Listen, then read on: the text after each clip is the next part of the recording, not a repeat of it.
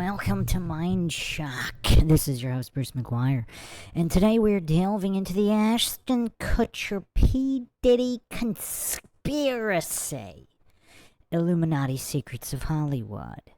Ashton Kutcher has always been one of these guys that seems to be just beyond what many online commentators are willing to delve into when it comes to the depths of depravity that the satanic Illuminati cabal seems to operate within in hollyweird. Now, Kutcher has a long list of anomalies throughout his career, a long list of associations with seemingly shady individuals.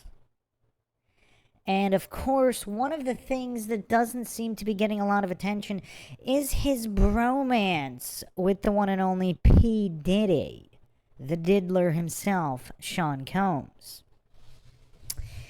Now, this bromance had been going on for many, many years, including several other personalities, such as what was dubbed the new Brat Pack, with these very, very skeezy individuals.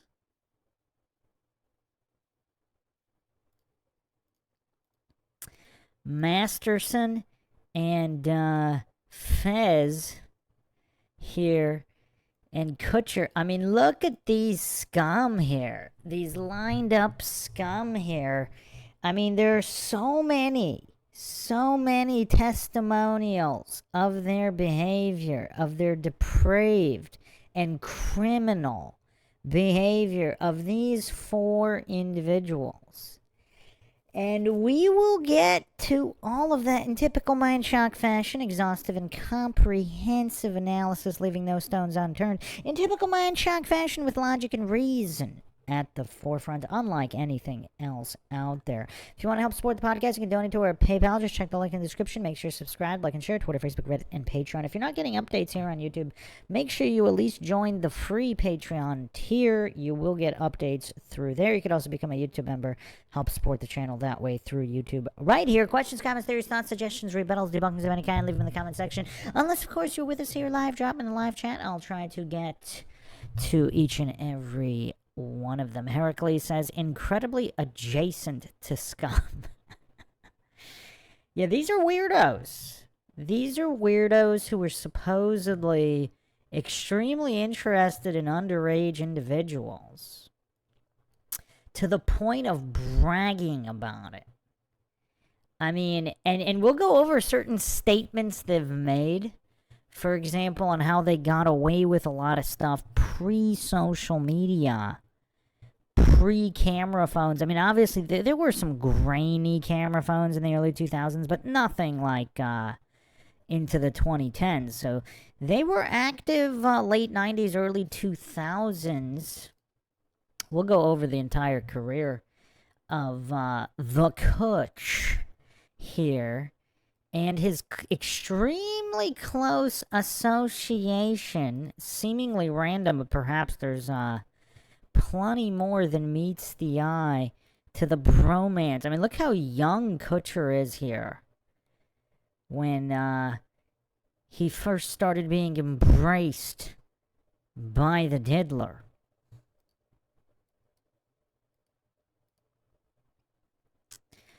And of course, their associations with Brittany Murphy are highly suspect, as well as many others.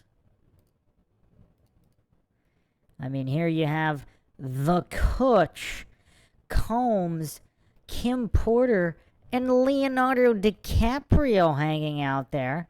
And Leonardo DiCaprio also no stranger to these Illuminati parties, where who knows what goes on here at these parties. I mean, really weird stuff Very weird stuff. But the fact that these people all hang out with each other, because a lot of coincidence theorists hallucinate, oh, well, they were just at one popular party that one time. I mean, these people all hang out with each other all the time outside of parties. I mean, for whatever reason, the coincidence theorists don't find any of this suspect in any way. And of course, I mean, going into the white, the symbol of purity, innocence, and good, is that a direct affront? Is that a satanic wink on the inversion of all that is natural in the universe? But these two buds, again, I mean, they've had a long-standing bromance going on for many, many years throughout Hollyweird. Involved in business ventures, so many things. Flat Bob says the 27 Club, that Brittany Murphy.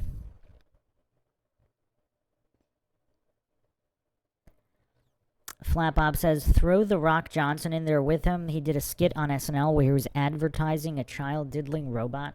Yeah, I don't even want to look at that. But, yeah, The Rock's a weirdo as well.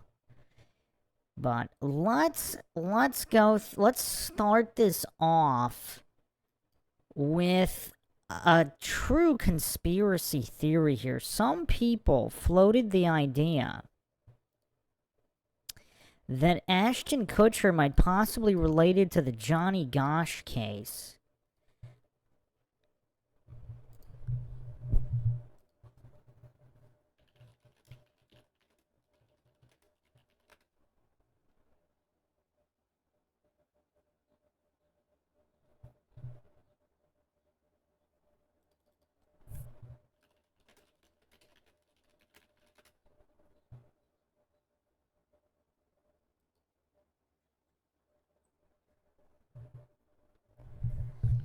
So this is a photo of Eugene Martin here, another Des Moines paperboy who disappeared under similar circumstances as Johnny Gosch.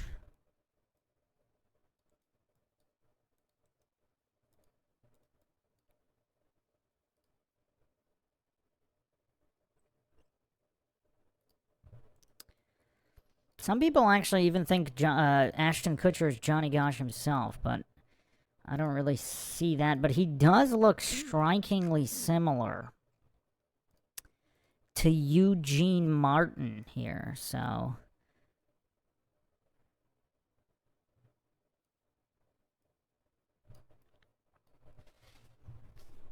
Eugene Martin disappeared August 12th, 1984. Now, there are childhood photos of Ashton Kutcher. Not that many, though, which is kind of strange because he's not that old. There's not that many. But, so if that's all one large psyop. But what I find really, really strange is of all the places. So again, Johnny Gosch, born November 12th, 1969.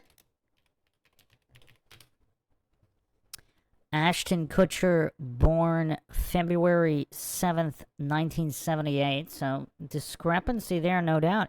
But Ashton Kutcher is from Iowa. He's from Cedar Rapids. So, he's from the same state as Johnny Gosch. Very interesting.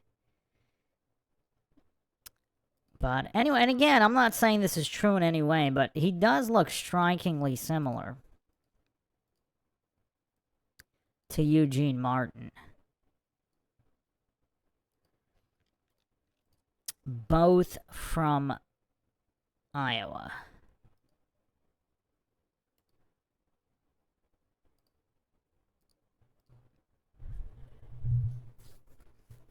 Scott Steiner in the house. Punk'd was actually really good. Shazit. We're actually going to be examining Punk'd through a new, never-before-seen light. Was Punk'd a direct threat to certain celebrities to keep in line? We will be examining all of that and more. Flat Bob says people from Iowa all look the same.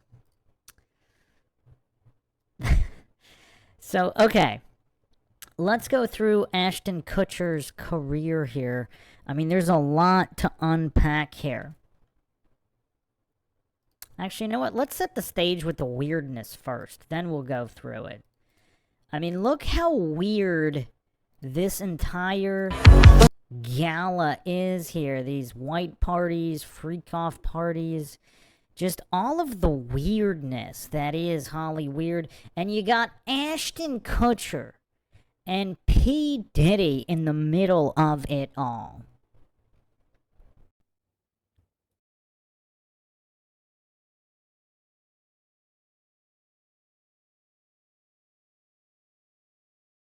Lost myself at a Diddy party. Didn't know that's how it goes. I was in it for a new Ferrari, but it cost me way more.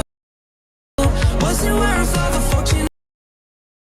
Lost myself at a Diddy party. Didn't know that's how it goes. I was in it for a new Ferrari, but it cost me way more than my soul. Wasn't worth all the fortune and fame. Lost myself at a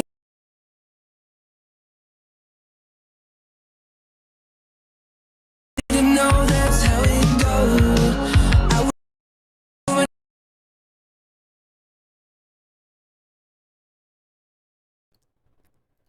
Anybody else find this kind of weird? I mean, they're swinging on white swings over a pool and celebrating. What's going on behind the scenes here? Flat Bob mentioned the music. Yeah, that's allegedly a Justin Bieber AI song about blowing the whistle, and I floated this conspiracy. Perhaps Bieber released it and then allowed other people to pretend it was AI so he could have the plausible deniability. I don't want to go over the clips with Bieber and P. Diddy. We've gone over them on other podcasts before. Very disgusting stuff. We went over that on the P. Diddy conspiracy episode. You can check that out.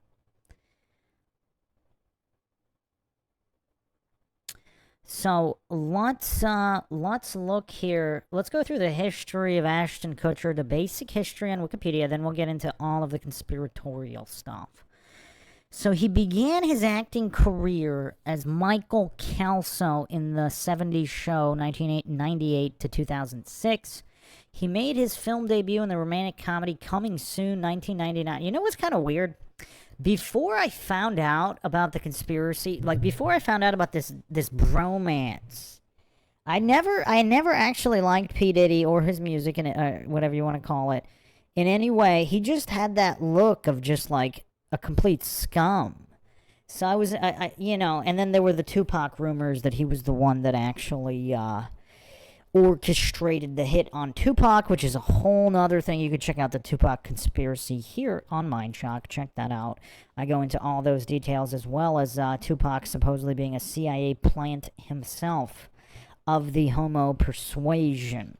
Anyway, so the Kutcher, I never watched that 70s show. I thought I just didn't find the humor appealing. Other than that one conspiracy guy, he was kind of hilarious, the stoner conspiracy guy. Other than that guy, the show just seemed very, very flat and not funny in any way. But I actually did see a bunch of Ashton Kutcher movies.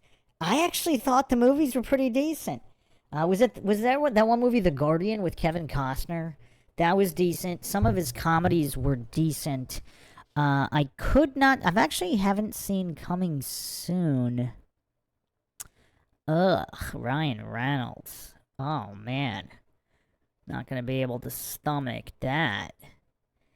But, yeah, I've seen a couple of his other movies. They were actually pretty interesting. He was in Reindeer Games with Ben Affleck? I don't even remember that. So, also, Dude, My Car is unwatchable Illuminati filth.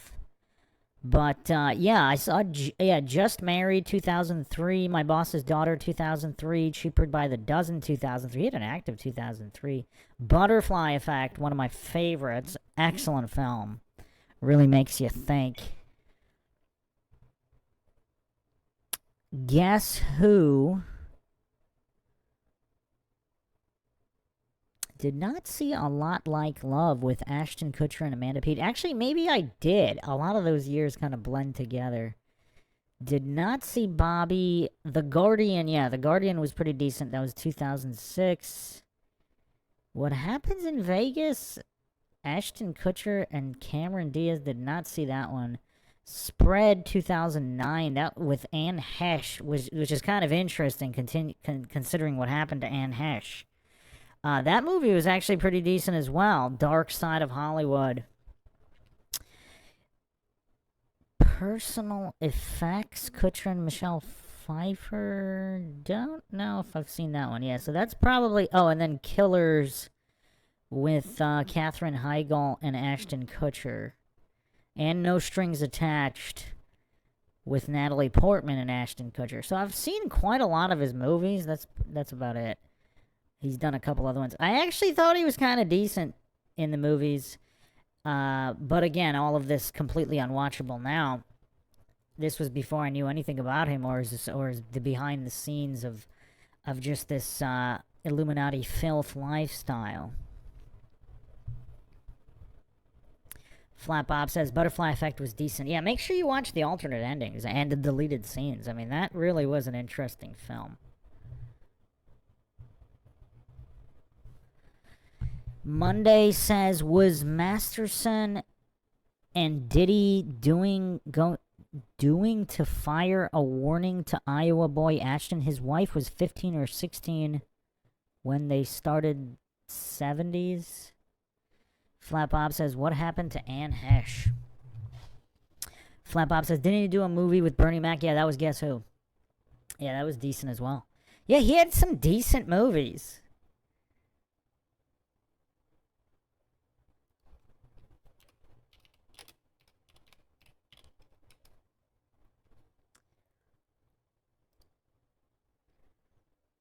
I mean, what happened to Anne Hesh is indeed a very interesting question.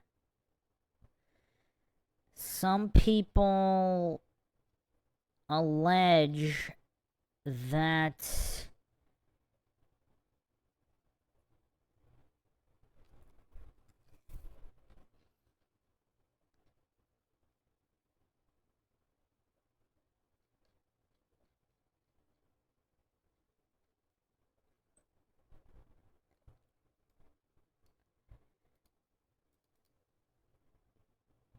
she was working... Here, hold on a second.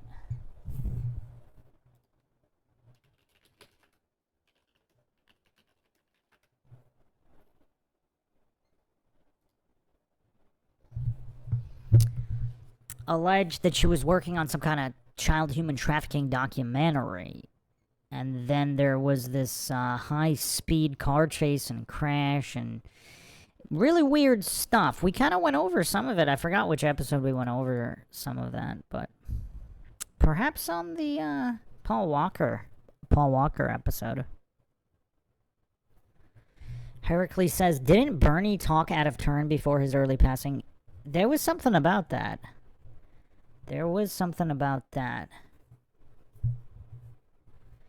Carol says, his virtue signaling with the human trafficking software, how transparent. Yeah, we're going to get to that. We're going to get to all of that. I mean, truly mind-shocking stuff coming up here. But let me just go through his brief biography here on Wiki, and then we'll get to all that stuff.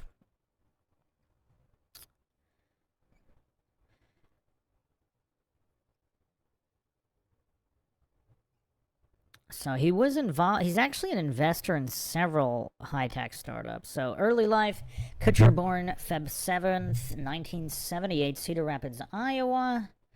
To Diane, a Procter and Gamble employee. And Procter and Gamble has quite the storied history within Illuminati lore. But it doesn't say she was any kind of high-ranking employee, but who knows. And Larry Kutcher, a factory worker. He has Czech, German, and Irish ancestry. Raised in a relatively conservative Catholic family. He has an older sister named Tasha and a fraternal twin brother named Michael, who had a heart transplant when the brothers were young children. Michael also has cerebral palsy and is a spokesperson for the advocacy organization Reaching for the Stars. Michael's cardiomyopathy caused Kutcher's home life to become increasingly stressful. He said he didn't want to come home and find more bad news about his brother, stating, "I kept myself so busy that I didn't allow myself to feel." Kutcher stated that when he was 13, he contemplated committing suicide to save his brother's life with a heart transplant.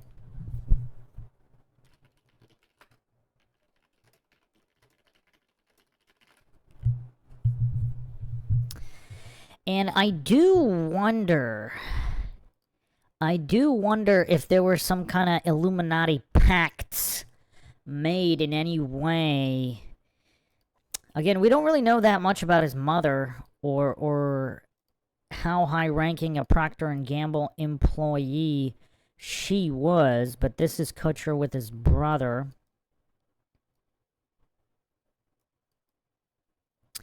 But yeah, you gotta wonder if deals were made.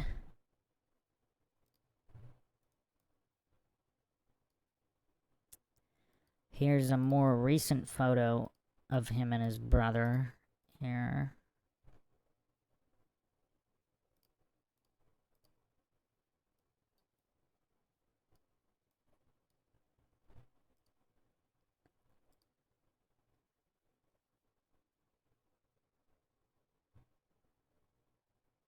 So he received a life-saving heart transplant at age 13.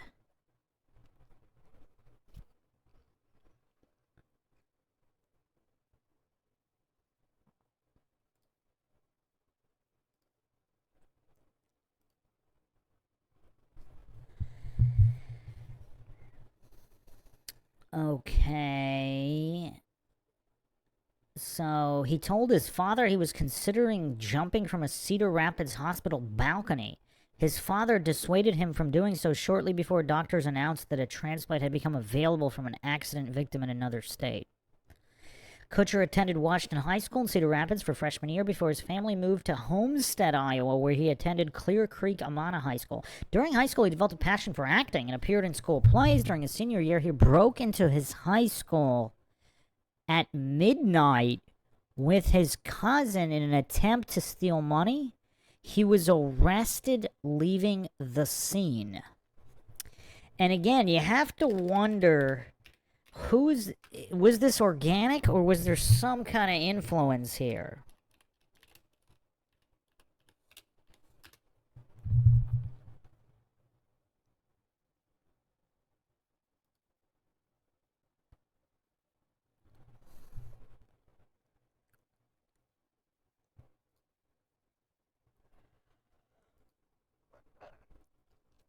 You gotta wonder if there was more to that story.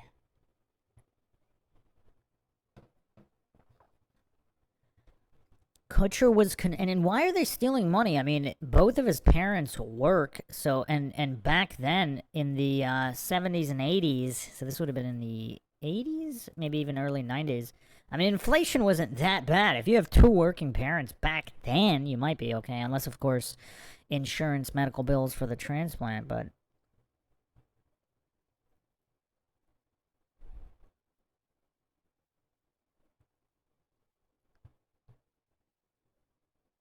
Scott Sconner, we'll get to the trials. We'll get to the child trafficking and all of that in a little bit. I just want to do the background here because there are some, what are we going to call them? Coincidences or anomalies, abnormalities in his early life as well. So Kutcher was convicted of third-degree burglary, sentenced to 3 years probation, 100 hours of community service. Kutcher stated that although the experience straightened him out, he lost his girlfriend and anticipated college scholarships and was ostracized at school and in his community. Kutcher enrolled at the University of Iowa in August '96, where his planned major was biochemical engineering, motivated by his desire to cure his brother's heart ailment. At college, Kutcher was kicked out of his apartment for being too noisy and wild. Kutcher stated, "I thought I knew everything but didn't have a clue. I was partying and I woke up many mornings not knowing what I had done the night before. I played way too hard. I am amazed I am not dead." So this is all before even meeting P. Diddy. To earn tuition money, Kutcher worked as a college summer hire in the cereal department for the General Mills plant in Cedar Rapids and sometimes sold his blood plasma. How broke are his parents that they can't afford college in Iowa in the early 90s? I mean, let's see how much this cost. University of Iowa tuition, 1996.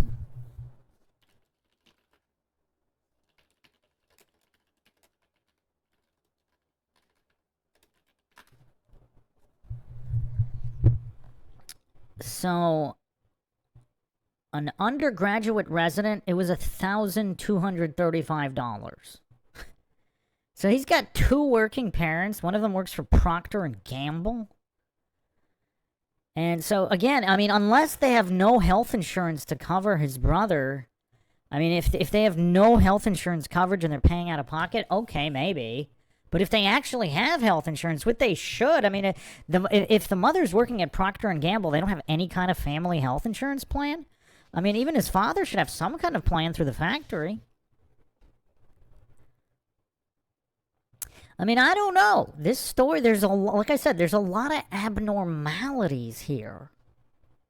So they can't afford $1,000 in tuition money? So he's selling blood? I mean, it's also kind of curious. So you got General Mills, Procter and Gamble, like these big-time Illuminati companies. And he's selling blood plasma. There's not really further story, though. It's selling to whom? I mean, while at the University of Iowa, he was approached by a model scout at the Airliner Bar in Iowa City and entered the Fresh Faces of Iowa modeling competition. Placing first, he won a trip to New York City's International Modeling and Talent Association convention. Leaving Iowa for a stay in New York City, Kutcher then returned to Cedar Rapids before relocating to LA to pursue a career in acting. Let me just, let me double check the lag here. Just give me a second.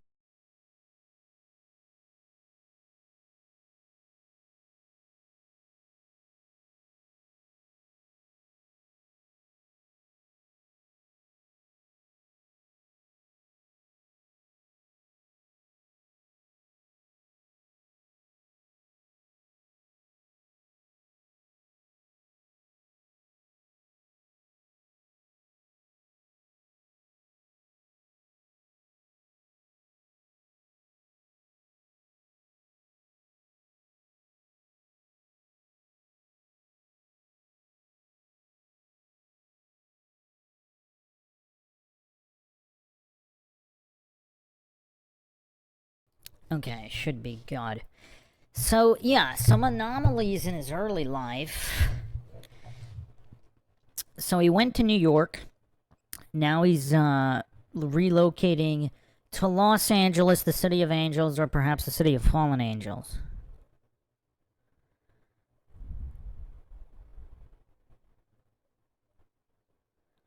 Seabass, yeah, we're going to get to the Thorn Company. We're going to get to all of that. We're going in order here.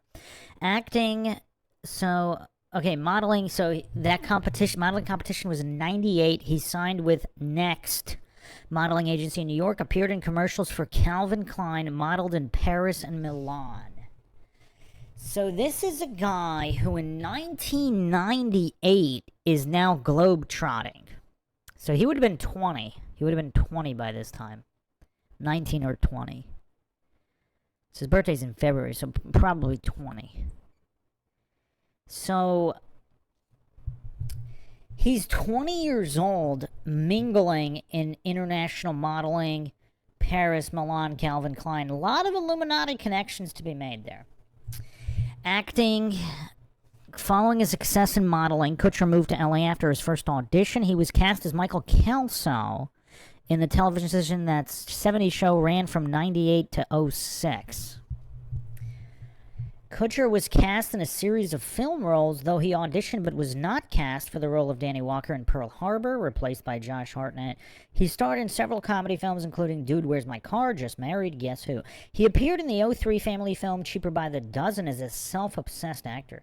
In the 2004 drama The Butterfly Effect, Kutcher played a conflicted young man who time travels. While the film received negative reviews, it was a box office success. I mean, that's actually one of the best time-traveling movies. I don't know why that gets bad reviews. In 2003, Kutcher produced and starred as the host in his own TV series, MTV's Punk'd, that involved hidden camera tricks performed on celebrities.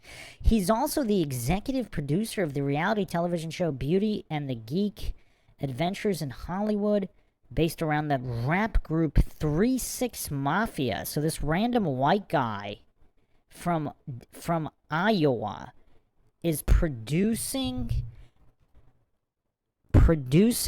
reality TV shows about rap groups like Adventures in Hollywood.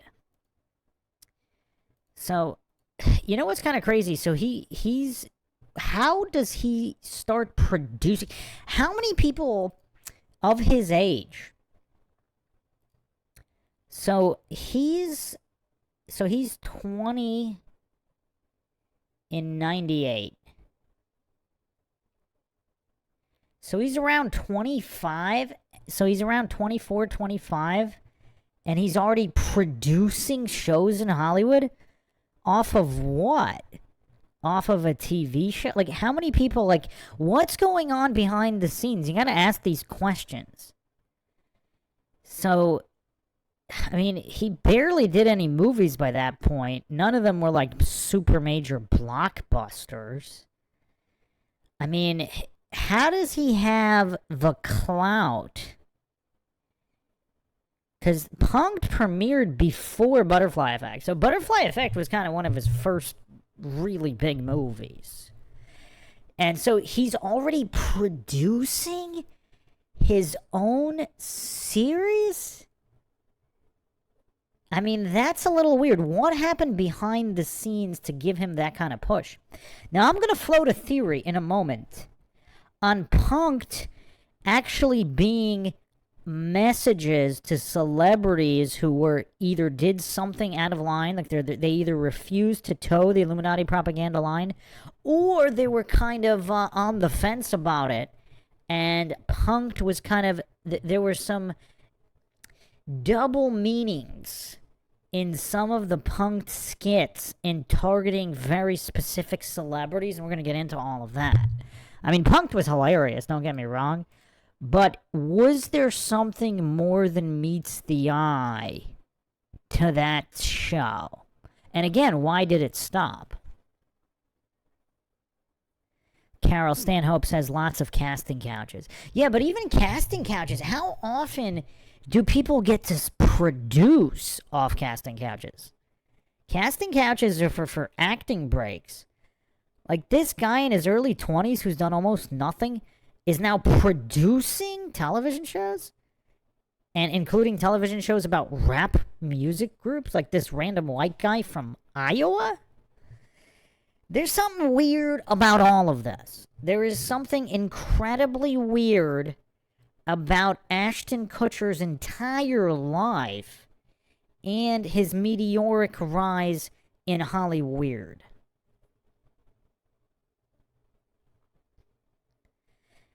Yorkie Nana, welcome. On another note, is the Time Traveler Titor predictions coming true? I'm actually going to be doing a podcast on that as well. John Titor, incredible testimony. There's actually a couple of lesser-known claims in the story that actually support the possibility that he might be telling the truth. Or there's something else going on. Like somebody knows about the simulation and they made up the John Titor story while knowing the future and something about time travel.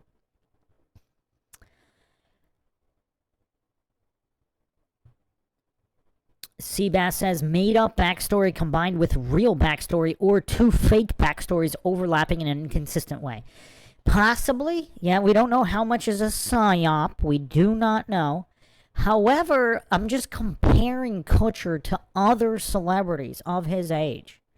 I mean, it's kind of unusual for a random white boy from Iowa all of a sudden producing reality TV shows about rap music groups, getting his own reality TV show. I mean, this is kind of unusual. And then eventually moving into venture capitalism. I mean, this is kind of unusual for a random young white boy from Iowa who's has this out of nowhere clout. Whenever you see somebody with out of nowhere clout, I mean, that's an issue. That's an Illuminati red flag. So I'm going to postulate that something was going on way before he ever even met P. Diddy. And there were certain contracts that had to be fulfilled. And we're just scratching the surface here.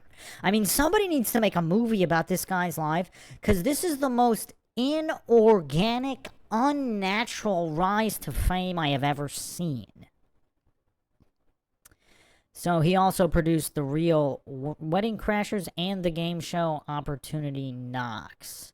Many of his production credits, including Punk'd, come through Catalyst Films with a K, a production company he runs with his partner, Jason Goldberg. Now, this is a whole nother rabbit hole with Catalyst with a K and Jason Goldberg here. So, this is just another rabbit hole here. So he actually produced Guess Who and The Butterfly Effect, Kutcher's films, but this was all after Punk'd, though. Punk'd was 2003. So Punk'd began working as a producer in 1994, almost a decade prior to becoming involved with Ashton Kutcher. Now, what prompts an established, experienced producer to suddenly partner with this young white boy from Iowa? I mean, again, how often do random it's not like Ashton was winning Academy Awards as like a child actor and he's already established. He comes out and he's doing some kind of lowbrow 70s show, comedy show. And all of a sudden, Jason Goldberg is forming a production company with Ashton Kutcher? Another curiosity is Goldberg is married to Soleil Moon Frye, the child actress Punky Brewster. So Ashton Kutcher is partners with an experienced producer who married Punky Brewster. So, I mean, you can't make this stuff up. I mean, I don't know what's going on here, but the amount of connections that seemingly come out of nowhere, like what kind of deals were made behind the scenes with all of these people? And there's not even that much information on Jason Goldberg even out there. So Catalyst Media, it's actually gonna get even sketchier, because Ashton Kutcher and Jason Goldberg actually launched the Catalyst Network in 2000, before Ashton did anything. So this is a brand new actor to Hollywood who's got like a TV show, and maybe he did what? Dude, Where's My Car? Like one movie. And I don't know the date. I don't have the date here. Let's see if we can find out when Catalyst Media was incorporated. It just says founded in 2000. It went defunct in 2012. The only two founders are Ashton Kutcher and Jason Goldberg. So they founded the Catalyst Network with a K 3 years prior to Punk'd. What kind of a decade-long established producer married to Punky Brewster is just going to start a company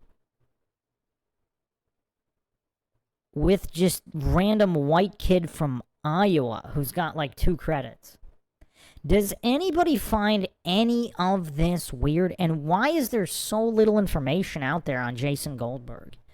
So he's active from 1995. I mean, he's still active now, but so none of this really makes any sense. Like, does anybody have something comparable to this, where some kind of new actor to Hollywood with almost no experience, just a small handful of credits, is all of a sudden starting production companies in pre-social media Hollywood? See, post-social media Hollywood's a weird place. I mean, anybody could start a production company, random no-names.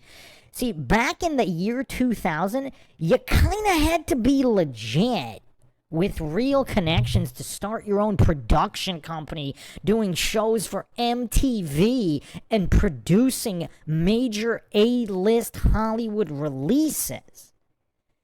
How did I mean, none of this makes any sense.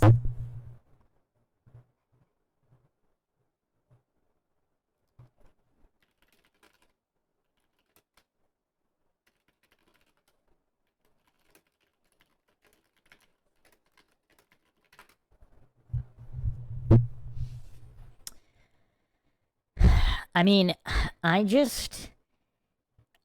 not sure. And there's just so little information about this guy. I mean, for someone of his stature, I mean, obviously there's information out there. He's on IMDb, he's got a very short wiki. But for someone of the level of what he's done, there's actually not that much information about him. And I'm also curious as to how exactly he got started. Because he first started producing in 95. So out of nowhere, he starts producing a movie. Homage was the first one. With Blythe Danner, Frank Whaley. I don't know any of these people. I don't know what kind of movie this is. I wonder, is this a theatrical release? Yeah, looks like it was. It was Arrow and Skyline Entertainment Partners. $400,000 budget. I mean, for 1995, first-time producer out of nowhere. This is before he married Punky Brewster. So before he married Punky Brewster, Jason Goldberg, out of nowhere, is suddenly producing theatrical release films for $400,000. In his second producing, so apparently he was uncredited in 95. His first credit is 1997, but he's listed IMDb credits here: Cafe Society with Frank Whaley and Peter Gallagher and Lara Flynn Boyle. So this is a major release here. This is a major release. $3.5 million budget. How is Jason Goldberg coming out of nowhere and suddenly producing these huge films? I mean, does this make any sense to anybody? And how does he just randomly form a major production company with a close to no name actor? You know, he's Ashton at the time, part of an ensemble cast. It's not like he was the sole lead of a major TV show. I mean, 70s Show was kind of major, had pretty good ratings, but it's a huge ensemble cast. It's not like he's the only character. And then he does Dude, Where's My Car?, which may or may not have been made before. I don't have a date here on the formation of Catalyst in the year 2000. So who is Jason Goldberg? I mean, and how does he come out of nowhere and just start producing these major films? I mean, I just can't really find much on this guy.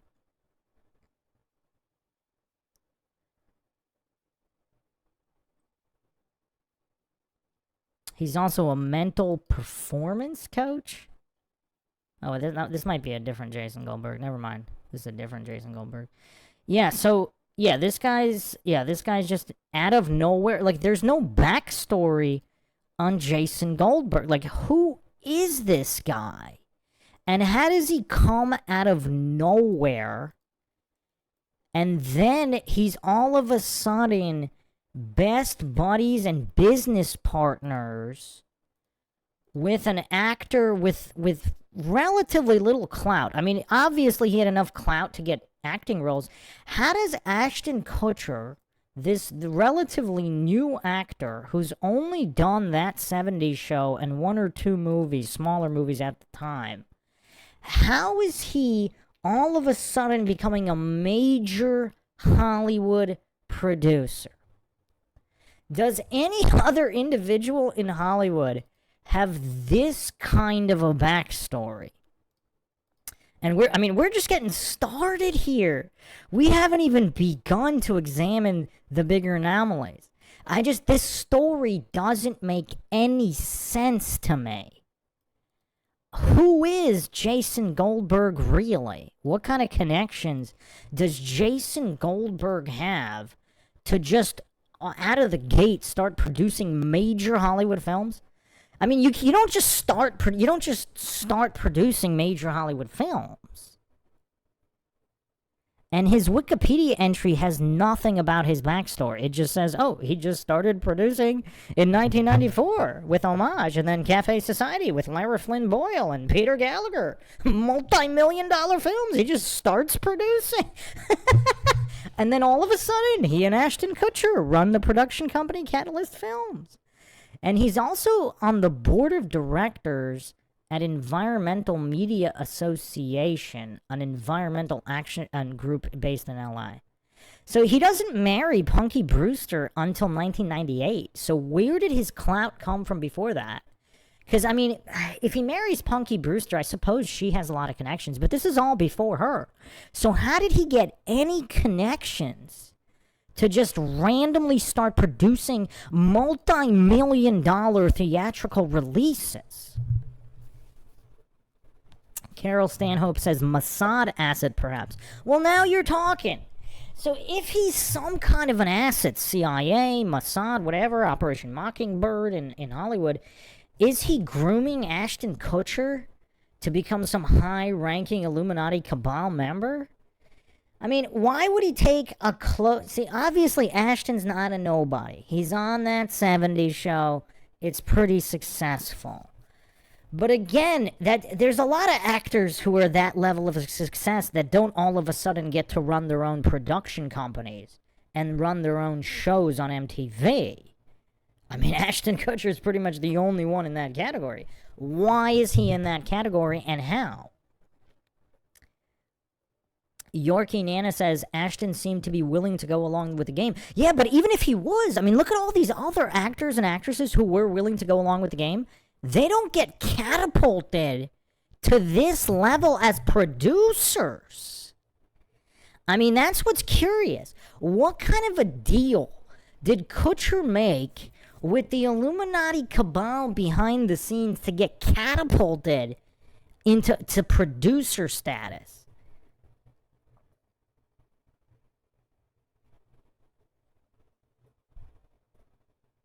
Seabass says, groomed from birth, but put in some production so that he would be recognized in later plans like his Thorn company. Seems like he became a handler or groomer with Punk'd. Yeah, I think Punk'd is very central to what's going on here. Carol Stanhope says, someone called in a favor. Yeah, but who and how and why?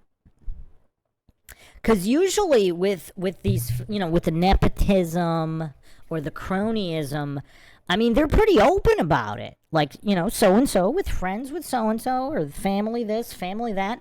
Jason Goldberg has nothing in his background. I don't see anything online in his background. It's like he's a ghost or a spook. I mean, Carol Stanhope might have got it right. If he's a CIA or Mossad asset, he wouldn't... I mean, you would think they might, fabricate some kind of backstory. But, I mean, there's two options for being an asset. You either have no backstory, or you have a painfully obvious fabricated one. He has no backstory. That's weird. That's just weird.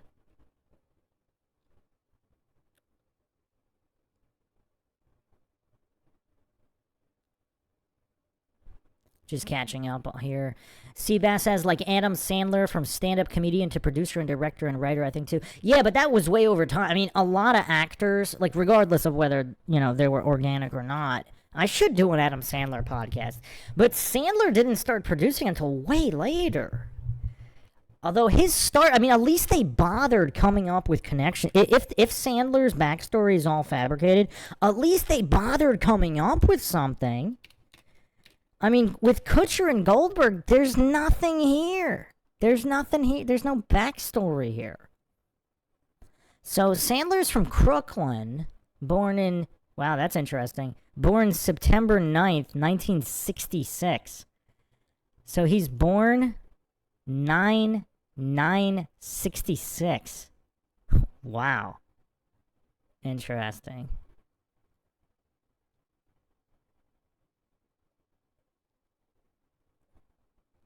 So he actually graduated from NYU's Tisch School of the Arts with acting.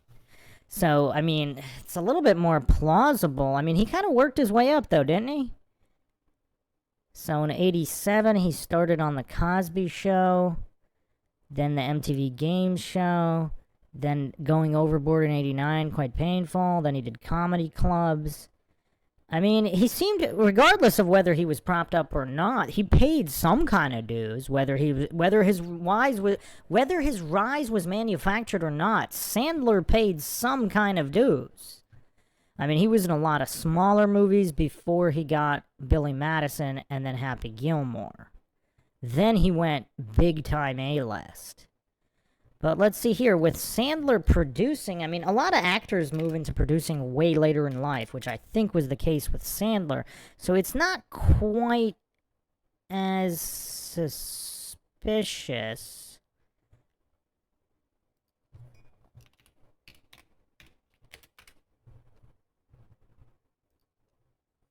Let's see what his first producing credit is here. He has 68 credits now. But his first producing, he did a music video. That kind of makes sense. In 96, he did a music video. He did a TV special in 96. And then he produced The Waterboy in 98. So yeah, he didn't produce a film until after the success of Billy Madison, Happy Gilmore. I mean, Happy Gilmore was kind of huge. So, yeah, Adam Sandler seems a little bit more organic. Even whether he is or he isn't, he seems to be. Like, the paper trail makes a lot more sense with Sandler. Kutcher doesn't make any sense at all here.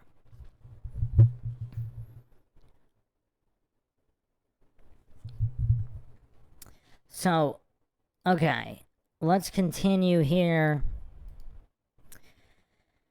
So,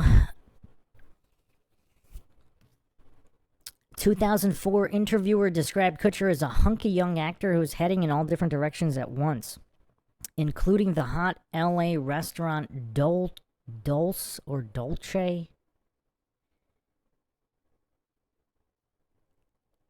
Wait, what does that mean? Is he owning a restaurant in 04 now, too? If anything, I'm a trier, says Kutcher between puffs of filtered Lucky Strikes. I think more than anything, it comes from the fact that my father always had several irons in the fire. Also, I don't want to fail. If something doesn't work out, if that 70s show got canceled or if I wasn't going to have a film career, I always wanted to have backup contingency plans, so I just started doing other things. And on a half-hour sitcom, you're really only working for 30 hours a week. It allows me a lot of time for sitting around, which I always kind of filled with work. Yeah, I mean, that doesn't mean people are just going to hand you production companies, though. Like, there's a lot. I mean, that's kind of weird. Because of scheduling conflicts with the filming of The Guardian, Kutcher was unable to renew his contract for the 8th and final season of that 70s show, although he appeared in his first 4 episodes. and returned for the series finale. Kutcher produced and starred in the 2010 action comedy Killers, in which he played a hitman. In 2011, Kutcher was announced as Charlie Sheen's replacement on the series 2.5 Men. Kutcher's contract was for 1 year and was believed to be worth nearly $20 million. His debut as the character Walden Schmidt, entitled Nice to Meet You, Walden Schmidt, was seen by 28.7 million people September 19, 2011. Nielsen Ratings Company reported that that figure was more than any episode in the show's first 8 seasons when Sheen starred in it. Kutcher earned $750,000 an episode on the show. The show ended with a 40-minute series finale. Of course, he's dead February 19, 2015. Kutcher appeared in a Pop Chips ad campaign May 2012. The campaign featured Kutcher as an Indian man named Raj who was looking for love in a dating ad-style spoof. Kutcher's use of brown face paint and a stereotypical Indian accent received criticism from online viewers and members of the Indian American community.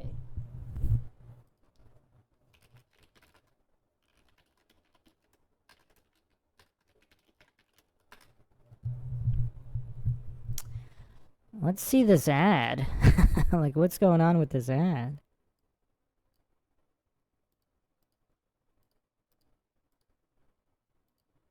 That's so weird because it doesn't really look like him in the ad.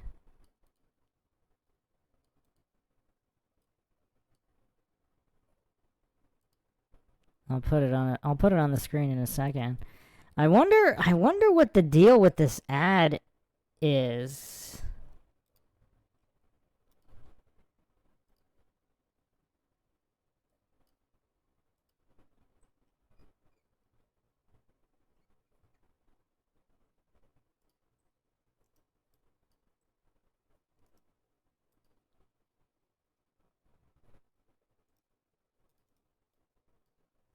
One second here. Alright, let's take a look at this. It doesn't really look like him.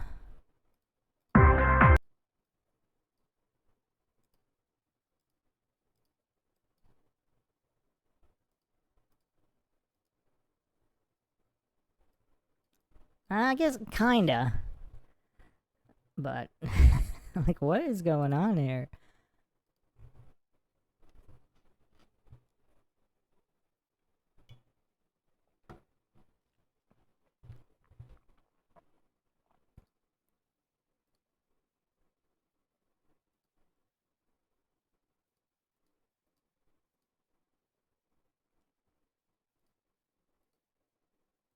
So he's playing all these weird characters. One of them is this Indian guy. Okay, I mean, humiliation ritual? I don't know. What does everybody make of this? That's weird. Kutcher appeared as a guest shark during the 7th season of reality TV show Shark Tank, premiered September 25th, 2015.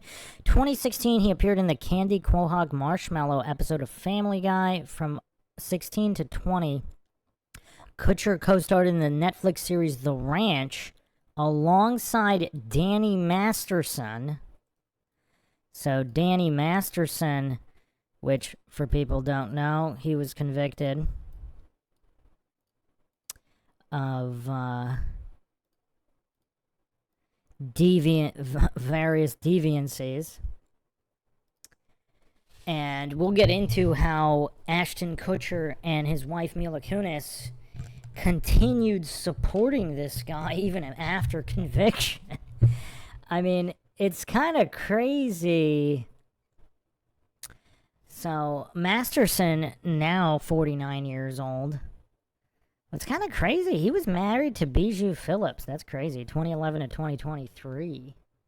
So he was convicted May 2023 of sexual crimes against 2 women dating back to 2003. A third count resulted in a hung jury. He was sentenced 30 years to life. He's also a Scientologist, as well as his victims were And there's a whole conspiracy of how the Church of Scientology attempted to silence the victims and just ongoing interference in the case, causing a 20-year delay, including possibly murders. So there's a lot of dark conspiracies here.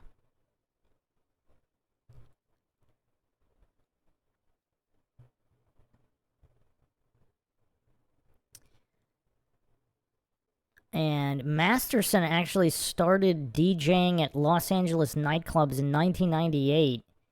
And his DJ name was DJ Donkey Punch. So for those that don't know, Donkey Punch is the sexual practice of inflicting blunt force trauma to the back of the head or lower back of the receiving partner during anal or vaginal sex as an attempt by the penetrating partner to induce involuntary tightening of the internal or external anal sphincter muscles or vaginal passage of the receiving partner.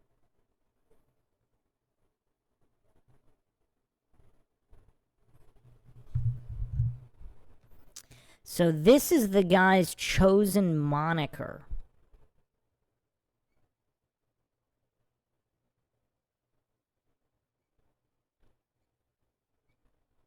Now, what else is weird? We're going to have a tie-in here to the Enron scandal. So Donkey Punch was one of the several slang terms used by Enron traders to refer to their price gouging methods. I mean, wow, that's weird. So these were recordings going back to 2000, 2001. Very weird.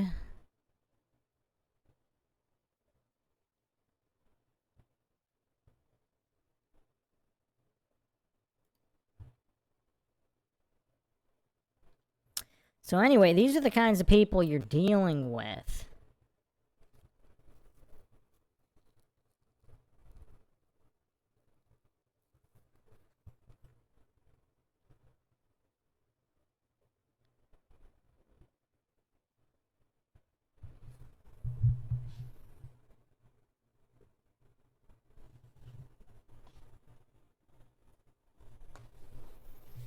Apparently, there's plenty of other victims as well. I mean, just the rabbit holes with Masterson go on for quite a bit.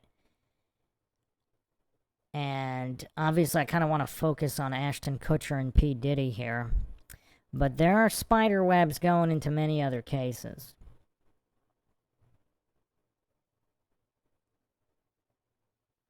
Venture capital. Beyond the entertainment world, Kutcher has invested in several high-tech startups. 6 startups as of August 2017. Neighborly, ZenReach, ResearchGate, and Duolingo, Kapari Beauty, and most recently Lemonade. He is a co-founder of the venture capital firm A-Grade Investments. Now, this was founded in 2010 by Kutcher and entertainment manager Guy Ozieri and billionaire investor Ron Burkle to invest in tech startup companies. So, as strange as that is, in 2010, having a lot more clout on the back of producing and acting and all of this, that's still kind of strange that he's buddy with billionaires all of a sudden, because most actors in his position are not. So that's still kind of strange on what's going on behind the scenes there. But by 2010, it's slightly less strange. How is a 22-year-old in the year 2000 all of a sudden forming major production companies in Hollywood? That's a lot stranger to me. Christopher X. Miller says, I was in a punk band named Donkey Punch when I was in high school. Interesting. Malcolm says, too much anal talk. Yorkie Nana says, Hollywood seems to encourage bad behavior. Indeed. The Ant1747 says, Ashton does kind of look like Eugene Martin. Sorry, I'm watching from the beginning. The resemblance is kind of crazy. Indeed it is. Indeed it is. That's why I brought it up. Seabass says they sent a letter to the judge and asked them to be lenient on Masterson. Yeah, I'm going to get into that. I think that might have been some kind of Illuminati contractual obligation, possibly connected to Scientology, and they didn't actually want to do it, but they had to because of either the blackmail, the dirt, whatever P. Diddy has on them and everybody, or whatever it is. But let's continue the breakdown here.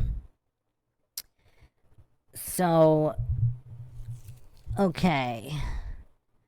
So, Kutcher, Osieri, and Burkle started by initially investing $30 million of their own funds in 2010 when they founded the firm.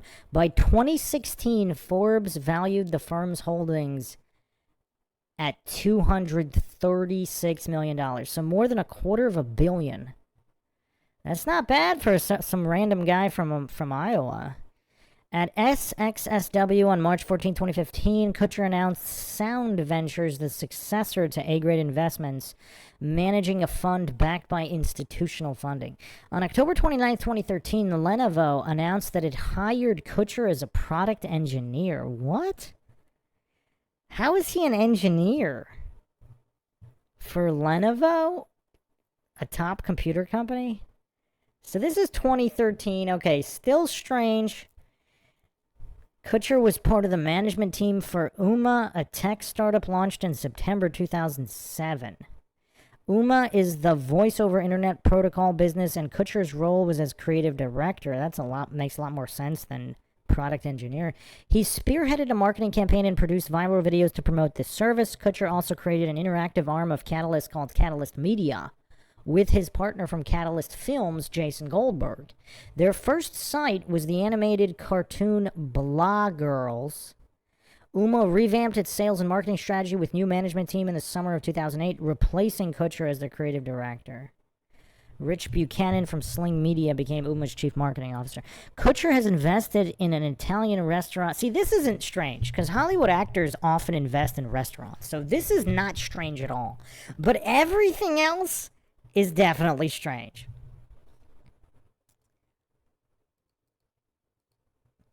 Other owners included Danny Masterson and Wilmer Valderrama, the Brat Pack,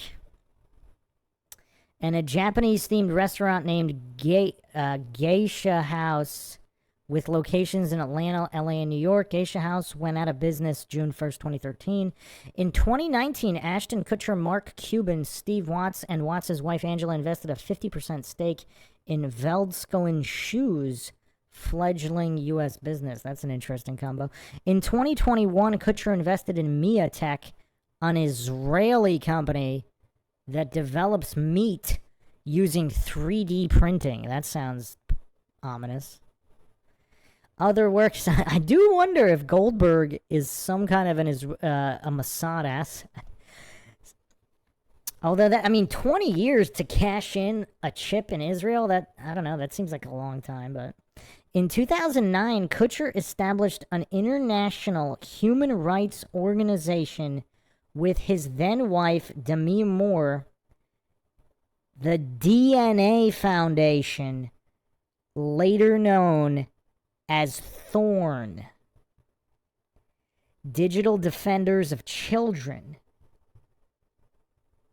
March 23rd, 2011, Kutcher launched his own Twitter client with Uber Media called A+.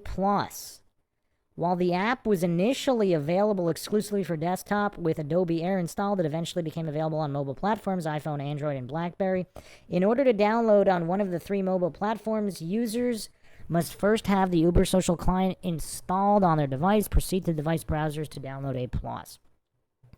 In 2013, Kutcher and Evan Beard and Kendall DeBoggy launched A+, where Kutcher is chairman of the board. Initially a product discovery service, it morphed in April 2014 to a social media-driven content platform focused on upbeat stories. It officially launched that incarnation in January 2015.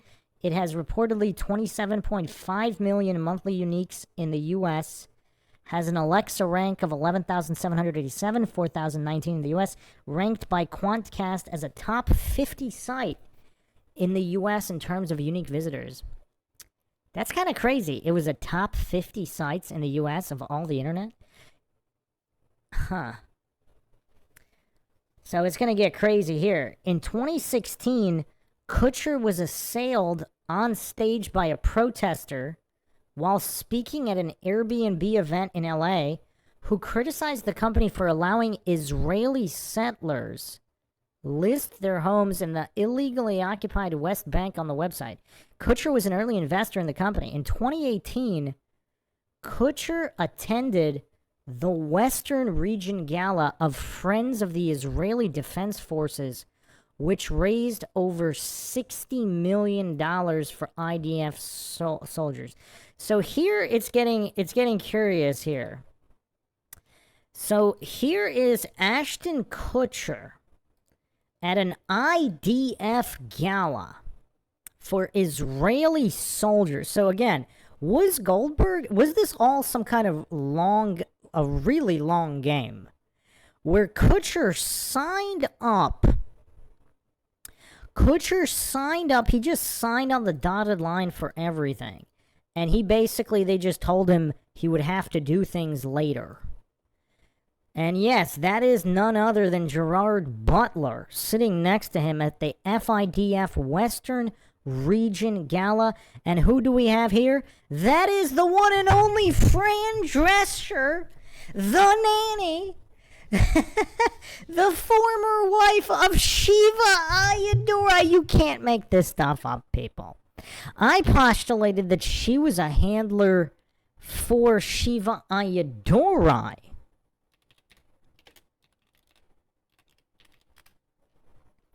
I mean, the plot thickens so severely here. So she actually, I don't know if she was officially married to Shiva. They were in a long-term relationship. Just fact-checking here. Yeah, I don't know if she actually married Shiva Ayyadurai. Let's see here.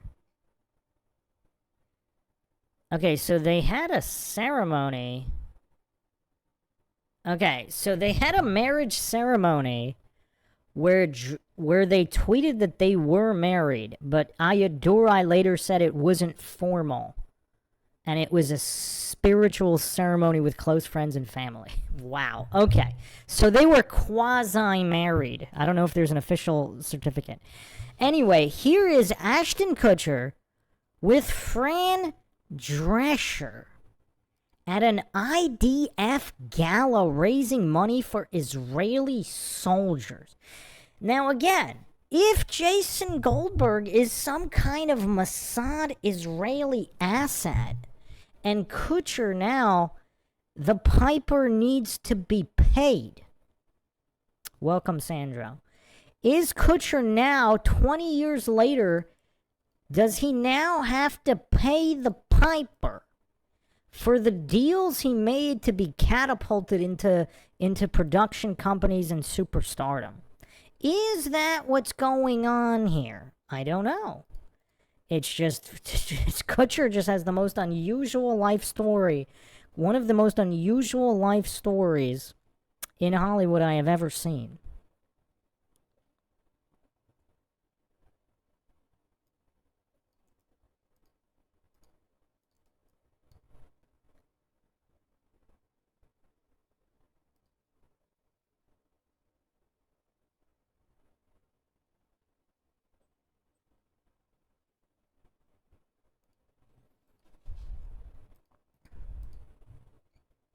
In 2022, Kutcher and his wife Mila Kunis started a GoFundMe for two online companies, Airbnb and Flexport, to aid refugees fleeing violence in Ukraine perpetrated by Russia's military.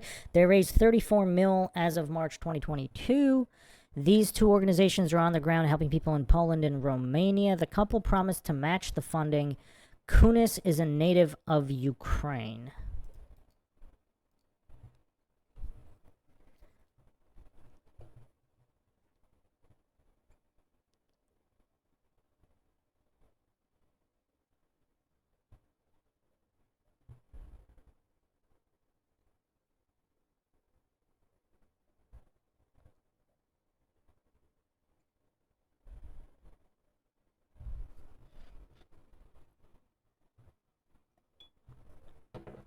Mila Kunis' story is a little bit weird, too.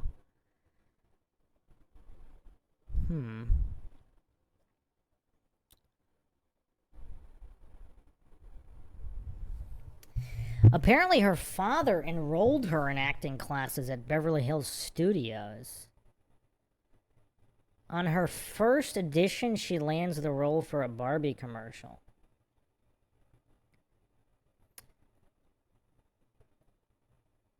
So this is her first year at age 9? Oh no, she's not 9. She started acting classes at 9. Her first television role was in '94, Days of Our Lives. A few months later, 2 appearances on Baywatch. She also appeared on Seventh Heaven and Walker, Texas Ranger with Chuck Norris. Wow. Very interesting. So she would have been... Oh, wow. She would have been 11. Around 11 years old at this time. Okay. So, alright. A lot of weirdness here. Now, let's get to... So that's pretty much most of Kutcher's story here. I mean, let's go through a little bit more before we get into the specifics. So, marriages and relationship. February 2001, Ashley Ellerin, who Ashton Kutcher was dating at the time, was murdered. This is a huge conspiracy, by the way. Again, this is why I'm doing this episode. I mean, Ashton Kutcher has more strangeness in his life, even for Hollywood, even amongst hollyweird people. I mean, his life is way weirder than the average weird life of a hollyweird actor. So, while never officially a suspect, Kutcher testified at the 2019 trial of serial killer Michael Gargiulo. Kutcher stated on that night that Ellerin was murdered. Kutcher had arrived to pick her up for a date, but she had not answered the door. His info helped establish the time of death. Gargiulo was found guilty, sentenced to death July 16, 2021 for her murder. Now, the coincidence theorists maintain that his DNA was found at the scene, but here's the thing. Whether Ashton Kutcher did or didn't kill her, apparently there are theories that he did enter and he found her body, but he didn't want to be associated with finding the body of a dead person, and all of that would entail. So he just went to a party instead and had somebody else find her. Other people allege that he's actually guilty for her death and that, his handlers, because this is 2001, so this is post-fame of That 70s Show. This is post founding the production company Catalyst with Goldberg. So if his handler has all these connections, they could have easily just planted or switched a label at the lab to blame it on a known serial killer. Anyway, let's get to another coincidence. In late 2002, he began dating Brittany Murphy, his co-star in Just Married. So that's not one, but 2 girlfriends that end up dead. I mean, she doesn't die until 2009, but Brittany Murphy actually died at age 32. I thought she was younger. So anyway, so Ashton Kutcher has had not one, but two girlfriends die. Possibly more. Other people speculate there could have been others. But anyway, Kutcher and Demi Moore met in 2003, married September 24th, 2005. And Demi Moore has a very, very deep history in Hollywood. I don't know if I want to go too far into her history. 6 years later, November 17, 2011, Moore announced her intention to end the marriage. After more than a year of separation, Kutcher filed for divorce from Moore December 21st, 2012. That's an interesting date because that's the Mayan end of the world. 12/21/2012. In LA Superior Court, citing irreconcilable differences. The divorce was finalized November 26, 2013. Kutcher began dating his former 70s show co-star Mila Kunis during the first half of 2012. After they became engaged in February 2014, she gave birth to a daughter October 2014. Kunis married Kutcher July 2015. She gave birth to a son in November 2016. Family resides in a sustainable farmhouse designed by the couple and architect Howard Backen in Beverly Hills.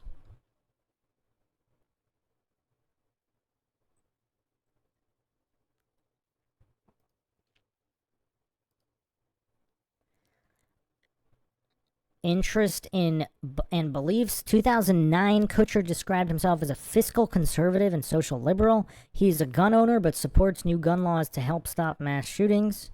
Following the 2017 mass shooting in Vegas, he said on Twitter, "I've had a gun since I was 12 years old, but enough is enough. I'm a hunter and a sportsman, but nobody needs assault rifles. Let's pray, then let's change the law." So that should tell you pretty much all you need to know about this guy. What a shill.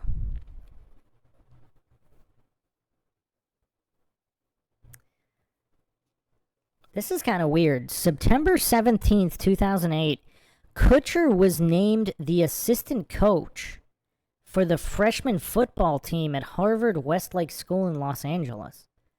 However, he was unable to return in 2009 because he was filming a spread. So he was an assistant freshman football coach. That kind of sounds ominous. For the freshman football team, why would they need him as a coach? What does he know about football? Did he play football? I mean, maybe he did. I don't see that here on this write-up. Kutcher grew up as a Catholic. As an adult, he practices Kabbalah and has visited Israel and studied the Torah.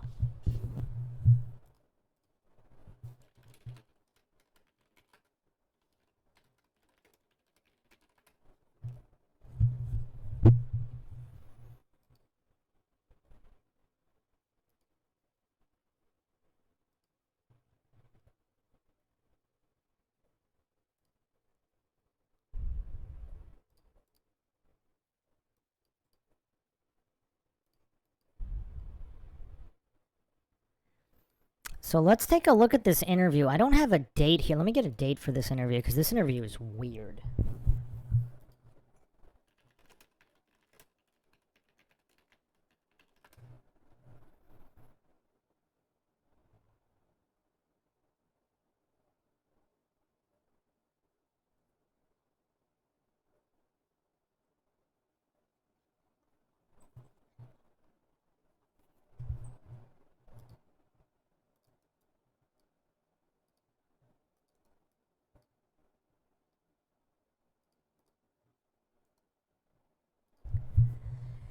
So this interview has apparently been scrubbed from YouTube, but obviously Bruce McGuire, yours truly, has his ways in finding previously scrubbed videos from the interwebs.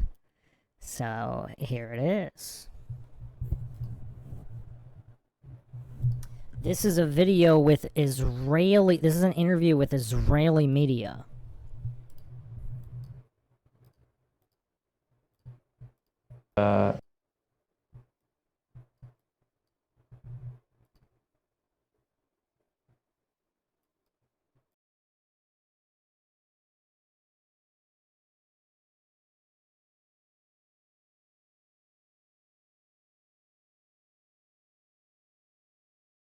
And then another time I came here to meet my friend. It was Rosh Hashanah, and I'd never experienced a Rosh Hashanah in Israel, so I thought it'd be interesting to come and see what that was about.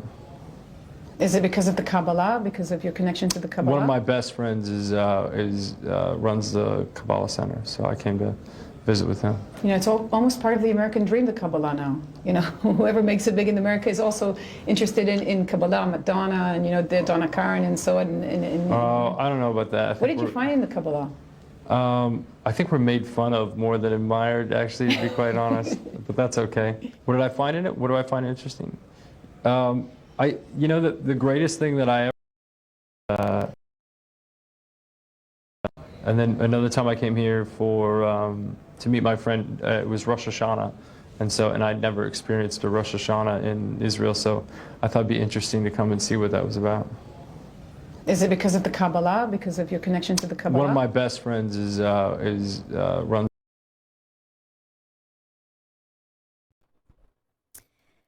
So, I mean, this interview is quite old. He looks very young here. So, he's been visiting Israel multiple times at the beginning of his career, and his best friend runs a Kabbalah center? What? What?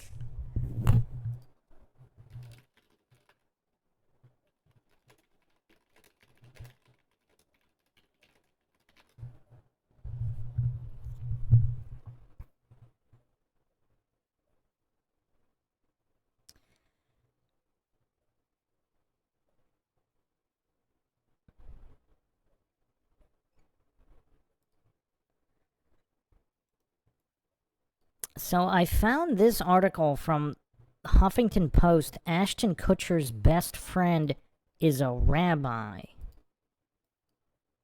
So I don't know if this is the same best friend he's mentioning here, but this is from a Huffington Post article by Katie Hall, March 18th, 2010. Sure, he's got Demi Moore, but Ashton Kutcher's wife is not the only number one in his life. My best friend, Yehuda Berg. Kutcher, 31, announced Wednesday night at the GQ magazine, The Gentleman's Ball in New York City, where he presented the Kabbalist with an award for being an agent of change. To me, he's not a rabbi, he's my best friend. Okay.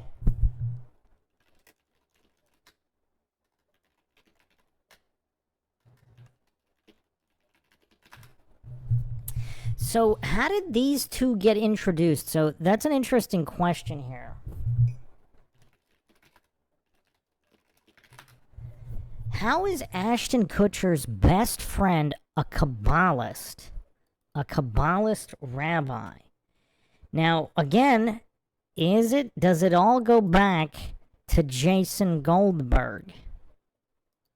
I don't know. None of this information is available anywhere. But there's just this long string of curiosity. So he's visiting Israel many times already.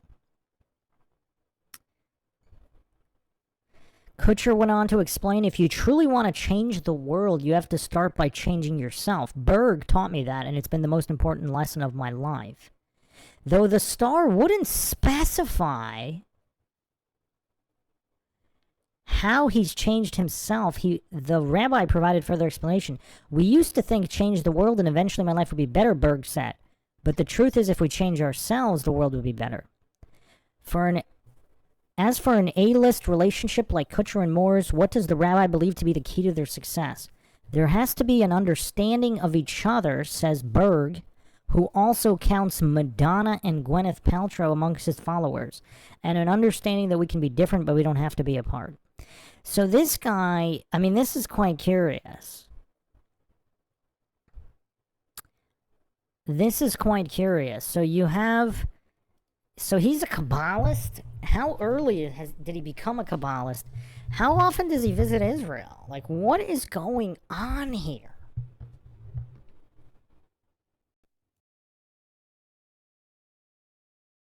The Kabbalah Center, so I came to visit with him. You know, it's almost part of the American dream, the Kabbalah now. You know, whoever makes it big in America is also interested in Kabbalah, Madonna, and, you know, the Donna Karan and so on. I don't know about that. What did you find? I think we're made fun of more than admired, actually, to be quite honest. But that's okay. What did I find in it? What do I find interesting? The greatest thing that I ever read was, Hillel said, somebody asked Hillel if he could teach him the Torah while standing on one foot, and he said, "Love thy neighbor as thyself. Everything else is commentary. Now go study." and that's all it is to me. It's people try to turn it into and twist it into something that is this mysterious unknown thing that only certain people should be studying, and that it's this mystic thing, and it's really as simple as love thy neighbor as thyself, and everything else is commentary. You fasted on Yom Kippur, is that true? Yeah. So how does your family see the fact that you're To, so to me close was to me was fasting with me.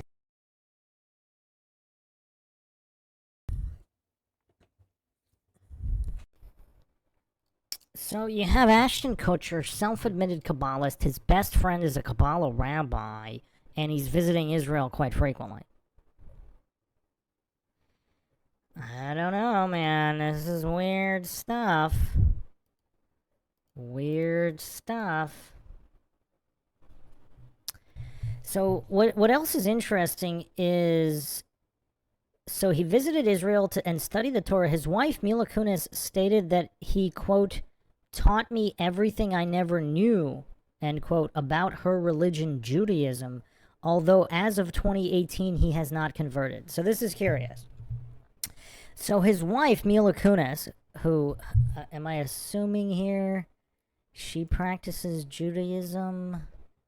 Because it's saying here, yeah. So he taught her everything she never knew about her own religion while he doesn't actually practice Judaism himself. Like he hasn't converted. That's weird. On trips to Israel, Kutcher visited Kabbalah centers in Tel Aviv and Safat. In 2013, Kutcher remarked, quote, Israel is near and dear to my heart. Coming to Israel is sort of coming back to the source of creation, trying to get closer to that. And as a creative person, going to the source of creation is really inspiring. And this place has been really inspiring for me, not only on a spiritual level, but also on an artistic and creative level. That's an interesting thing to say.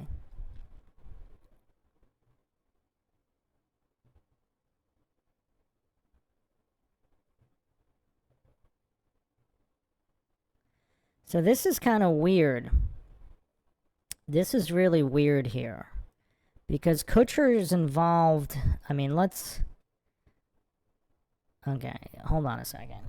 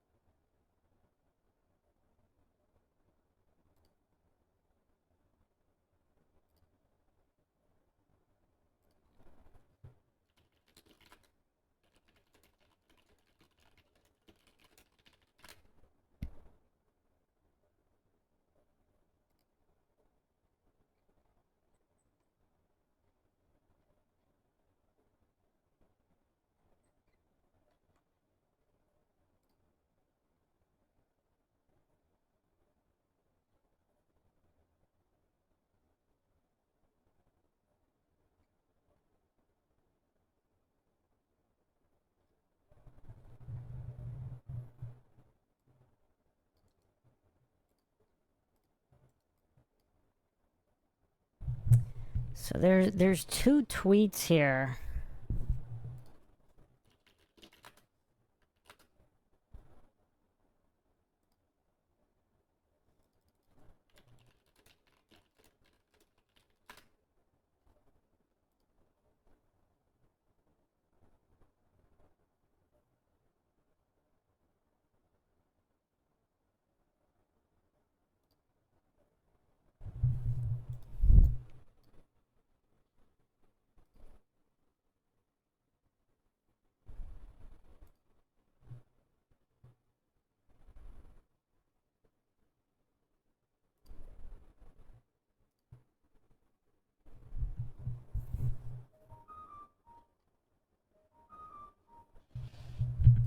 One second here. I'm trying to track down two tweets of his that are kind of interesting for a few different reasons. Give me a second here.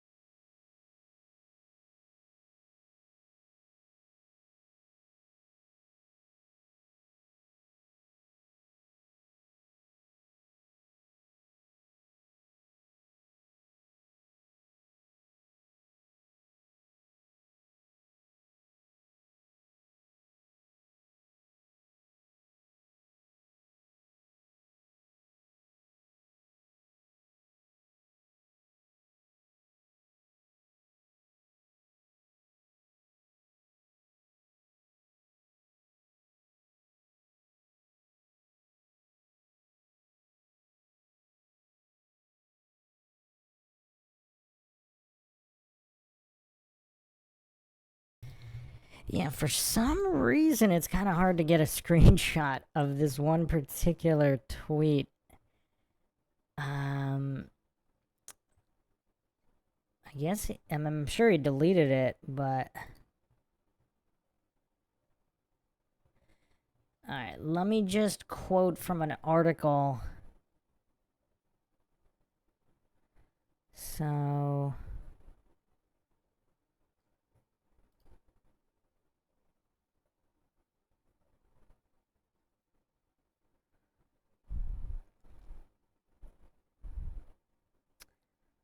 let me see here.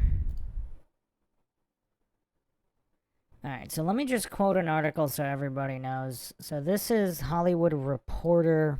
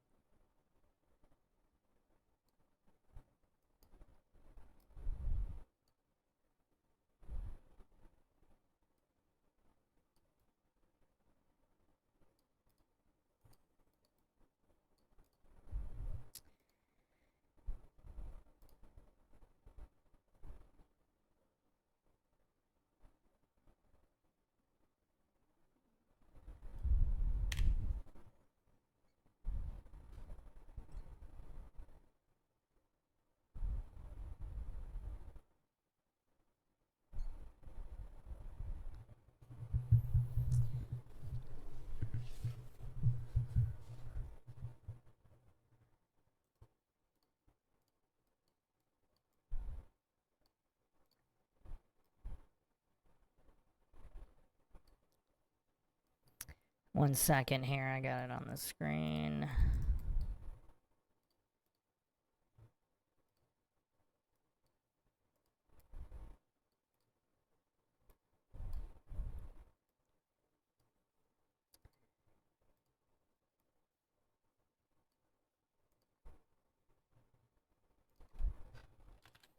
All right, there's two tweets that are kind of interesting that he put out. The first one was on September 11th.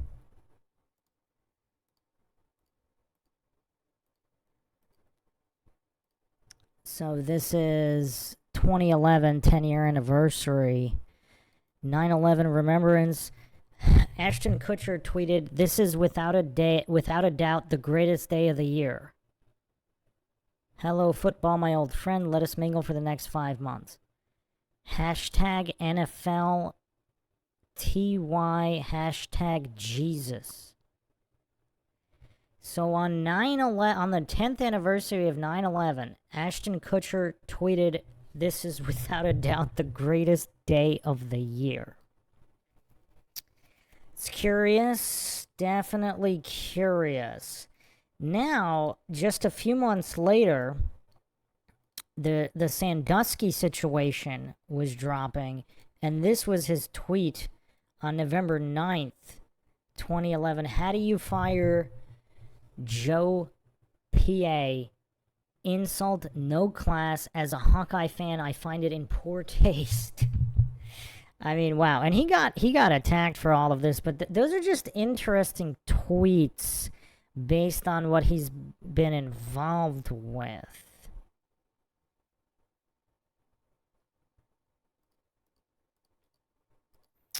So that's pretty curious, isn't it?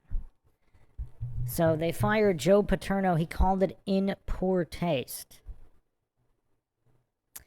Then later that year, so April 2011, Kutcher and so this is after doing a public service announcement to end child trafficking with Demi Moore.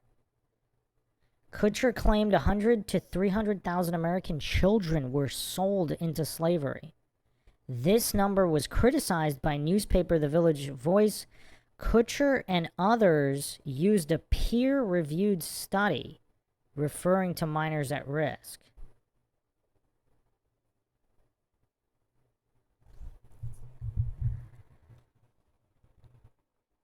That's pretty weird. Okay.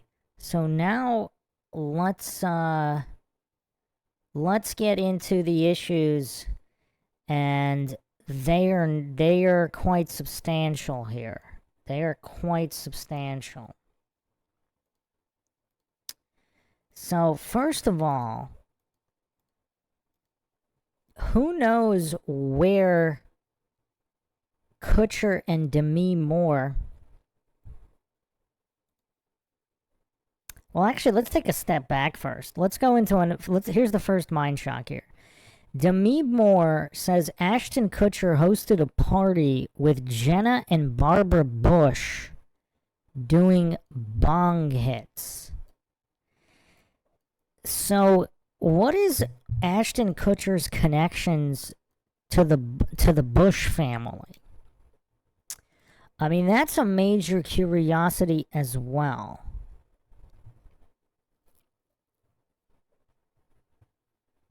Welcome, Plain and Simple Truth.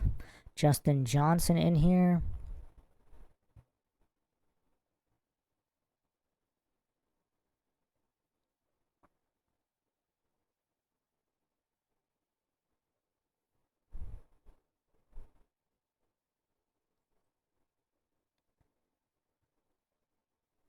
Well, here's where it's going to get... I mean, the conspiracy is going to start to unravel here. So, but let's go over this article real quick. This is Fox News. September 26, 2019. Demi Moore claims in a new book Jenna and Barbara Bush smoked out of a bong at one of Ashton Kutcher's parties. So, he's doing all these parties... like, when is he doing these parties? So we're hanging out. Kutcher says the Bushes were underage drinking at my house. Imagine, like, what kind of protection does Kutcher have to say the president's daughters are underage drinking at his house? When I checked outside, one of the Secret Service guys asked me if they'd be spending the night. I said no.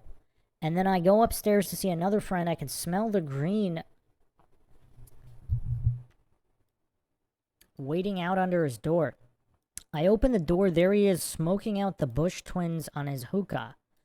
The next morning, the 70s Stoshar said he picked up his phone and there was no dial tone, prompting him to think that the Secret Service had tapped his phone. Moore and Kutcher began dating in 2003 after meeting at dinner with mutual friends. People reported they were married from 2005 to 2011 and separated in 2011 following reports that Kutcher cheated on Moore. The pair eventually divorced in 2013.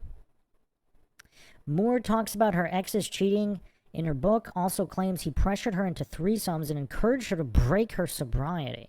She also discusses more personal, intimate details about her life, such as having a miscarriage when she was 6 months pregnant with her and Kutcher's child, and being assaulted at 15 years old by a man who paid her mother $500. Yeah, I mean, her life has Illuminati written all over it, and again, like, how much of this is Illuminati sacrifices? Like, what is going on here? So, Ashton Kutcher, is this before he even met P. Diddy? He's already hosting parties with the president's daughters? Underage daughters? What does everybody make of this? What does everybody make of this? Carol Stanhope says, Bush is one of the 13 bloodlines. He's in deep. Yeah, this is weird. This is weird, to say the least. Now let's get even weirder. Let's get even weirder. So, here's a video. Let's look at this video here and watch their facial expressions.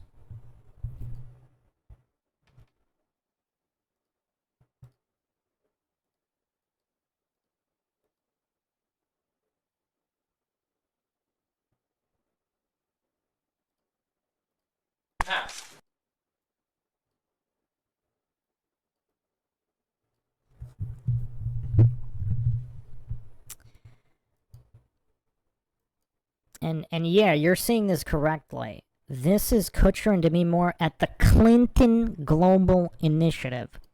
So just a quick recap here. Just for the people who are not aware. So this is Hillary Clinton.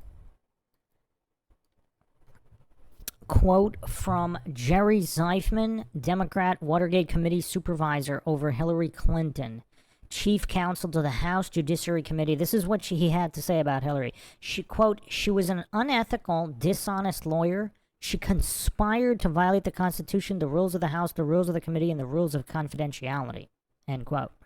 Received illegal bribes from China for presidential re-election campaign fund. Benghazi neglected to beef up security in Benghazi or provide for emergency team to intercept terrorists. 45 bodyguards had died. 14 witnesses, 5 politicians, 2 lawyers, 2 journalists, 7 fundraisers, 1 CIA asset, and 1 Navy admiral. She was fired for unethical behavior while on the Watergate Commission. Emailgate, both Clintons covered up and suppressed from Ken Starr in the Congress over 1 million potentially incriminating emails. Stole furniture from the White House. That seems like not that great of a crime compared to this other stuff.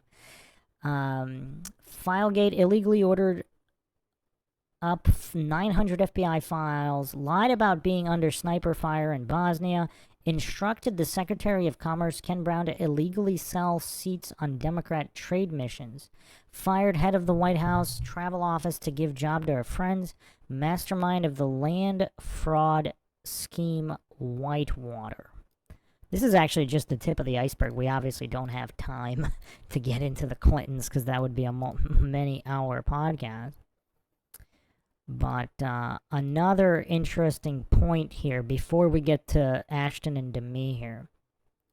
So the Clinton Foundation was tied to trafficker Laura Silsby. So AlertSense provides technology for issuing Amber Alerts. The VP of AlertSense is Laura Gaylor, a.k.a. Laura Silsby, who was caught trafficking 33 kids out of Haiti. Interesting. This is Clinton Foundation, and she was involved with the Clinton Foundation. Very curious. Now she's in charge of AlertSense, issuing tech for Amber Alerts. So this is one of the darkest theories, that the government kind of keep track of who they're trafficking. So that way the Amber Alerts are only put out on who they're not trafficking. So like, kidnapped children that have nothing to do with government operations. So they don't mind if those kids are found or there's awareness of those. But any of them that they're involved with, they would cover those up. That's a dark conspiracy, of course.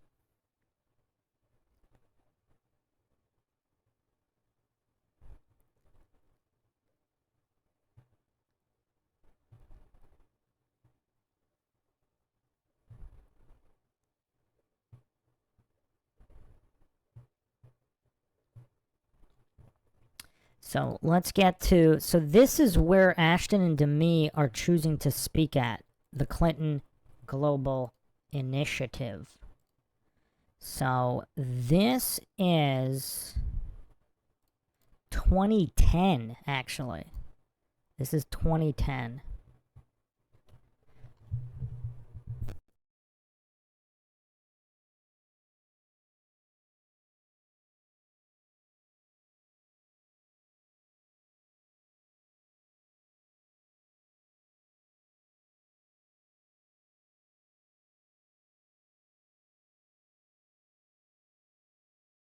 It ended with the signing of the Emancipation Proclamation, with the Civil War, with a lot of hard work and lives. And the unfortunate truth is that there are more slaves in the world today than ever before in human history. There are 27 million slaves in the world today. And one could make another assumption and say, well, that's a global problem that's happening in other countries. It's not. There are 1 million slaves. The CIA estimated there are 1 million slaves in the United States of America today. I think if Abraham Lincoln knew that, he'd be quite upset. Of those 1 million slaves, between 150,000 and 300,000 are children who are being raped for profit.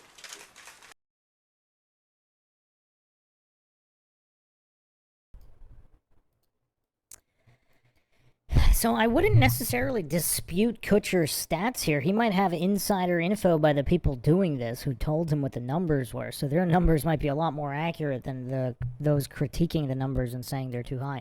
But another point here, some people actually said that Demi Moore just found out that Ashton had cheated on her right before going on stage here. So that could potentially explain her body language or not, but let's continue here.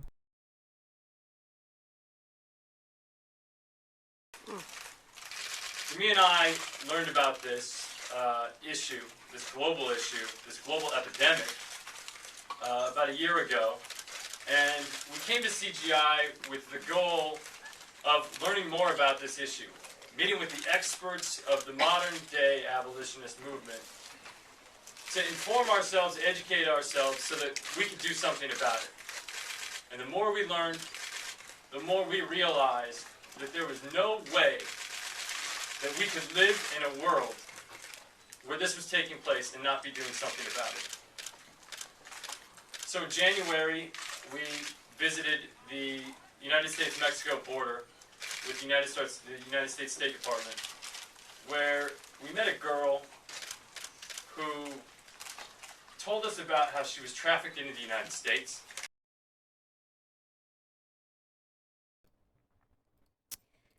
So now Kutcher is admitting that he and Demi have contacts within the State Department. So they're getting tours of the Mexican border and interviewing people. That's kind of interesting.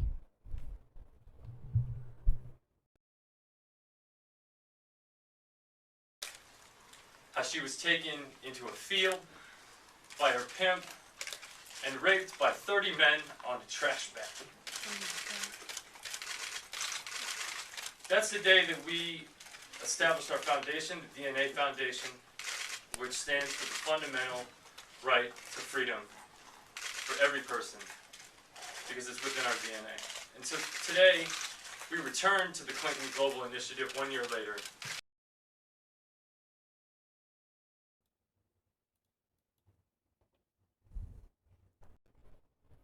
Is it just me, or does Ashton look a little bit more MK Ultra than usual? And is he being forced to do this? Like, look at their faces. So Demi's face, again, supposedly she found out that he was cheating. But again, these are, make of them what you will. Supposedly Ashton doesn't know that she found out. I think she revealed this either in her book or somewhere else. So Ashton doesn't know that she just found out. So that could explain her facial expression. But he looks a little bit more MK Ultra than usual here. Does he look like he's being forced to say this because he knows what's really going on?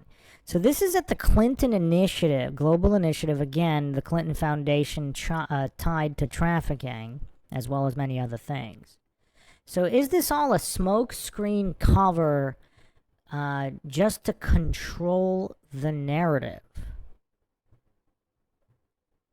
Yeah, controlled opposition. So they can monitor what is or isn't going on to make sure that who's ever trafficked by government agencies is never found. So they just can control everything.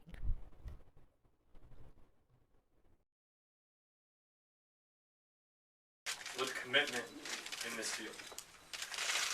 Truly one of the most heinous forms of slavery is the buying and selling of children for sex. And I'm proud to say that today, with the help of the Novo Foundation, we are making a commitment to launch and execute the Real Men campaign. We are recruiting men who are courageous enough, I'd like to see all of you sign up, to stand behind the statement that real men don't buy girls. And we hope to use that collective voice to raise widespread awareness and acknowledgement of this issue in hopes of changing the cultural stereotypes that are allowed.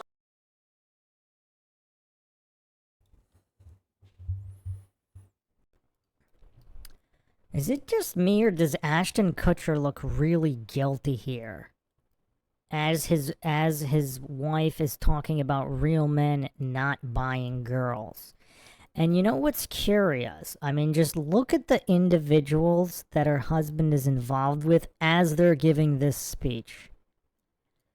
I mean, these are the individuals her husband is friends with, and now he's forming these anti-trafficking initiatives and stuff. This is Kutcher's friend group. Does anybody, and they're speaking at the Clinton Global Initiative with the Clintons linked to child trafficking. Does anybody find all of this really weird? I mean, what kind of a reality is this? What kind of a reality is this? Flapop says, yeah, it's the perfect cover. Do a bunch of horrible expletive while pretending to be against the evil expletive. Like, how guilty does Ashton look specifically when she mentioned real men don't pay for girls? On that line. Look at his expression here when she said that particular line. So this is a guy partying with the Bush daughters. One of his BFFs is P. Diddy, as well as these other deviants like Masterson and Wilmer. Associated with underage girls. Does anybody find this very, very weird?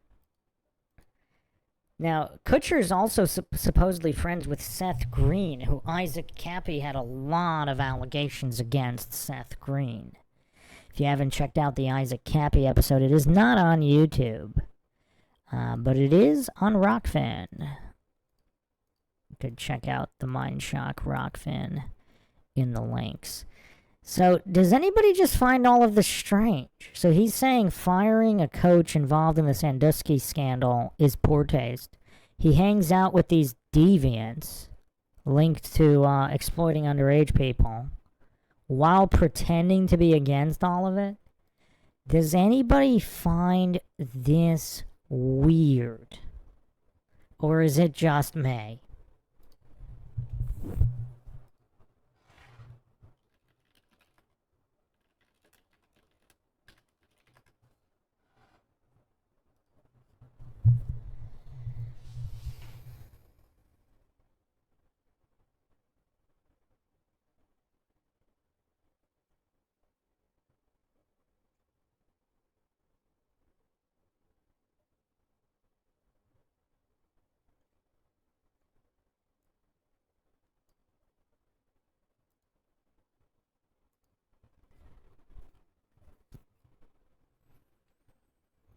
The other thing that's kind of shady is Thorn, the Defenders of Digital Children. The Digital Defenders of Children is known as the DNA Foundation.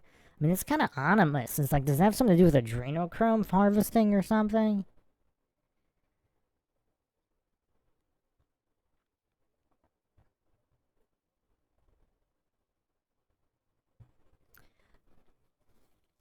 So Thorn specifically develops technology, internet technology, to supposedly prevent child exploitation and trafficking.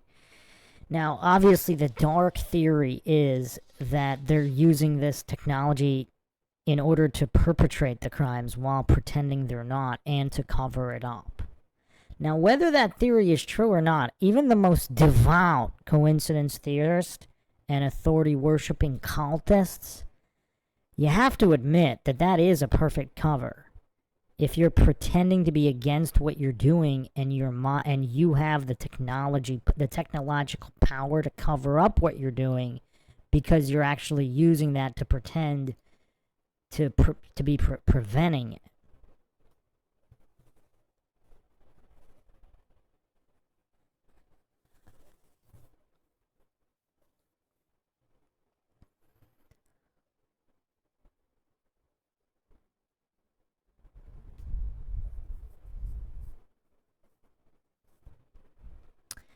So, yeah.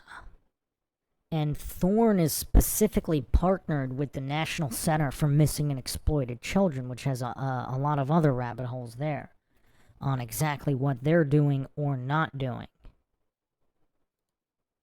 Thorne is also partnered with the Washington, D.C. based McCain Institute, which is supposedly a nonpartisan think tank of international affairs founded in 2012. And there's a lot of rabbit holes there. Donors to the McCain Institute is Walmart, FedEx, SpaceX, Chevron, the embassies of Saudi Arabia, and Denmark. I mean, this is all very, very weird stuff here, but let's finish the video.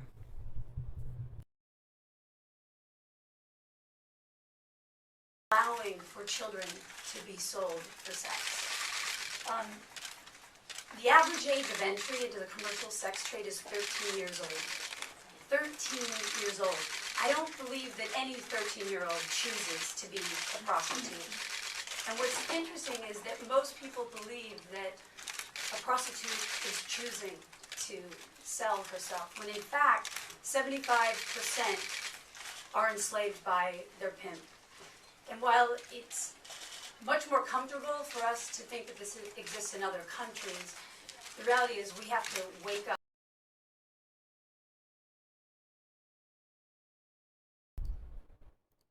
And again, look at the notable difference. Like, Kutcher doesn't specifically look super guilty. I mean, maybe a tiny bit, but he looked really guilty when she mentioned real men don't pay for girls. That was very telling.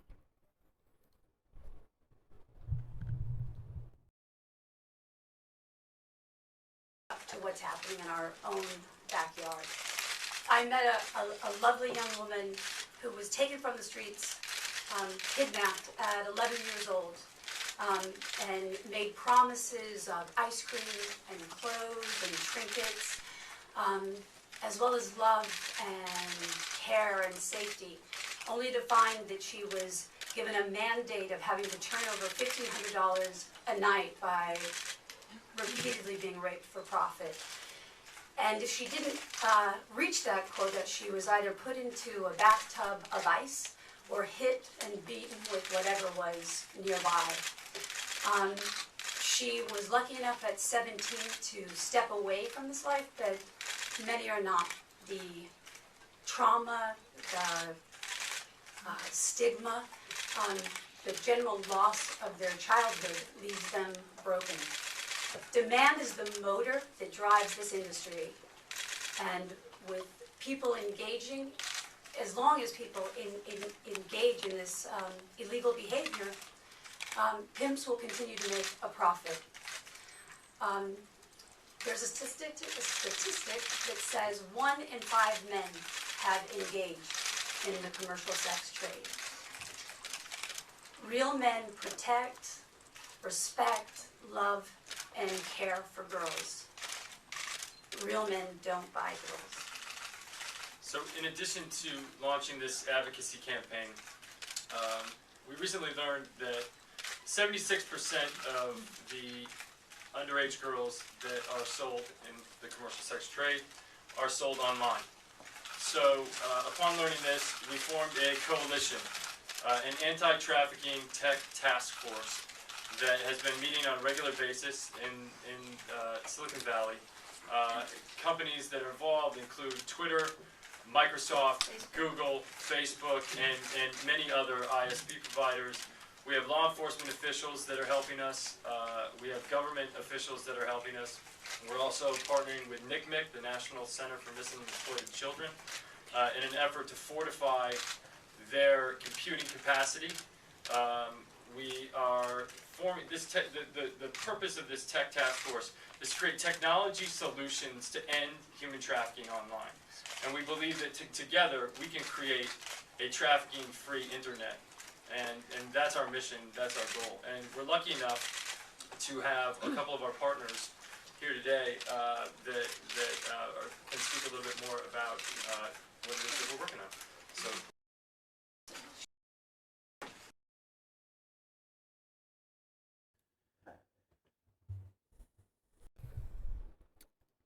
So yeah, they're developing technology and increasing computing power. So they have access, so Thorne would have access to law enforcement databases, as well as the missing and exploited children databases. I mean, who thinks that's kind of weird that a private company is going to have access to all of this? I mean, it's just weird. If you're a bad actor, I mean, if that technology's in the wrong hands, I mean, that's crazy. Only Updude says, I just realized that it says Clinton behind them. Yeah, that's the Clinton Global Initiative. That's why I brought up the Clinton Foundation and Laura Silsby, who works for Amber Alert Technology. I mean, all of this is just a tangled web here. And we didn't even get to P. Diddy yet. We didn't even get to Ashton Kutcher's dead girlfriend. I mean, this is all really, really weird stuff. And we didn't even get to any of that.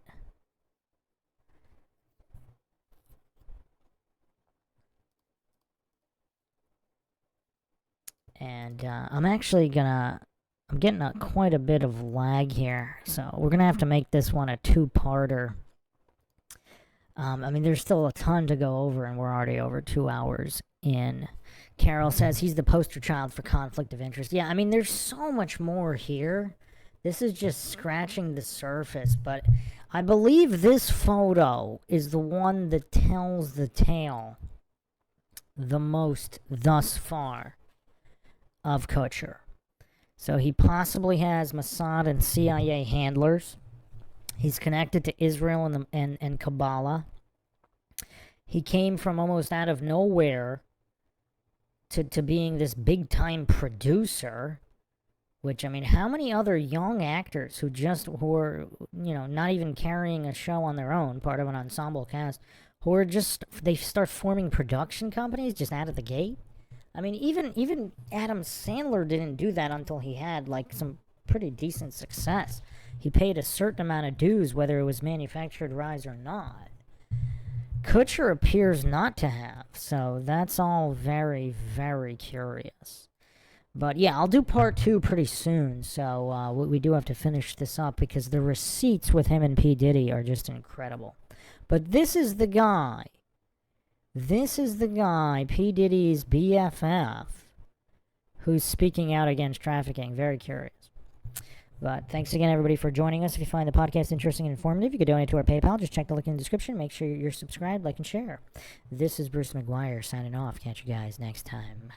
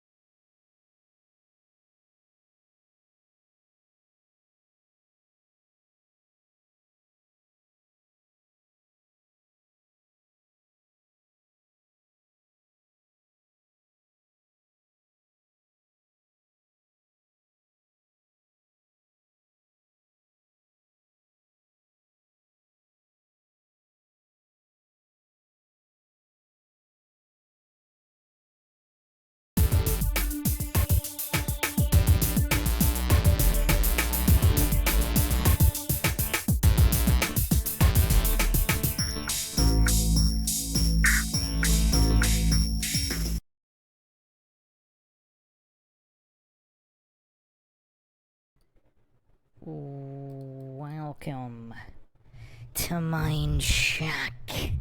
This is your host, Bruce McGuire, and you're listening to the Ashton Kutcher P. Diddy Conspiracy Illuminati Secrets of Hollywood Part 2, where we'll be examining even more of Ashton Kutcher's mysterious background and rise to stardom seemingly out of nowhere. Seemingly out of nowhere on the strength of simply being one of several characters on a popular TV series. All of a sudden, he's forming production companies. I mean, this is something that just does not make any sense.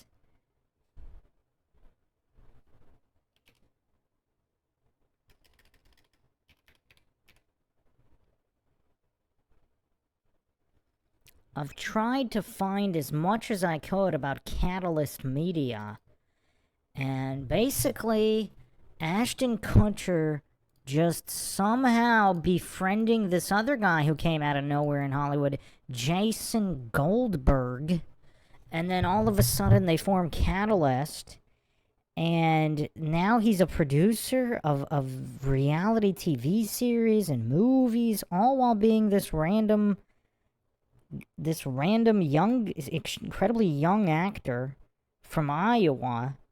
And then now he's seemingly connected to all these big players, producing, now all these ties to Israel, which we went over in part 1. Very mysterious stuff. And then now we're going to get into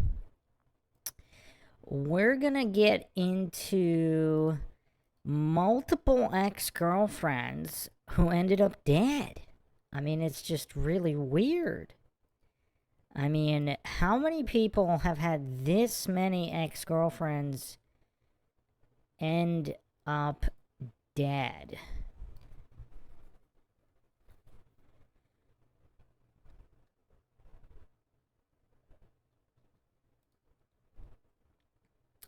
And then, obviously, his connections to P. Diddy, which we'll be examining, and some really, really dark stuff with him, Diddy, and other individuals. In typical MINDSHOCK fashion, with logic and reason at the forefront, attempting not to fall for any illogical fallacies, unlike pretty much everything else out there in the mainstream and not the mainstream. If you want to help support the channel, you can donate to our PayPal. Just check the link in the description. Make sure to subscribe, like, and share. Twitter, Facebook, Reddit, and Patreon. Patreons do get priority for case topic, logical analysis, co-podcaster requests. You could also be a guest on the podcast depending on your tier. Questions, comments, theories, thoughts, suggestions, rebuttals, debunkings of any kind, leave them in the comment section. Or if you're with us here live, drop them in the live chat. I'll try to get to all of them. You can also become a YouTube member right here on YouTube. Help support the channel that way. Okay, so we started exposing Kutcher's connections to Thorne and the Clintons, various human trafficking networks, various strange tweets of Kutcher.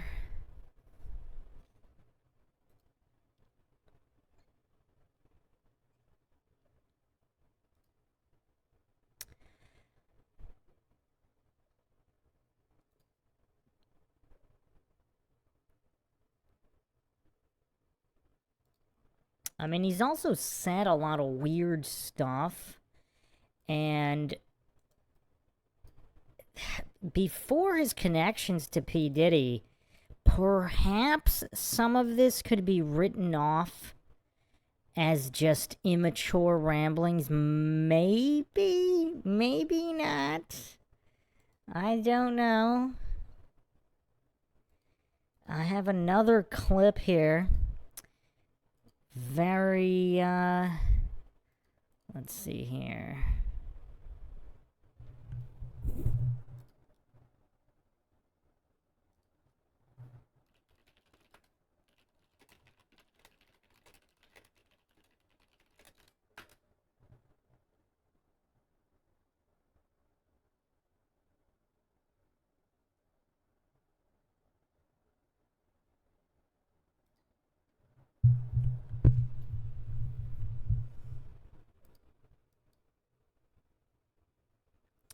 So, 1 second here. I'll bring up this clip, especially given the shadiness of Kutcher and his associates. I mean, this is one of these photos that kind of tells the whole story about all these guys, doesn't it? This photo right here. You got P. Diddy, Ashton Kutcher, Danny Masterson, and William Valderrama, whatever, Fez. I mean, these guys are all so sketchy, skeezy, and no shortage, absolutely no shortage of stories about all of them. Now, how many are true? How many are untrue? Obviously, that's something only the people involved know, but there are certain things on record that cannot be denied that you can see and hear with your own eyes and ears. And I'm going to play another such clip in a second here.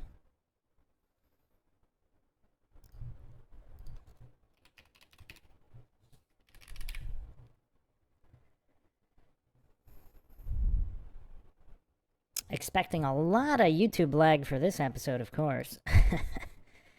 Alright, so here is another one of these clips, and there's quite a lot. I mean, we're not going to go over all of them, but here's one particular one that's quite damning, to say the least.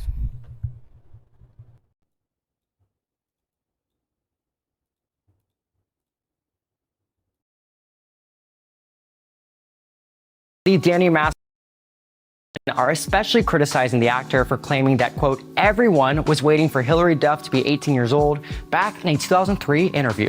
Back in 2003, Kutcher was primarily known for his time on Punk'd, the hit show where celebrities went along with high-stakes pranks on MTV. As of late, viewers noticed some strange comments that came from the show, including one where Kutcher claimed everyone was, quote, waiting for 16-year-old Hilary Duff to turn 18.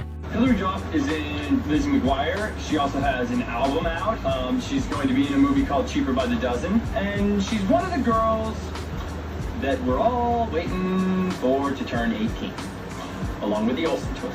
In addition, in a joint interview with The Rosie O'Donnell Show back in 2002, Kutcher's now wife Mila Kunis revealed Masterson had bet Kutcher to French kiss her while on the set of That 70s Show. At the time, Kutcher was 19 years old and Kunis was only 14. Following, in addition, she's going to be in a movie called Cheaper by the Dozen, and she's one of the girls that we're all waiting for to turn 18.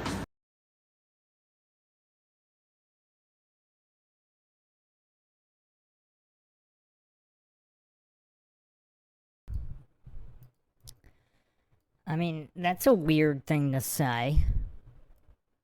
And look at his expression here. Does anybody else... I mean, that expression looks quite a bit deviant, doesn't it? That does not look like an innocent, wholesome human being, does it? Does it now?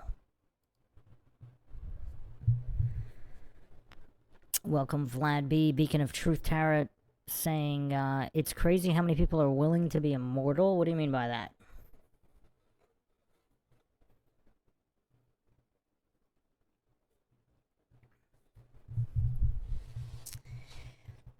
Well, anyway, so let's continue here.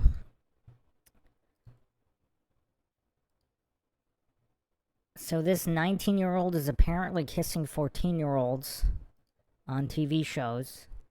And apparently everybody around them, I mean, how is it known that everybody around them knows this? That's kind of weird.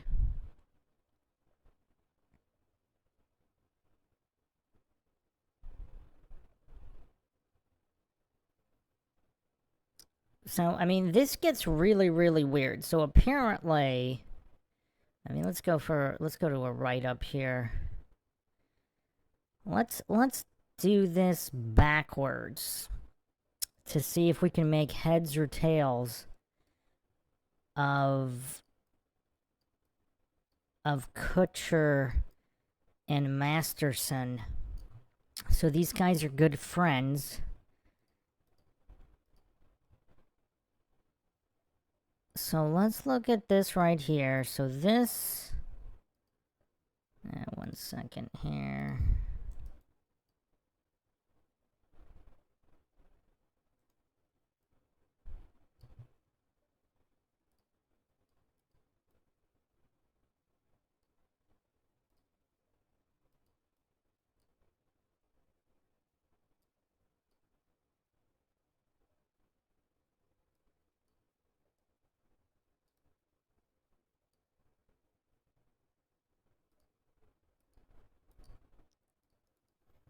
So this is one of the most damning indictments against Kutcher, Masterson, this whole crew of deviants. Some people believe Mila Kunis is involved in all of this. So, dear Ashton, I know the secrets your role model keeps for you, ones that would end you. Did you forget I was there? You were on speakerphone the night you called Danny on February 21st, 2001. I heard everything. I heard the plan. In my opinion, you're just as sick as your mentor.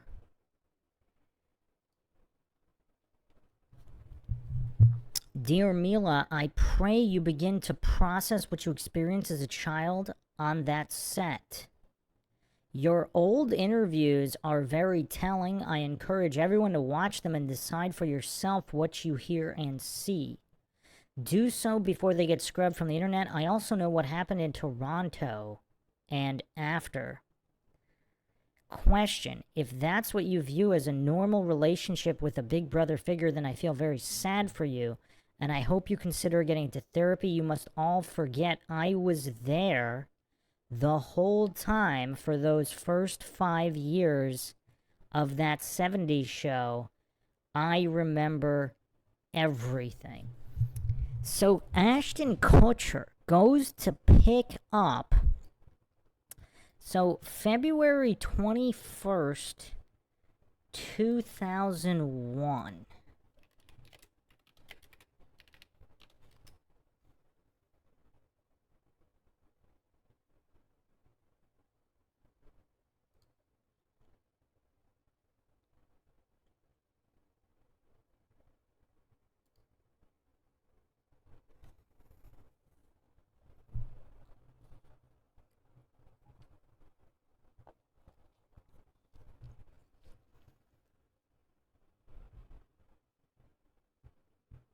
You know what else is kind of interesting? This was also the day an FBI agent was charged with spying for Russia, exposing critical vulnerabilities within U.S. intelligence agencies and reigniting Cold War-era security concerns. Huh. There was also a U.S.-British military strike in Iraq.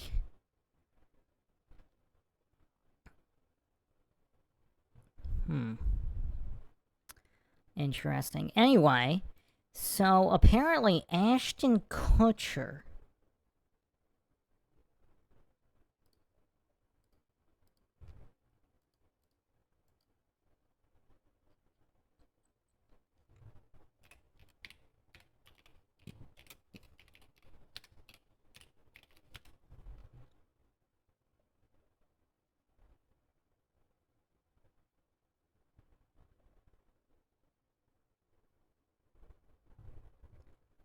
So I think this is Chrissy Bixler who posted this, one of Danny Masterson's victims. So she posted this.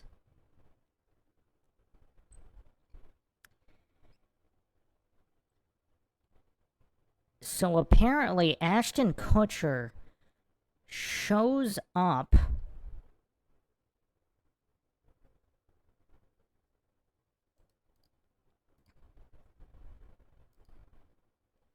I mean, this is going to get really, really, really dark. We might have to go into our first semi-deep dive into Scientology here in order to expose the depths of the depravity going on here. And this is MINDSHOCK, where we are exhaustive and comprehensive. So we're probably gonna have to go deep here.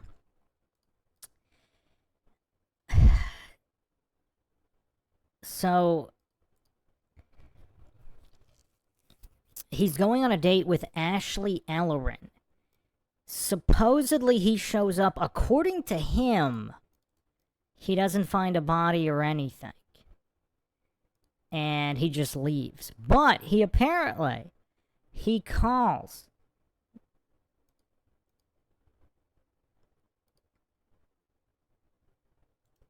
his buddy, Masterson, who now, I guess, has blackmail dirt on Ashton Kutcher for life. Is that why Kutcher, against his and Mila Kunis's will, is the reason they wrote all of these letters for the judge talking about how great Masterson is? Because of what Masterson knows about what happened with Ashton Kutcher and Ashley Ellerin, and whether or not see, even if Kutcher wasn't the one who killed her, if he did find the body, but he didn't want to deal with it, I mean, just this whole thing is such a mess here.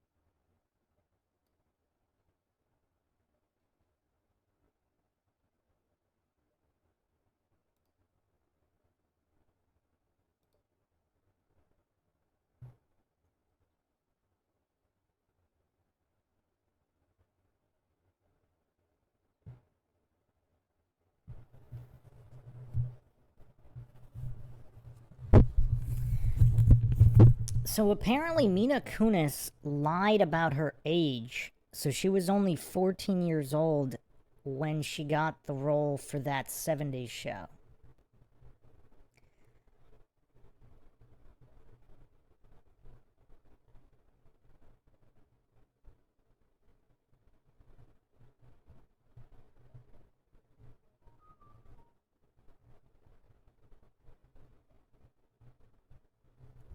So here's a very, very damning interview. Just, I mean, this is really weird. Everything about this is very weird and bizarre.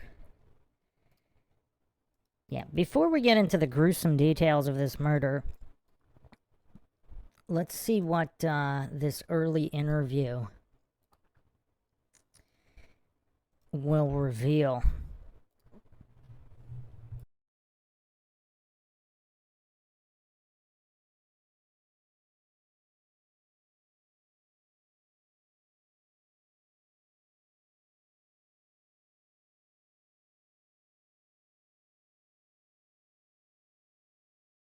You know what's funny?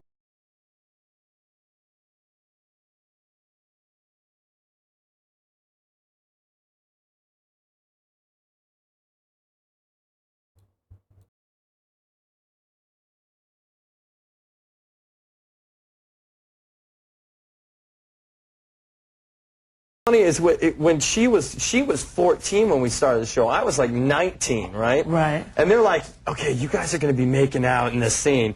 And I'm like thinking like, wait, this is like slightly illegal, that's right? probably your first kiss ever, right? It was my first kiss. Why don't you tell them a bet you made with Danny about our first kiss? No, it wasn't the first kiss. No, This was like go a ahead, second or Ashton. third kiss. It was the first. It was like the first week. No, it was not the first week. Whatever. Let me tell you what happened. what do you No, let me tell you what happened. No. Okay, so I've never kissed a guy. So I was so. I mean, you know, Ash was attractive, and I was a 14-year-old little girl, and I was extremely scared for my life. Sure. And he was very nice about it. He was like, "Oh, don't worry." So I was like, "Okay." Then Danny goes and goes, "Dude, I'll give you $10 if you French kiss her." What do you stick your tongue in my mouth or some? What? No. Okay. Then Daddy goes and goes, dude, I'll give you $10 if you French kiss her. What do you stick your tongue in my mouth? Okay. Then Daddy goes, tongue in my mouth, or some. What? No. For $10. You're making it sound like it was like really. Okay, Dan, we had a little side bet going. Yeah. Like, Which was? It wasn't very as to whether or not, you're kissing on the show or boyfriend and girlfriend. Yeah. You would use tongue, right, Rosie? I mean, you would. It depends what kind of an actor you are, I guess. Absolutely, right? Yeah. So Danny bets me like $20 that I wouldn't do it, and of course I'm like, yeah, sure, what's the deal? You know? And then the cop showed up and you got arrested, pretty much. They should have, but they didn't. He never did it, and I so did. Showed up and you got arrested, pretty much. They should have, but they didn't. Showed up and you got arrested. But they didn't.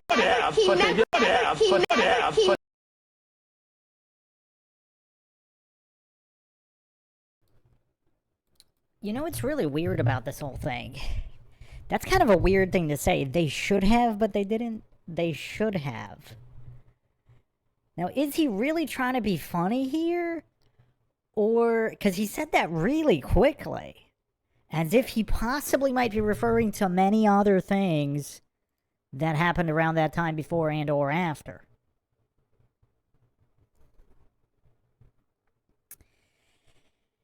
Kind of weird. And what's, you know what's even more disgusting? Rosie O'Donnell, this grown woman, is making jokes about it? Oh, depends on what kind of an actor you are. What? What? What is going on here?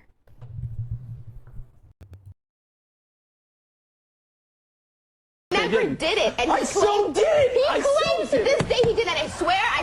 Mila, never. I so did it. He never did it? I didn't let him. I think he tried, but I think I kept my mouth so closed. Yeah. You did the old teeth block? Yes. Yeah, you didn't let him do the teeth block. You were like, oh, Yes, he never got his You were tongue very in.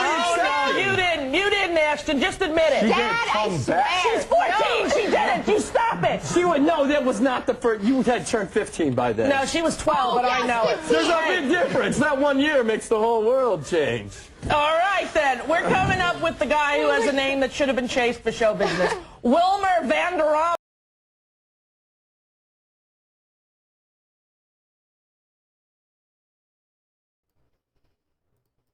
Now, is he sitting like that very defensively, kind of as if to make a joke? Or is that genuine body language reaction to what's going on here? I mean, it's just weird. And why is he dressed like a homeless bum? I mean, I don't know. This whole thing is just really weird. 1 second, let me double check the lag here.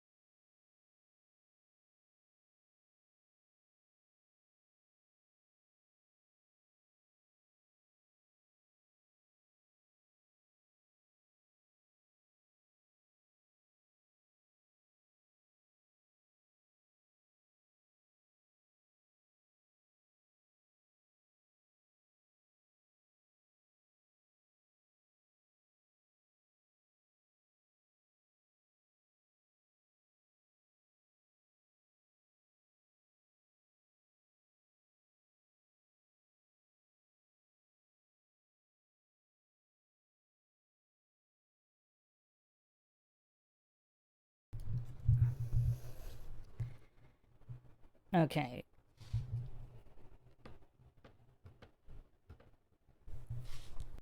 We should be good now. So yeah, just a really weird interview, of which there are no shortages. Anyway, so...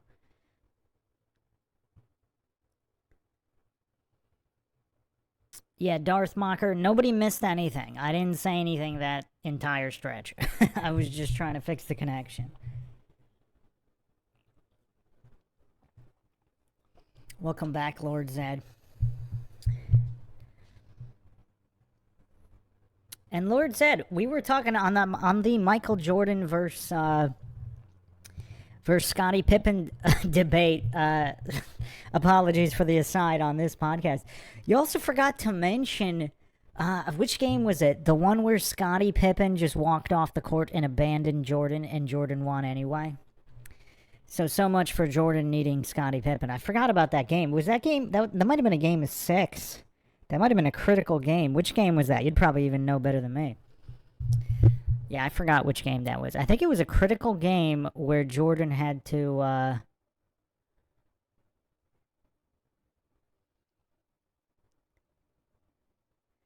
Lord Zed says, it's not mind-shocking to say MJ was better than Jordan. What?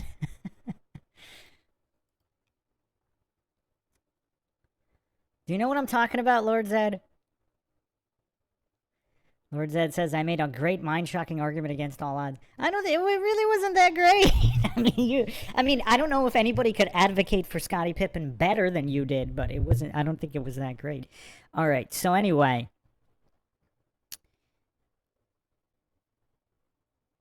Okay. So, yeah. Apparently, he's going to pick her up. So this is straight from the court transcript, what Ashton told the court. I knocked on the door. There was no answer. Knocked again. And once again, no answer. At this point, I pretty well assumed she had left for the night and that I was late and she was upset. He said, I saw what I thought was red wine on the carpet. But that wasn't alarming because I went to her house party days before and it was like a college party. I didn't think much about it.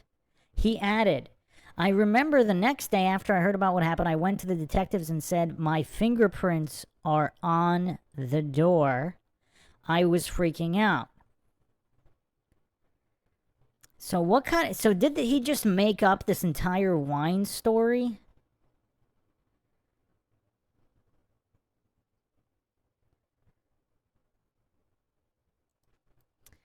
I mean, here's another interesting screenshot from people discussing all of the actors on that 70s show.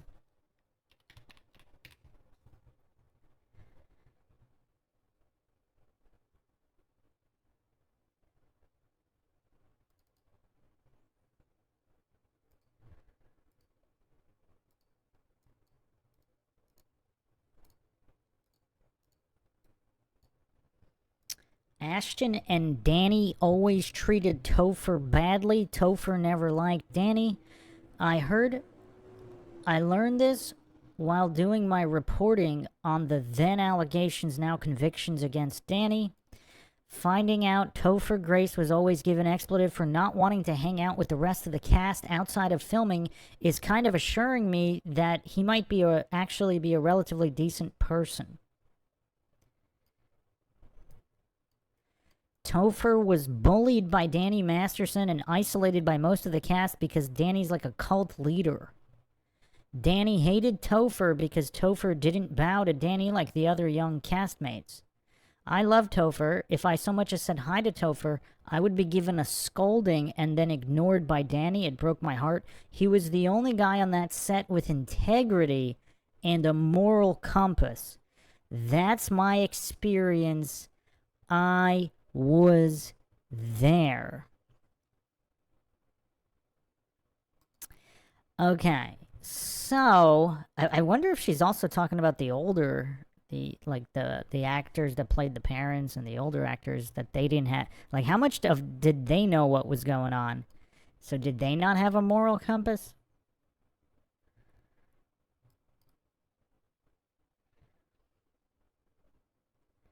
So, what does Danny Masterson know about that night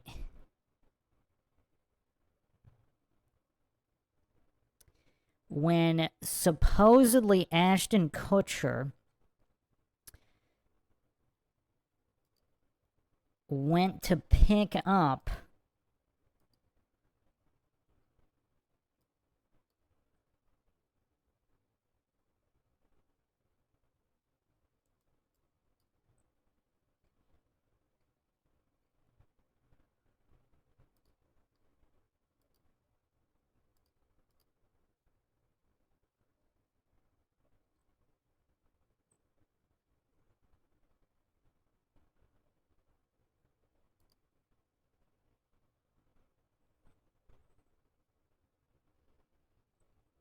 Ashley Ellerin in 2001.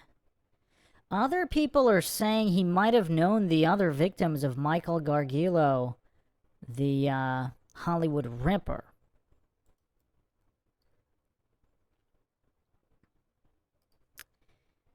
I mean, this is all very strange. So Ashley Ellerin was a fashion design student. So supposedly he talked to her on the phone earlier in the day. The date was arranged. And he arrived 2 hours after the call. He said he found the lights on and the door locked. He said he looked through the window and saw what he thought was red wine spilled on the carpet. That looks pretty convenient. Ellerin was 22 years old, found dead the next morning by a roommate. She had been stabbed 47 times. Yeah, this is pretty crazy. This is pretty crazy. So, supposedly, there's a call to Danny Masterson that same night. So, did Ashton Kutcher, in fact, go in and find her body? If he didn't kill her himself. Again, I'm not alleging anything is true or untrue. This is MINDSHOCK, where the only thing we know for sure is that we don't know anything for sure. Let's look at more of a deep dive video here into this entire ordeal. I mean, here's a post from Drunk on Red Cordial on True Crime Discussion subreddit. Kutcher's story about what he saw and did that day never made sense. Doesn't make him guilty of murder, but it certainly shows him in a bad light that he left a crime scene without reporting it to police. His version, he went there, knocked, couldn't get an answer, saw something spilt on the floor, and went on to a party without thinking for a second that something was wrong. CB's version, he went into the house, found the body, panicked, spent considerable time in his car calling Danny and anyone else he could think of except the Popo, and then went on to the party. This version doesn't 100% make sense either because a panicking guy sitting outside a crime scene calling people on the phone when his fingerprints are on the door is only making himself more of a suspect. Whatever the timeline, I do believe that Kutcher left the crime scene knowing that she was murdered and not wanting to place himself as a suspect, even if it meant leaving her body for someone else to find and wasting valuable time hunting down the killer. It's interesting that he thought there was any reason he'd be considered a suspect. He had a perfectly plausible, airtight story for being at the house exactly when he was. Yeah, that is a good point. Like, why is he freaking out about his fingerprints being on the door if there's telephone evidence that they had a date arranged, and if there's no evidence that he entered the apartment, unless, of course, if he did enter the apartment. Now, if he is there a reason he didn't wipe his fingerprints from the doorknob and inside? Did he just touch too much stuff inside to wipe it all? And he thought it'd be more suspicious if neighbors or whoever had actually seen him there and there were none of his fingerprints were there. That would make it seem even more suspicious. So perhaps wiping down his fingerprints was not a good option either. I mean, this is all very, very strange. South to West says weird stuff. It is, isn't it? Especially when you consider the type of people Kutcher surrounded himself with.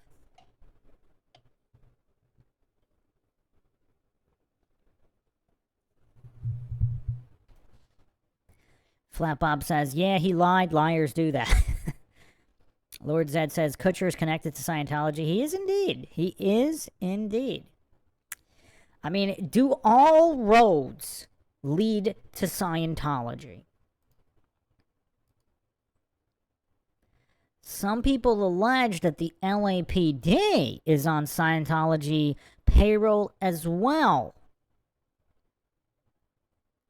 And they simply pinned this particular murder on Michael Gargiulo, who supposedly killed others, to conveniently wrap this up.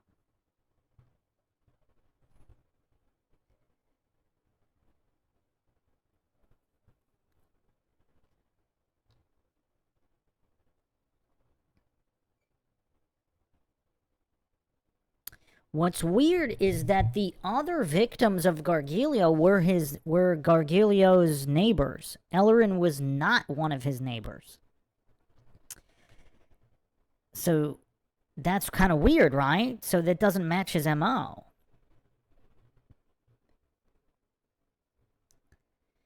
Now, supposedly Gargiulo did know Ellerin. He changed her flat tire, and Ellerin's roommate thought he was stalking her. Supposedly, there were witnesses to seeing him parked near her apartment. So that's, I don't know, that's kind of weird. That's kind of weird. I mean, what are the chances that Ashton Kutcher happens to be going out with a girl who's being killed by a serial killer? I mean, I'm sure it happened. I'm sure a Hollywood actor in the history of the world, I'm sure an actor well, actually, I'm not. Is there another case where a Hollywood actor was picking up somebody for a date that ended up getting killed by a serial killer that same night that they had a date? I mean, maybe it's happened. Like I mean, I don't know. Was he A-list? I mean, that 70s show was a primetime show. I don't know. Does he qualify? I mean, he's definitely A-list, I guess, within the TV world. He's A-list. And this is post-2000, so he's already formed Catalyst Production Company with Jason Goldberg at this point in time. I mean, this is pre-Punk'd, but post-Catalyst Production Company formation.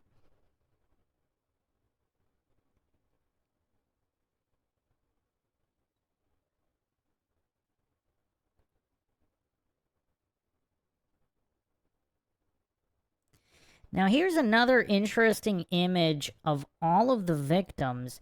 Ashley Ellerin does not... If this Gargiulo serial killer guy has a particular type, Ashley Ellerin is the odd one out here. So she's this blonde. It looks like all these other women are just darker brunettes here who look somewhat similar to each other. Trisha Pacascio, Maria Bruno, Michelle Murphy. Now, Michelle Murphy, or Trisha Pacascio, she was only 18, but that was back in 93. These other murders, and these are spaced out murders, aren't there? 93, 2001, 05, 08. Yeah, I don't know, but clearly Ashley Ellerin does not look like the others, that's for sure. So I don't know. And she's not a neighbor of Gargiulo. So neither was... I believe Pacascio wasn't either, but that was someone he apparently was infatuated with and stalking as well. I mean, there's a lot of variables here. I really don't know what to make of this. Like, I mean, how much bad luck would Kutcher have had to have? I mean, I wonder if Kutcher didn't kill her, but there's another link we're not seeing here.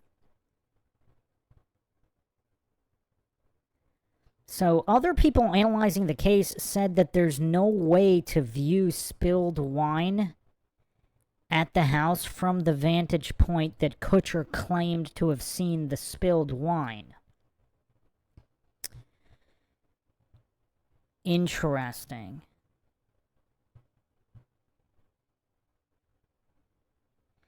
Now, yeah, this is really weird.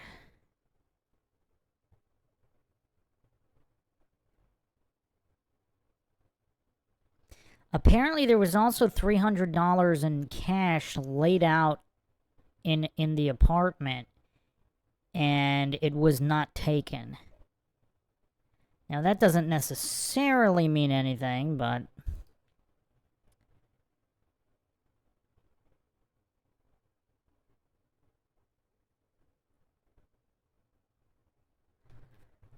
the timeline here, this is really weird. This is really weird. So the timeline here, Ellerin took her father to the airport, then came back, had a ceiling fan fixed in her home, but not by the killer. Then she talked to Kutcher on the phone after the ceiling fan was fixed. Now, here is where it's going to get a little weird. This is from a documentary, an ID documentary on the Hollywood Ripper, Michael Gargiulo.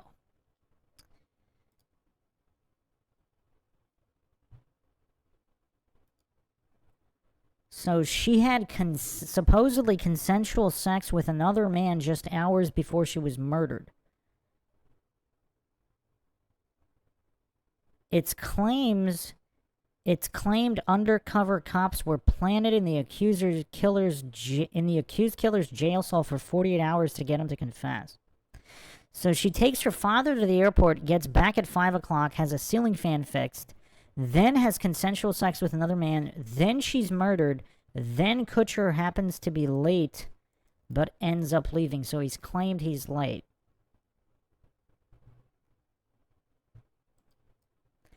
Now, here's somebody, apparently the paparazzi were all over Kutcher. Allegedly, these images on the screen right now are what he looked like after he found out he would have to testify.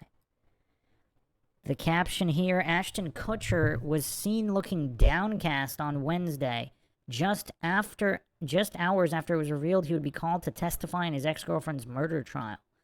The 41-year-old looked gaunt and concerned as he parked his car in Beverly Hills. Definitely does not look like the happy-go-lucky, schmucky Kutcher that he always looks like. Now, again, this doesn't mean he murdered her, but is it possible something else is going on here? Again, I don't know what it is, but is it possible something else entirely was going on that night?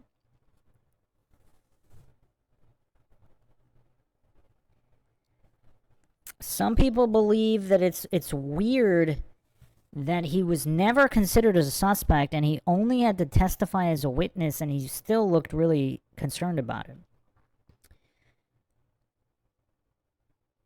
So, the detective on the case said Kutcher was supposed to pick her up at 10 p.m. but didn't show up until 10:45. The murder supposedly happened at 8:30 p.m.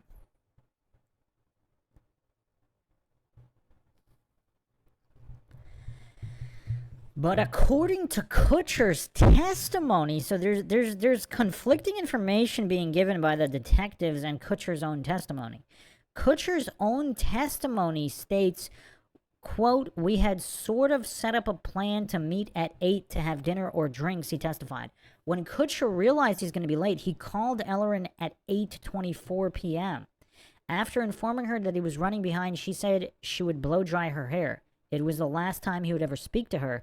Prosecutors believe she was killed shortly after her call with the Star. Kutcher testified on the night Ellerin was killed. He arrived at their home before 10:30 and 10:45.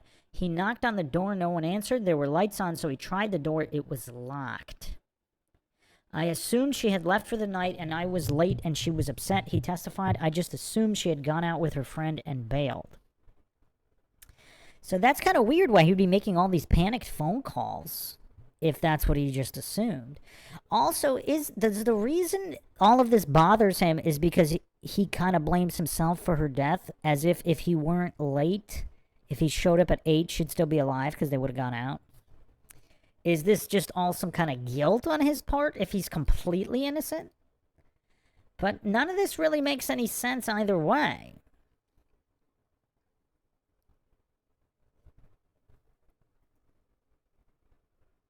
Supposedly, the Hollywood Ripper made a copy of her key, killed her, and not only left $300 lying around, but there were also diamond necklaces and jewelry all over the place. And then also apparently the back door was left locked, which is curious. Apparently, there's no corroboration that they ever even tested Kutcher's DNA. And Kutcher was never a suspect. Now, so that's kind of strange. That's kind of strange.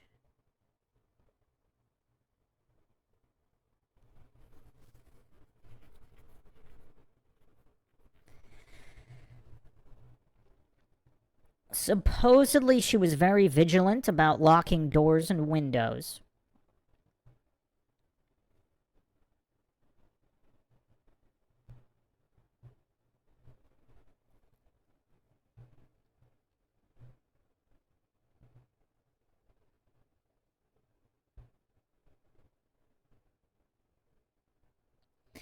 Other people are kind of asking, if he thought she went out and she wasn't answering the door, why did he put his hand on the doorknob and attempt to gain access?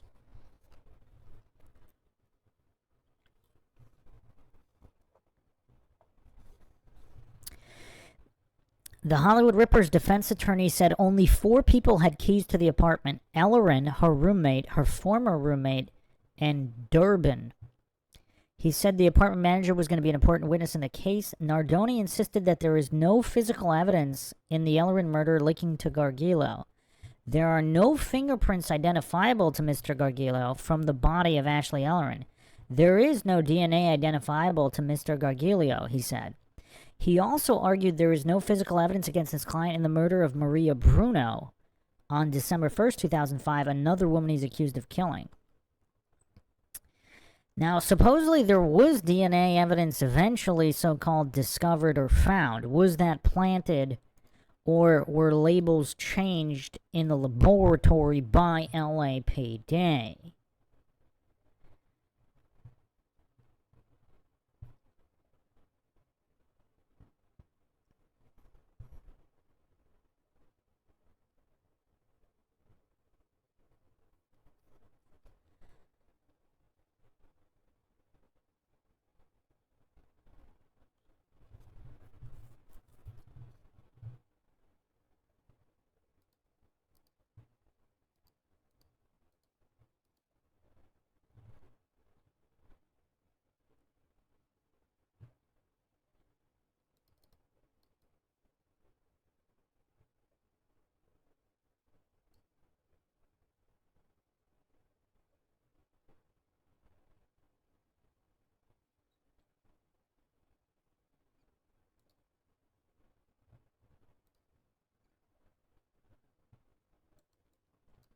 Let's look at the letter that Ashton Kutcher wrote to the judge July 27th, 2023.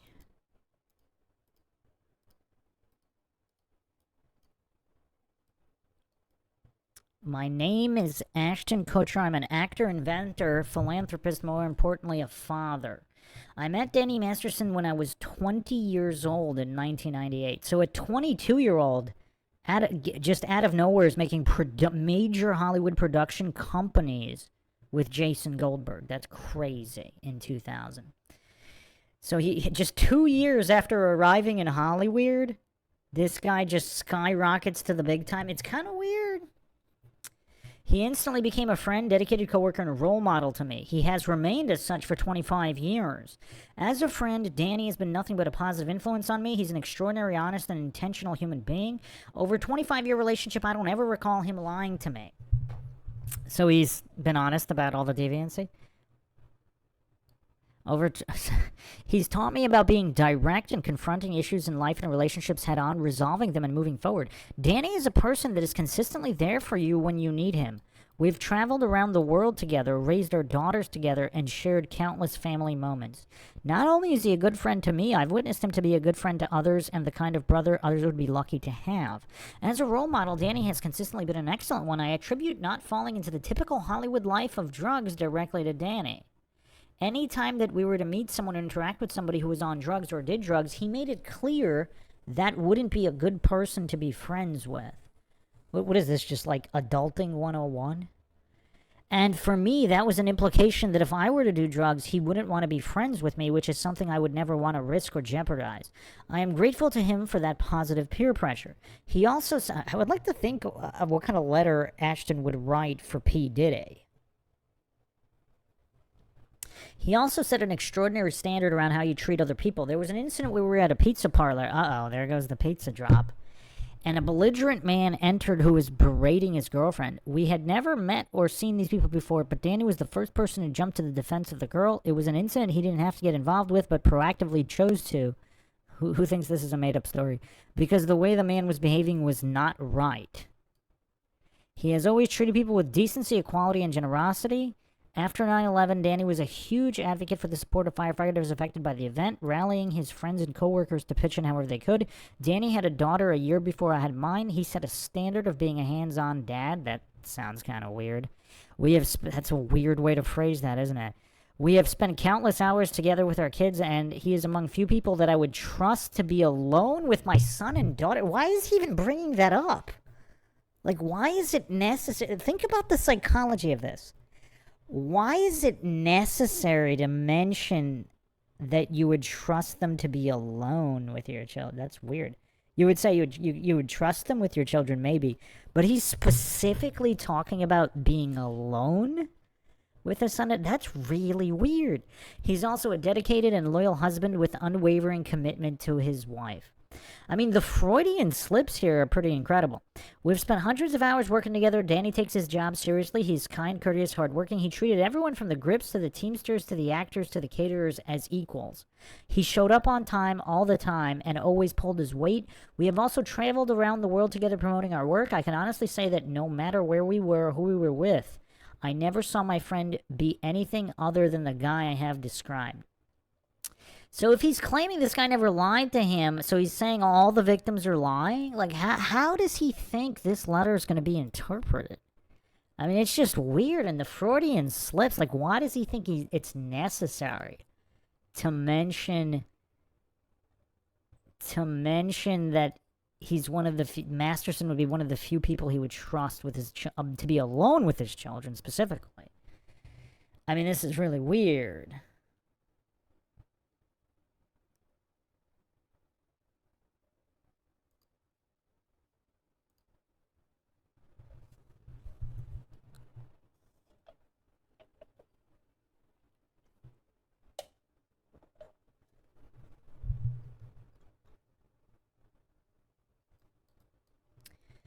That's quite a weird letter. And again, did Kutcher only write that because Masterson knew what happened that night with Ellerin? So, yeah, this is really weird. Now, was it just paranoia that Ashton was freaked out about being a suspect, or was it something more?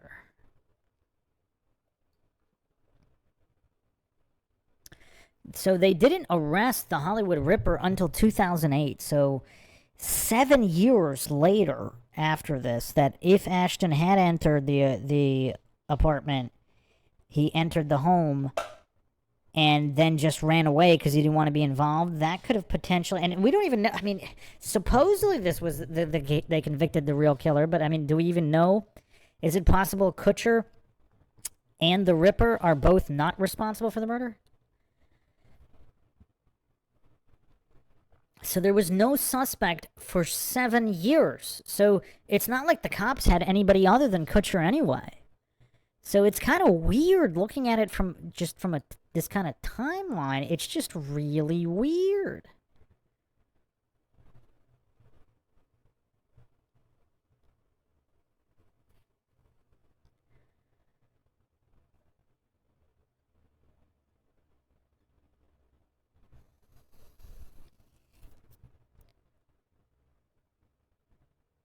Also, what's kind of weird, how come did nobody check that Mila Kunis lied about her age? I mean, this is kind of weird. We're not talking about like the 60s or the 70s or something. Presumably, if you're receiving a paycheck, don't they check your government ID? I mean, aren't there some kind of documents? Like, how did she get paid for the show? I mean, it's just kind of weird. Like, everything's kind of weird.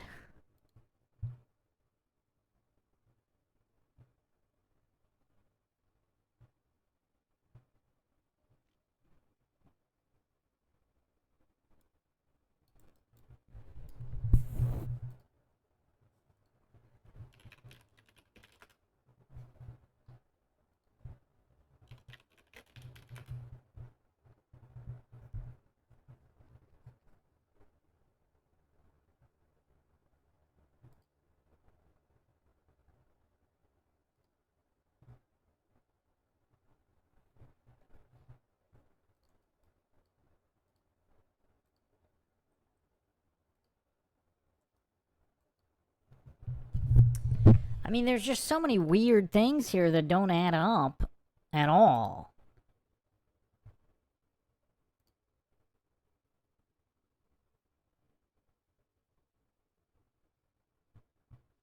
Now, suppose what's Ashton Kutcher's net worth these days? Let me check this.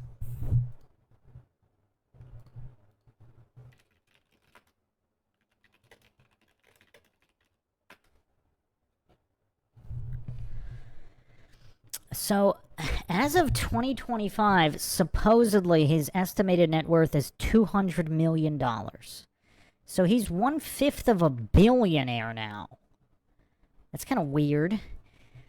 I wonder what his net worth was in 2000 when he formed his own major production company with Jason Goldberg.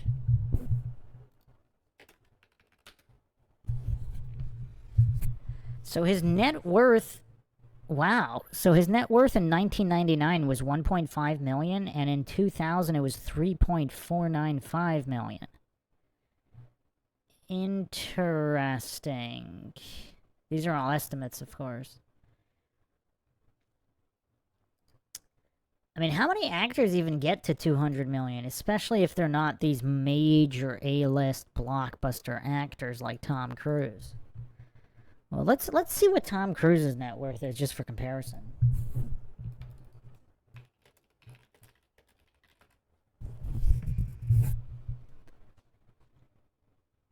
$600 million. So Tom Cruise, who's been in the industry since, let's see. Tom Cruise, who's been in the industry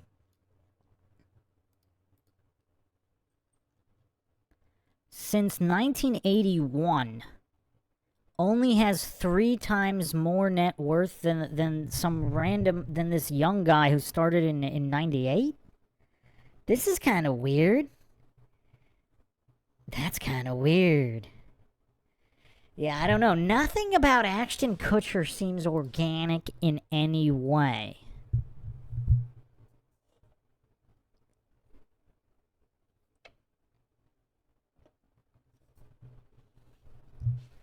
Seabass says, what's really weird is that Selena Gomez is a billionaire. Well, it's slightly different. See, with the modern, you know, the modern internet, social media era, like, there's way more ways to make money and reach a wider audience. So, I mean, it's not exactly apples to apples. Yeah, Selena Gomez, wow, net worth 1 to 1.3 billion. That's crazy. Forbes estimates 700 million. So anywhere between 700 million and 1.3 billion. That's kind of weird. Yeah, so, but apparently, yeah, there's like a lot of social media. Yeah, cosmetics. Yeah, her cosmetics brand. So it's not through. Wait, Selena Gomez's after her cosmetic brand Rare Beauty. So, Yeah, it looks like most of that money is not from acting, music, whatever. But anyway, yeah, this is quite weird.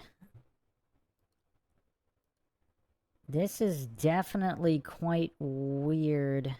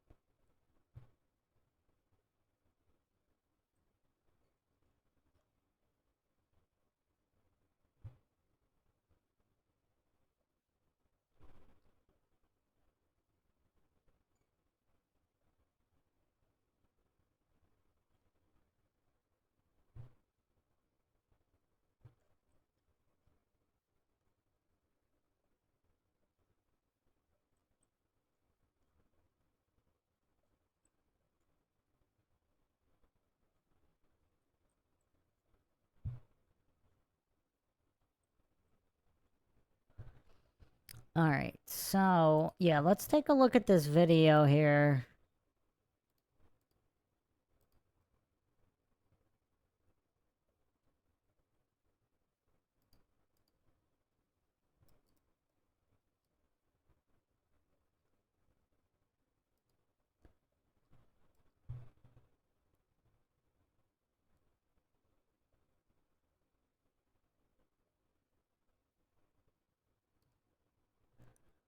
Wait, hold on a second. There's something weird.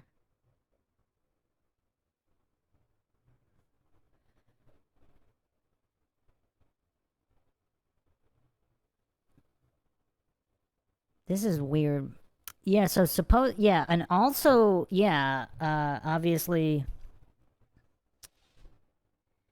Brittany Murphy, another one of Ashton Kutcher's ex, ends up dying, as well as Brittany Murphy, was that his fiance as well? Fiance and ex-girlfriend? She ends up dying. Her husband, Brittany Murphy's husband at that time, also ends up dying. And they apparently had Kanye West's personal trainer. Some people think there's a connection there.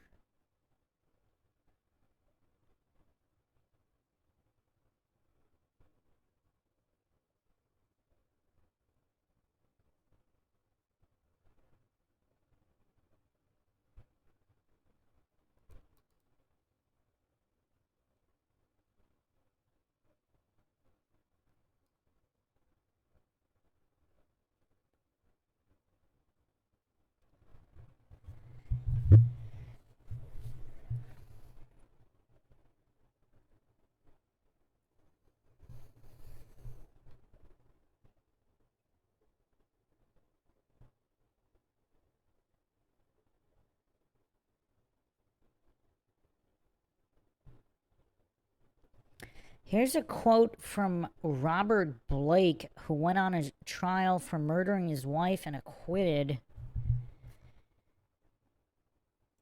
An interview 2019, he said this.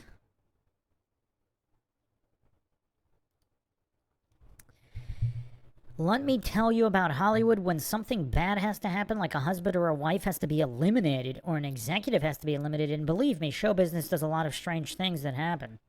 But the way they happen is I would talk to my lawyer, and now that's confidential. He talks to somebody else, who talks to somebody else, to somebody else, to somebody else, and then the word comes back to me, Robert, get out of here with your family. That's all you have to do. And somehow or other, something happens and nobody can trace it to anybody. That's what Hollywood is about. That's what high-end stuff is about. That's why millionaires never get arrested for anything. Millionaires don't commit crimes. Things happen. It's a really chilling quote there.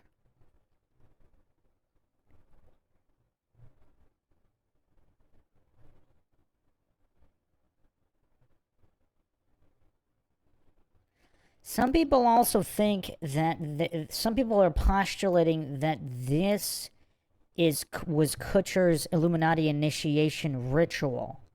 And his career took off to new heights after this.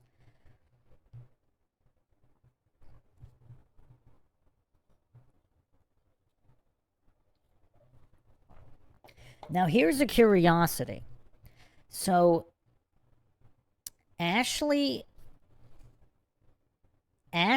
so this is weird.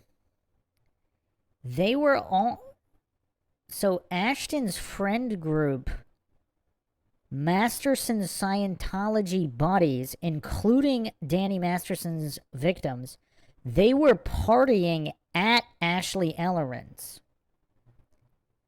They were partying at her house either the night before or 2 nights before.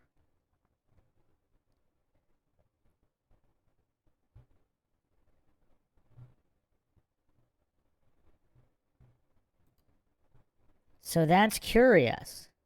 So she was, because again, if we're just talking about basic FBI statistics, most women who meet with foul play at the hands of men known to them. Boyfriends, ex-boyfriends, co-workers, whoever. Men that are known to them, not unknown to them. So that's curious.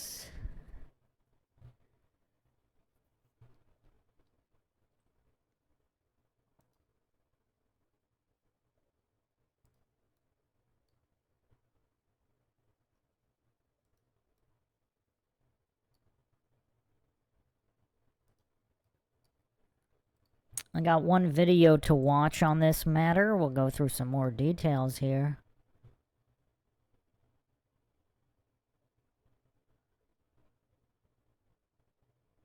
Or this was the week before they were partying. So that's weird. That's pretty weird.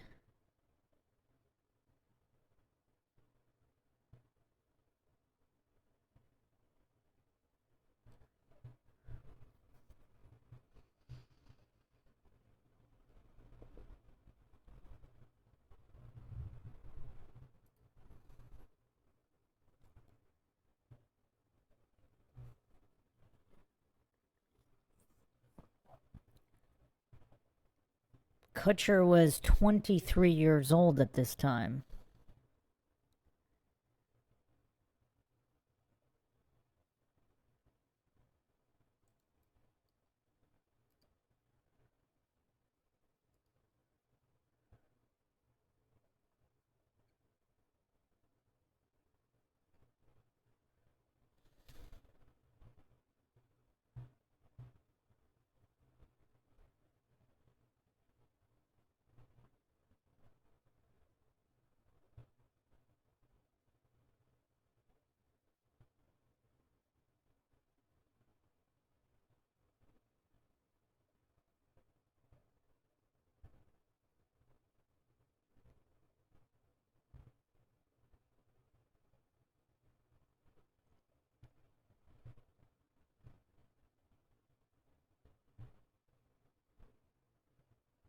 Apparently, Gargiulo also later stated he was 100% innocent.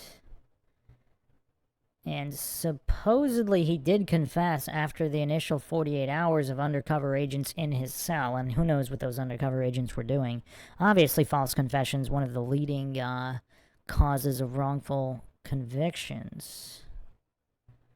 But then he later stated he was innocent. I don't know what to make of that. Obviously, that doesn't really mean anything, but...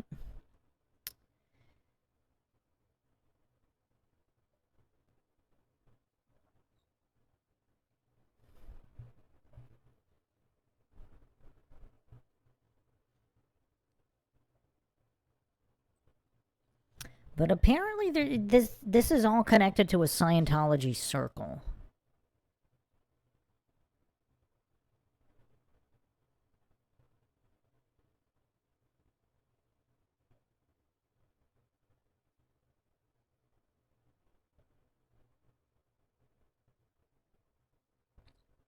But yeah, if this was some kind of an Illuminati ritual, that is interesting.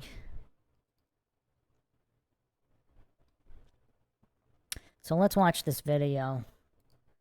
Fair use, obviously.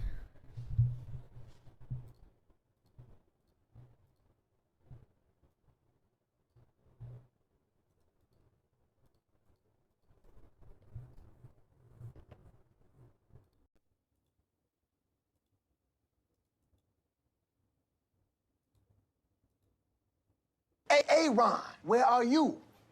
Where is Ron right now? You done mess. Ron is right here. Thanks for joining us, because I'm going to be exploring some of the overlap between Danny Masterson and his heinous behavior and Ashton Kutcher and his heinous behavior. I'm not necessarily putting these two eggs in the exact same basket, but Ashton Kutcher's close circle of friends was almost entirely composed of Scientologists who were in Danny Masterson's crew. In fact, Ashton Kutcher's assistant was Scientologist Ryan Posner, who never could have been hired in that capacity without the clearance and the blessing of Scientology's Celebrity Center president's office. So when Ashton Kutcher comes out making it sound like, golly gee willikers, he just doesn't know what the truth is in the Danny Masterson case, Ashton is full of it. And what we're going to talk about today, this is not an exaggerated hyperbolic headline that I've given this video. The headline of this video is Ashton Kutcher's lies allowed a murderer to kill again. I'm being quite literal, and we're going to discuss this. So, and the only reason this is known by people is because of Danny Masterson's role. Because Ashton Kutcher called Danny Masterson. And Danny Masterson's crew is composed of Scientologists who all talk to each other, and all this stuff gets reported. This is an example of the dirt that Scientology has on Ashton Kutcher.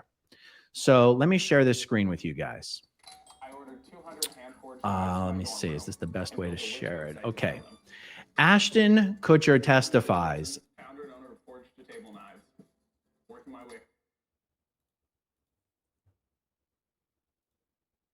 In the Hollywood Ripper murder trial. In 2001, Ashton Kutcher was pursuing a dating relationship with Ashley Ellerin when she became one of Michael Gargiulo's alleged murder victims. By the way, this Michael Gargiulo, he's already been tried, convicted, sentenced to death. He's on death row. He's a serial killer. He's a serial killer. Ashton Kutcher's girlfriend at the time, some might argue not quite girlfriend, they were just dating, they'd been dating for a few weeks, was murdered by a serial killer. Now look, that's horrible. I mean, in a vacuum here, I'd be very sympathetic to Ashton for having experienced anything like this, right? I mean, but let's keep going. Okay, on Wednesday, Kutcher took the stand in the so-called Hollywood Ripper case to tell his story of what happened that night. Kutcher testified for about 35 minutes at the courtroom. He spoke about going to Ellerin's home the night she was killed because he was supposed to be picking her up for a date. Kutcher said that he last spoke to Ellerin around 8:24 p.m. on February 21st to tell her he was running late. Ellerin was using a friend's phone. Kutcher says, I recall the time because our phones were very old and I showed the detective the phone number of the friend. Okay, fine. Around 10 p.m., Kutcher said he decided to go to the house because he realized it was late and called both Ellerin's phone and her friend's phone with no response. He arrived between 10:30 and 10:45 and noticed the security gate was open. He walked into the front door and knocked, but no one answered. He figured she'd left with her friend because he was late.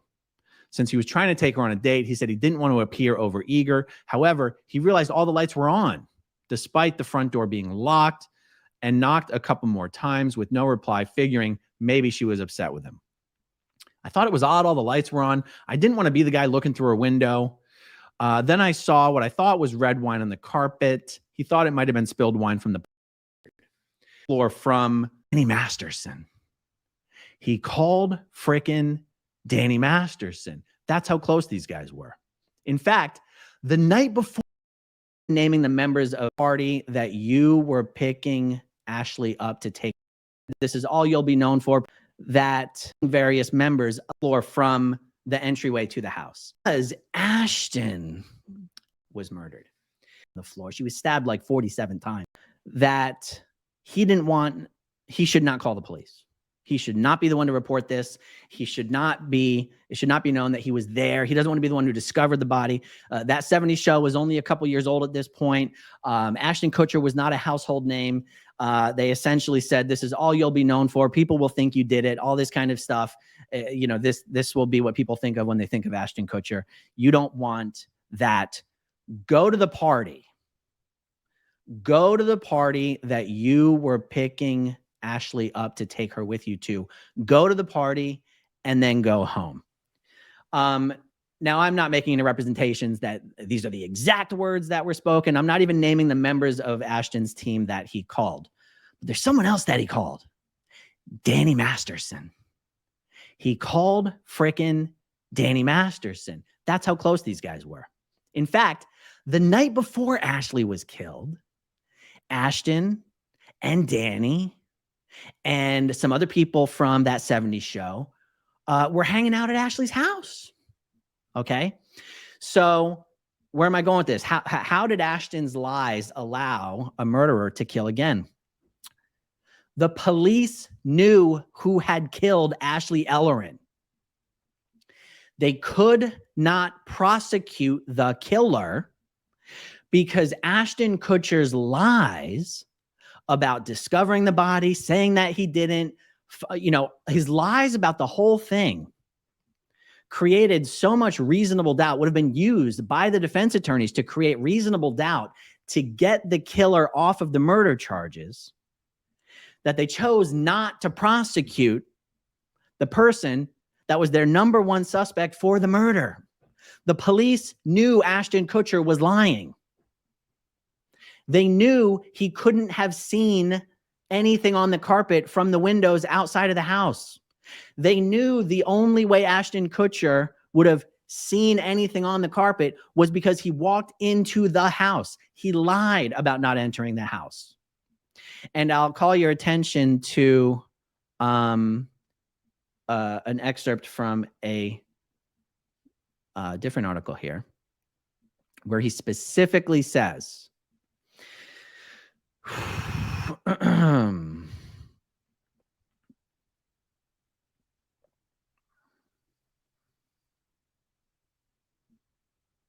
bear with me here. I remember the next day after I heard about what happened, I went to the detectives and said, my fingerprints are on the door. I was freaking out. So even when Ashton's talking to the press here, he's still lying. I didn't know there was something wrong until the next morning when someone told me. And I went, oh, I went to the detectives. See, the detectives didn't even call Ashton. If Ashton had called the police instantly and had not acted so suspiciously, had not lied, had not covered up, the police would have been able to prosecute the killer of Ashley Ellerin. And he would not have been able to go on and kill again. By the way, the next murder this guy committed was not even the one that he was caught for. It was an attempted murder after the next murder he committed, where the victim escaped. And this murderer, I forget his name. I mean, I guess it's right here somewhere. Doesn't matter. Gargiulo had accidentally cut himself in the process of trying to murder this other woman. And so when she escaped, that woman ended up having both of their DNA on her. And this has been thoroughly covered. You know, there's been a book, but I mean, no, I haven't done the math on exactly how many years transpired between the murder of Ashley Ellerin, who was Ashton's, you know, girlfriend at the time. I say girlfriend, you know, dating. And when he actually testified in court, it looks like it could have been almost 17, 18 years went by. Because realize the other murders weren't committed until much later. So it never really came out that Ashton was the reason they couldn't prosecute that killer for Ashley Ellerin's murder. How disgusting is that? So, you know, these are facts as they have been relayed to me by people who were present and involved in the conversations that took place between Ashton and Danny and other Scientologists. So if you're thinking, my God, you can't say these things, Ashton could sue you. Well, I wish Ashton would sue me. Because if he did, then depositions would be taken of all of the former Scientologists and current Scientologists who have personal knowledge of these goings on. And then everything I'm saying now wouldn't just be accusations from a guy on the internet. They would be a matter of official legal record. So it's why I'm not worried about any repercussions for saying these things. It's about time some Devin Laura.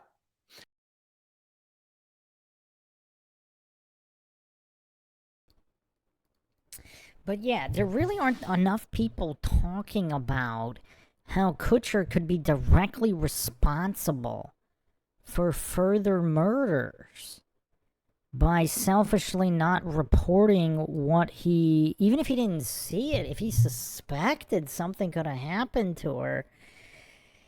I mean, it's all weird. And what is on that phone? Like, what exactly did he talk about with Masterson that night? I mean, apparently Masterson basically just convinced him not to go to the cops, but we don't know for sure. We really don't know. So this is some weird stuff here. So that's just Kutcher and Ellerin.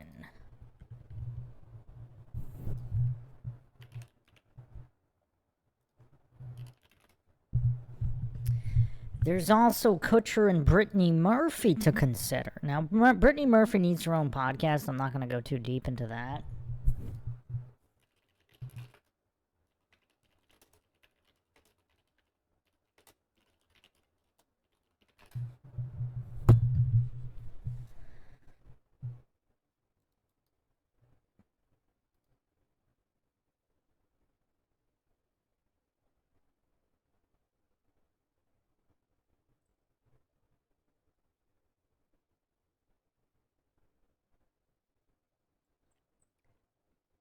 I mean, we're going to get into... I mean, there's a P. Diddy connection with Brittany Murphy and Ashton Kutcher.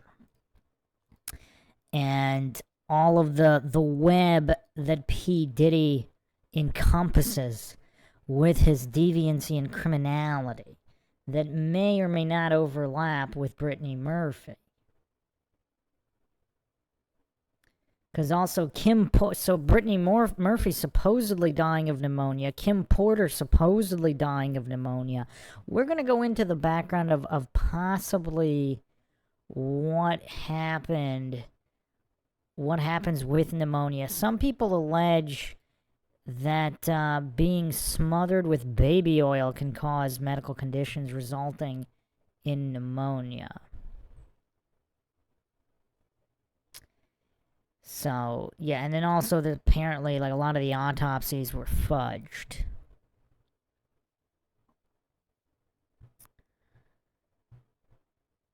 So, okay, let's set the stage with Kutcher and P. Diddy now.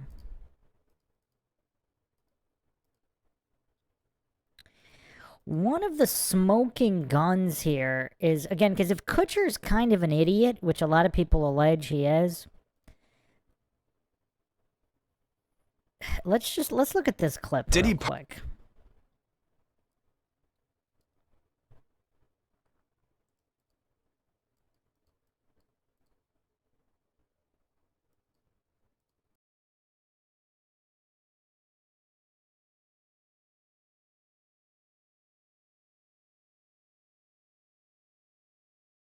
Party stories, they're our favorite genre.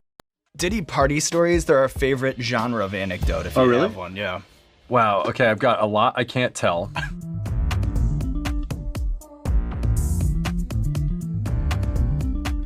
I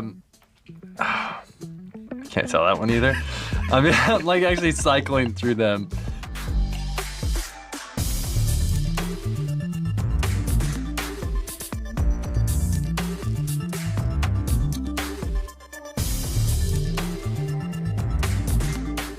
Diddy party stories, man. That was like some weird memory lane. Diddy party stories, they're Diddy party stories, man.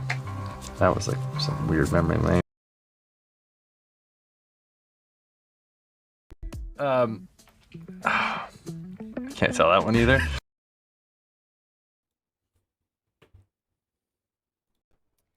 So what is going on at all these P. Diddy parties where he literally can't think of a single P. Diddy party story that he can tell? What? There's not a single sanitized P. Diddy party story?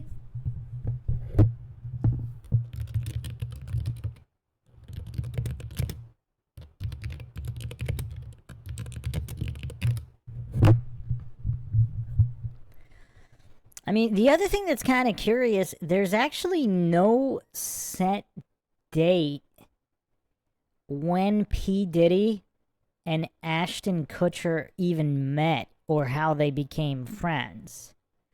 Everything out there is early 2000s with no exact date.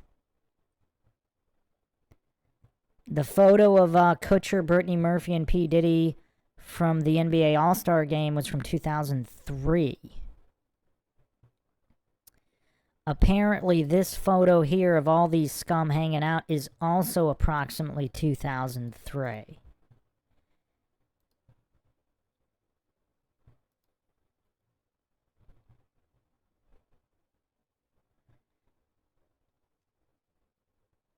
So, MTV, P. Diddy was on Making the Band in 2002. And that's when, I think Punk might have premiered 2003, but they were in production 2002. And so they met each other around there, according to Kutcher. We used to just hang out and watch football. We became fast friends. This is from thecut.com. So somewhere around 2002, these guys are buddies. Now here's a shot from 2004 of all of them plus Leonardo DiCaprio. So this is Kim Porter, P. Diddy, Kutcher, and even Leonardo DiCaprio, who also attended Diddy's parties or whatever. So somewhere around 2002, these guys become fast friends, which is interesting.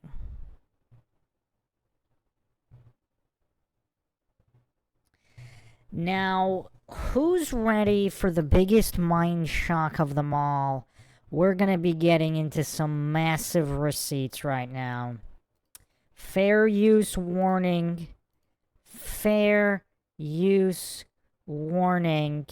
This is the 2003 MTV Movie Awards. Yeah, but I knew it.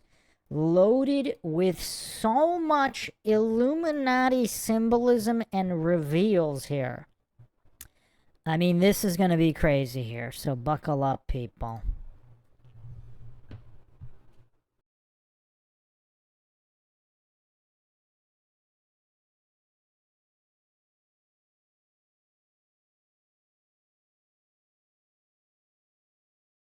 It was Ashton the whole time. Right. It was Ashton the whole time. Right. Yeah, but I knew it was Ashton the whole time.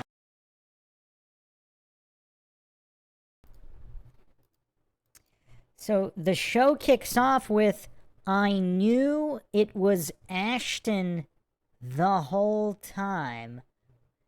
Now, one can only assume they're referencing some kind of punked setup, but who knows here.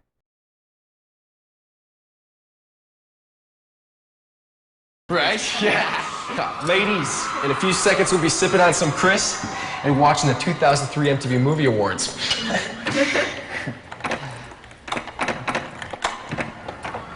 Quit playing around, Sean. I'm not, dude. My key won't fit. You must be the ones. Oh, cool. It's a super. Actually, I'm the key maker. Don't worry. You'll be inside in just a moment. Awesome, thanks.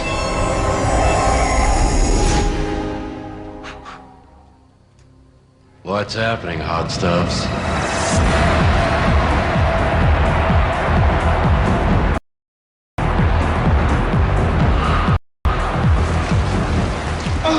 Dude! Where the hell are we? You're in Zion, baby! What is this place?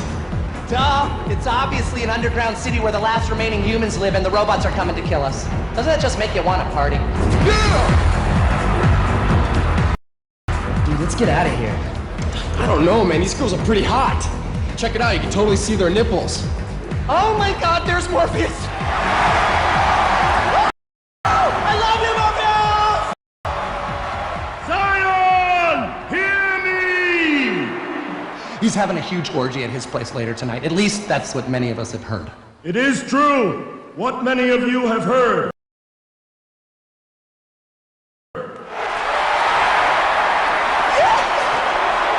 Morpheus! What can we expect at this orgy? Machines! Man, I'm out. Sounds kind of kinky. I'll see you guys there! And bring plenty of lube!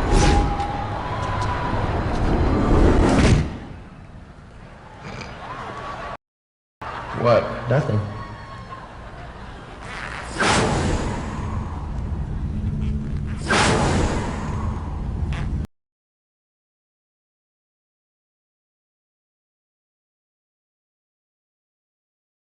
Yeah, but I knew it was Ashton. I don't know, man.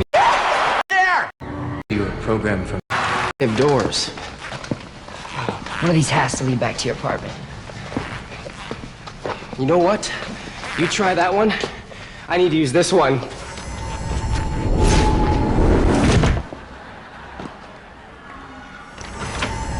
I see Trinity, and something happens.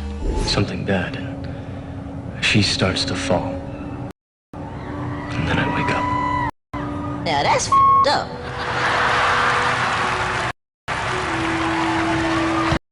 I'm so sorry to interrupt you guys, but I'm really lost. Wait a minute. You're that boy from NSYNC. What happened to your Jerry curl, man? That was a good look. Yeah, that was hot. You know them boys, right? I've never heard of them. You never heard of NSYNC? No. Those boys can dance. Come on, man, show them your moves. They have to? I'm the Oracle, damn it. If I had to guess, I'd say you were programmed from the machine world. Nah, man, I'm just doing the robot. Here, you should try it. Yeah, work it. Come on, Neo, get in there, man. Do the robot. Why? Come on, man, you the one. You the one. You can do it all. No. Come on, man. No more arigato, Mr. Roboto. You can do the robot with JT. What if I can't?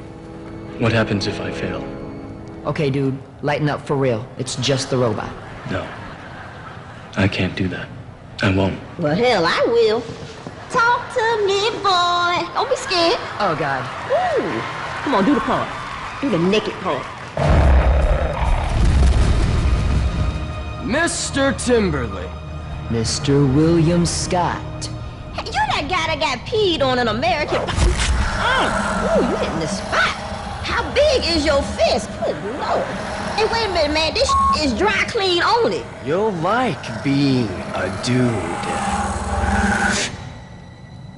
I do.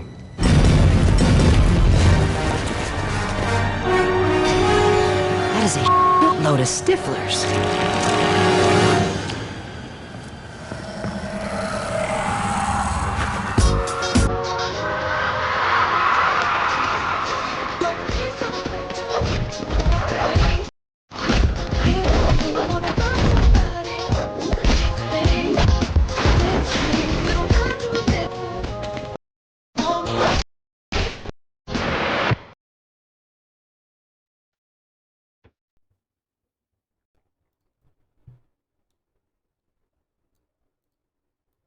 Look at all this fair use going on here with the fair use.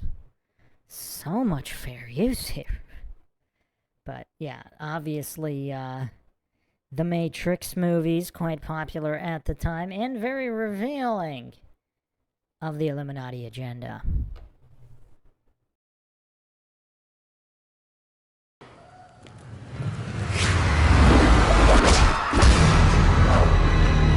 Stop hitting yourself! Who farted?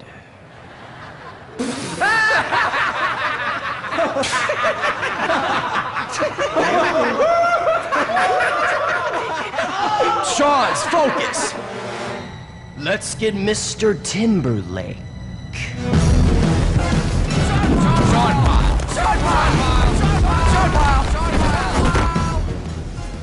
What really, Mr. Timberlake?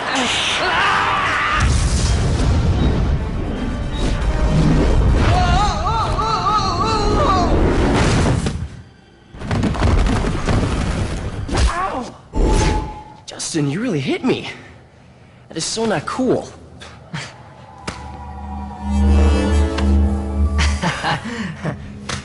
Oh.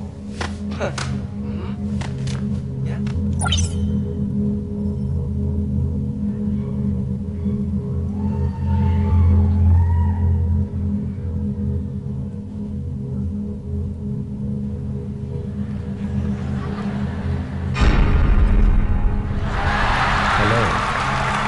I've been waiting for you three. Who are you? Yeah, who are you? I am the architect. But please, call me Larry. Hey, Larry. Larry.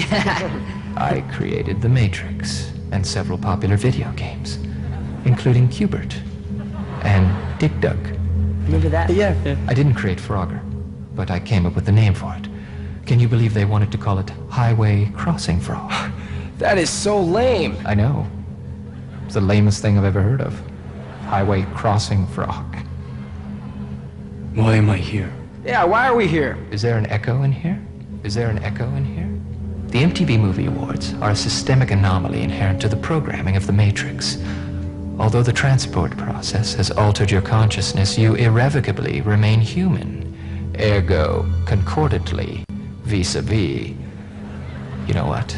I have no idea what the hell I'm saying. I just thought it would make me sound cool. You haven't answered my question. I'm feeling a little vulnerable right now, so you just need to chill out. Can you do that? I'd appreciate that. Thank you. Now, originally Neo was the chosen one to host the show, but hosting is a full-time commitment, and he's been a little distracted lately. Trinity. See what I'm talking about?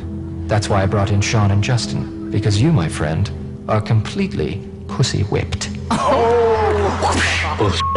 Watch the sass, Captain Sassy Pants. Yeah, you're kind of spazzing out, dude. You haven't answered my question. Yes, I did. You see, You haven't answered my... I'm trying. You just need to let me talk. Why am I here? Would you shut up? You won't let it... No, you won't let it! I'm the one who talks! Okay, mouth shut, ears open! You haven't answered... You do not want to see me get out of this chair! Ergo, open your yapper one more time and I'm gonna architect a world of pain all over your candy ass! Ergo! Vis-a-vis! This is about... Concordantly! Justin, Yeah, I apologize. I don't usually like to use my big voice. that's all right, dog. Just tell us how we get to the movie awards. There are two doors. The door on your left leads Sissy Boy here back to his bitch.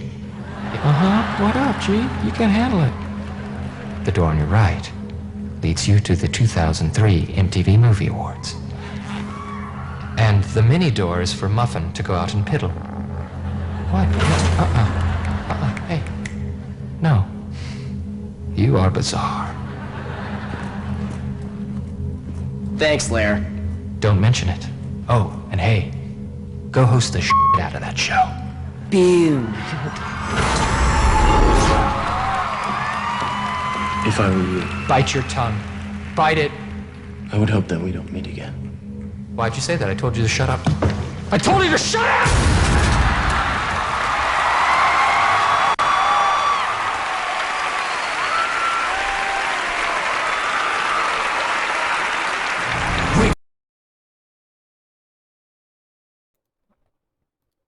A lot of the Holly weirdos in the house for this awards, and it's going to be pretty weird. Divine Heathen says, it does get frustrating how all we can do is watch them tell us constantly what they do or did and intend to do, but yet so many people choose not to study. They just believe the one world order want. Yes, awareness is key, and the ability to comprehend logic and reason can make one aware to to what is going on instead of falling for logical fallacies, like the coincidence theorists and the authority-worshipping cultist bootlickers do.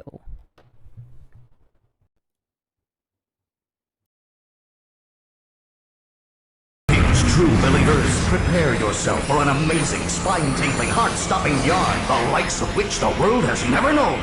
The 2003 MTV Movie Awards! Issue 1. Featuring in their most exciting adventures yet, Drew Barrymore, Jason Biggs, Adrian Brody, Amanda Bynes, Dave Chase, Cameron Diaz, P. Diddy, Hilary Duff, Kirsten Dunst, Eminem, Colin Farrell, Will Ferrell, Harrison Ford, Jennifer Garner, Allison Hannigan, Josh Hartnett, Kate Hudson, Hugh Jackman, Samuel L. Jackson, Famke Janssen, Beyonce Knowles, Johnny Knoxville, Ashton Kutcher, Martin Lawrence, Lucy Liu, Demi Moore, Maya, Mike Myers, Sharon Osbourne, Queen Latifah, Keanu Reeves, Will Smith, Tyrese Inspawn, Mark Wahlberg, Paul Walker, Luke Wilson, Elijah Wood, and performing feats of unparalleled entertainment, 50 Cent, Pink, and Tattoo, with your superhero hosts, Justin Timberlake.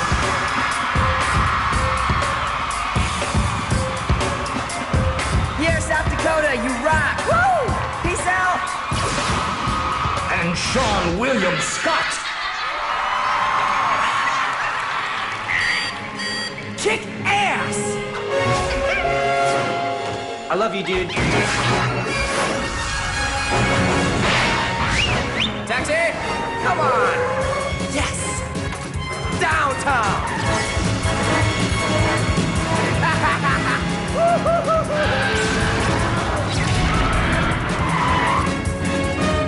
Keep the change. Now get the hell out of here, citizen! My boy, Sean Nizzle, Scott Tizzle. Hey, Justin and Nizzle, cup of tizzle. Let's rock! Here comes the incredible 2003 MTV Movie Awards. Please welcome Sean William Scott and Justin Timberlake.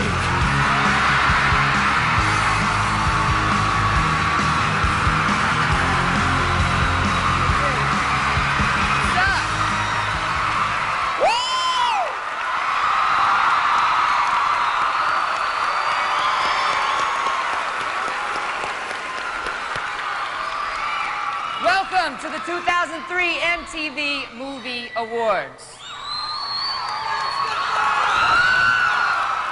What the hell, dude? What? We were supposed to come out with our superhero outfits. That's the theme of the whole show. Look at the set. No, you kept insisting that we wear these superhero outfits. I was the one who said we would look like idiots. And it looks like I was right. Damn it! I'm sick of you and your rock star antics. It's always, look at me. I'm Justin Timberlake. And I'm on the cover of Us Weekly every other week.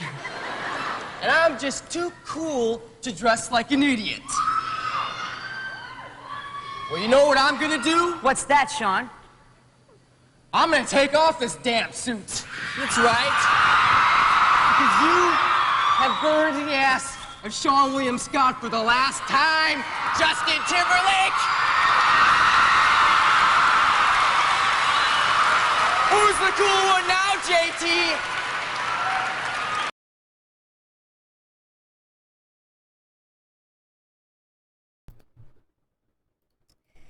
How many layers of Illuminati humiliation rituals are there within a single show?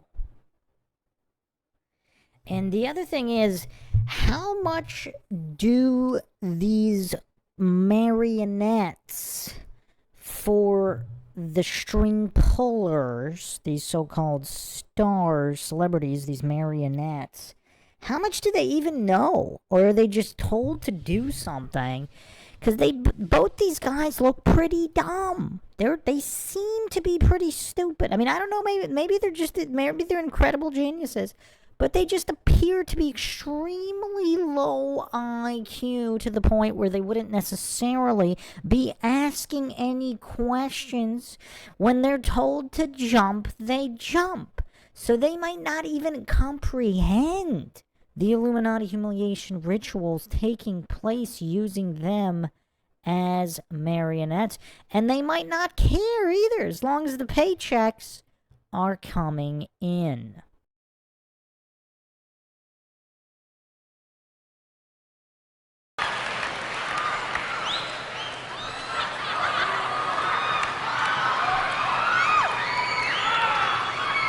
Dude.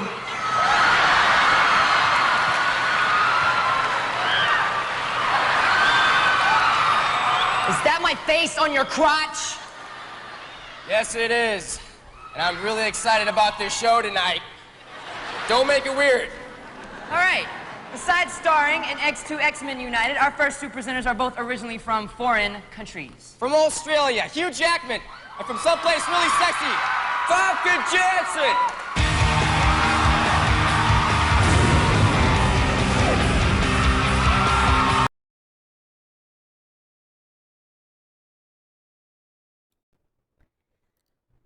And look who we have here, Ashton Kutcher and Danny Masterson.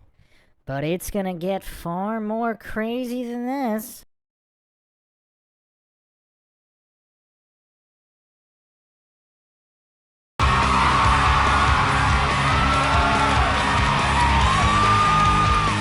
We're here to present the award for Breakthrough Female Performance. That's right. A lot of today's brightest stars got their start by winning this very award. Excuse me, Mr. Jackman, Ms. Jansen. Quick question, please. Sure. Yeah, right. Go for it. First of all, amazing movie. One minor problem, and by minor, I mean major. The writers appear to have made Banshee a little girl, when, as we all know, Banshee has always been and always will be a man. Okay, well, obviously you haven't read X-Force issue number 3, right? Yes, but, well... Well, if you'd read it, you would know that the little girl was in fact Siren, Banshee's daughter, who's endowed with similar powers. Yes. Any more questions? Dear. No, ma'am. Sorry. All right. Anyway, here are the nominees for Breakthrough Female Performance. Man, Sean, I love being a superhero, huh? X-Ray Vision rocks the his house. Word up. You said it, Pee-wee. Breakthrough Female, Nia Vardalos, My Big Fat Greek Wedding. You invited the whole family?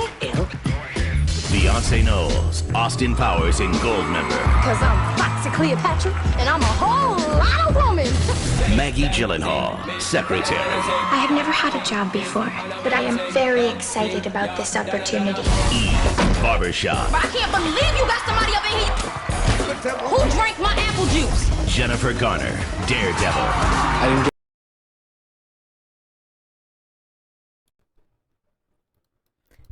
Who's seen, what is Daredevil? That was 2003-ish. Who's seen that movie? That might have the worst fight scene of all time, with Jennifer Garner and Ben Affleck on the playground.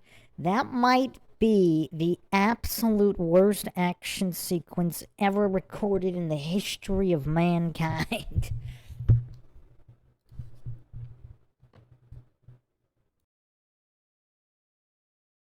My name is Elena. Remember me? Remember me? What do you want? I just wanted to get your name. Kate Bosworth, Blue Crush. Pipe is the heaviest wave in the world. Okay, you don't just get work there. You die.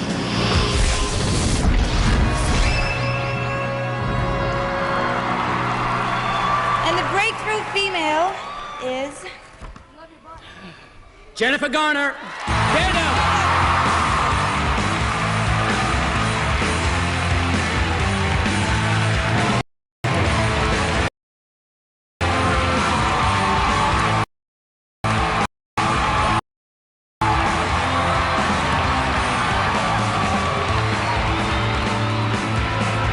Thanks, you guys.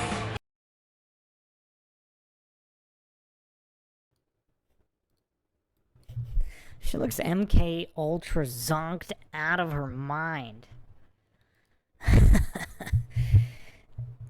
For people who don't know, there are some very, very strange connections, both with her and Ben Affleck and the CIA. And obviously, Operation Mockingbird. Apparently, her and Ben Affleck have both been to CIA headquarters and have been briefed in the ways of the CIA, supposedly to prepare for their roles, but who knows what kind of other MK Ultra stuff was going on. Thank you for liking this movie. The first one of the night. I've always wanted one of these.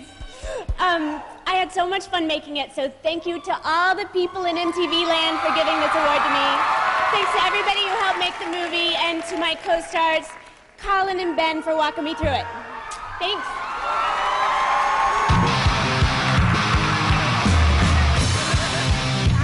Thanks very much. I'm so excited. Thanks, you guys. Coming up next, Will Smith, Martin Lawrence, Colin Farrell, Samuel L. Jackson, and the award for Will Smith, Martin Lawrence, Colin Farrell, Samuel L. Jackson.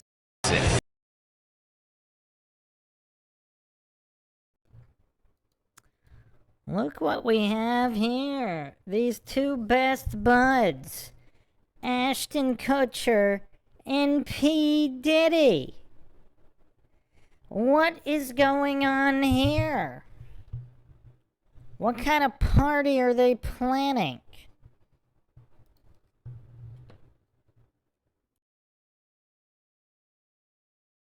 And the award for Best Comedic Performance. Hi, how are you kids?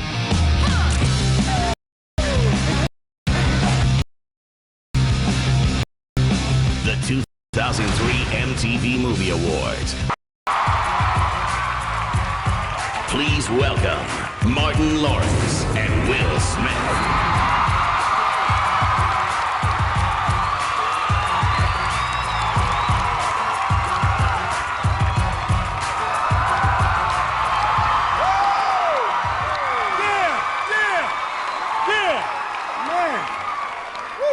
Wow, they look Mighty good. Ma. Big Will, Big Will. Let me ask you a question. You a bad boy, right? Yeah, I guess so. You're a bad boy too, right? You think the nominees in this category are bad boys too? Yeah, I guess, you know, they're bad boys too. Oh, okay. Yeah, I guess they're bad boys too.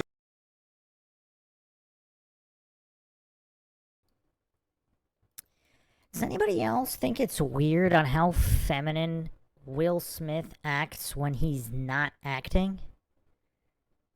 Like, look at the flamboyancy here. Just of his mannerisms. Like, he doesn't do these in the movies. Just the way he stands, the way he moves his arms. It's so flamboyant. Let's put it that way. Quite a far cry from the characters he plays.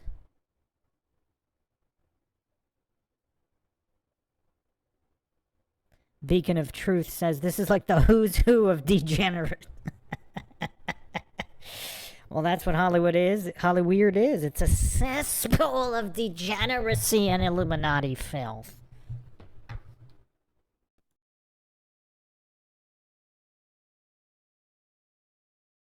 You're a bad boy too, right? You think the nominees in this category are bad boys too?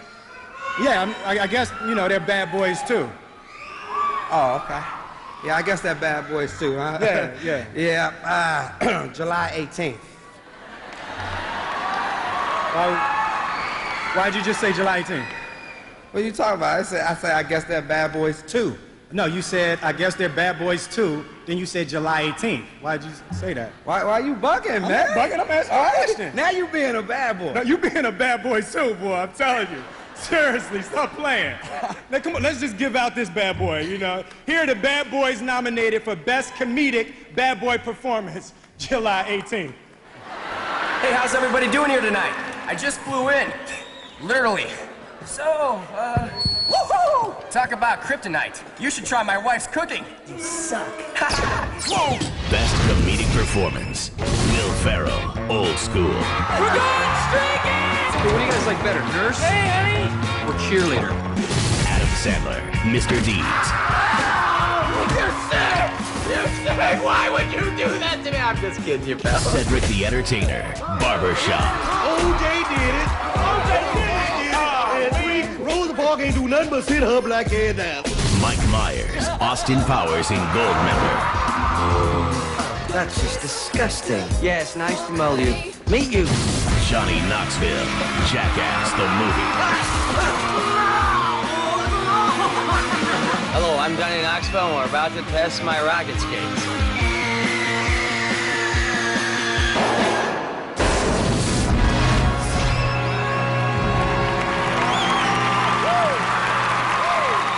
And the winner is Mike Myers.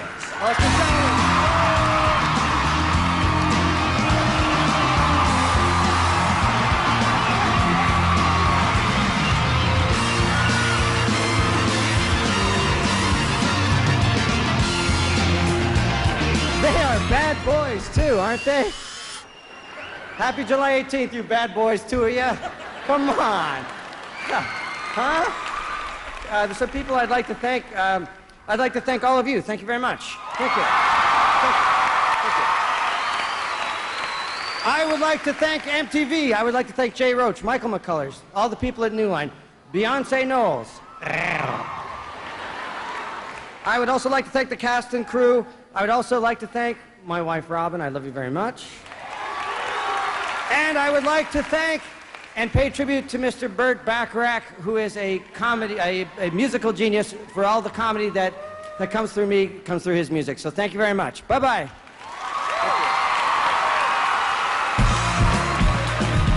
Ladies and gentlemen, the stars of the upcoming film SWAT, Samuel L. Jackson and Colin Farrell.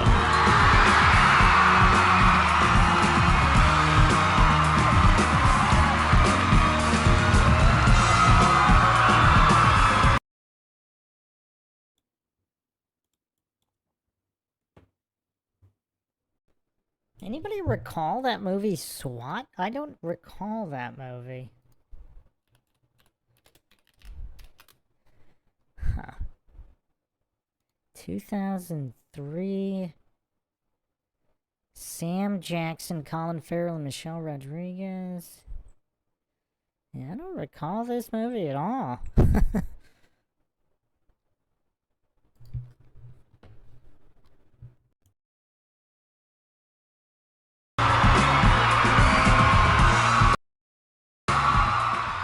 Hello.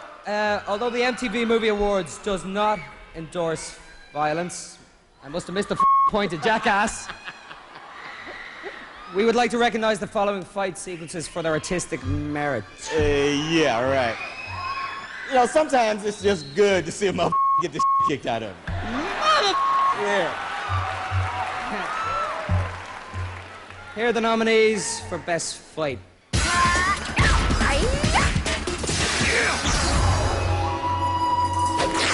Whoa! Nothing to see here, people. Best Fight. Fan Wong versus the Palace Intruders, Shanghai Knights.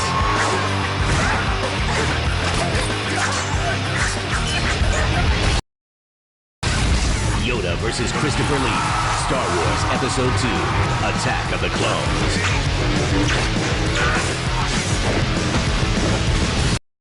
Jet Li versus the Ultimate Fighters, Cradle to the Grave.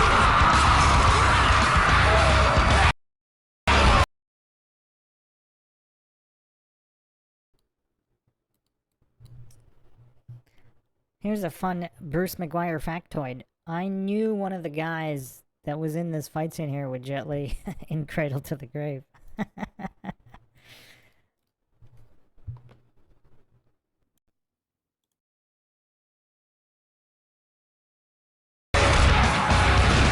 Johnny Knoxville versus Butterbean, Jackass the movie.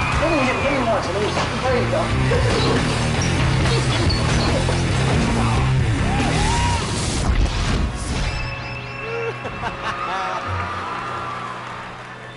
And the award for best fight goes to my man, Yoda and Christopher Lee.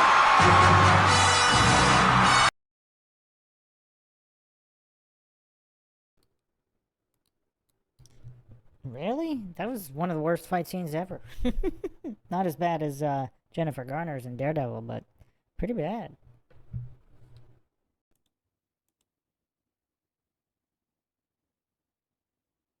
Nomination.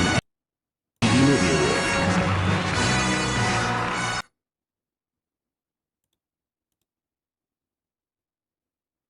Award. To this award received.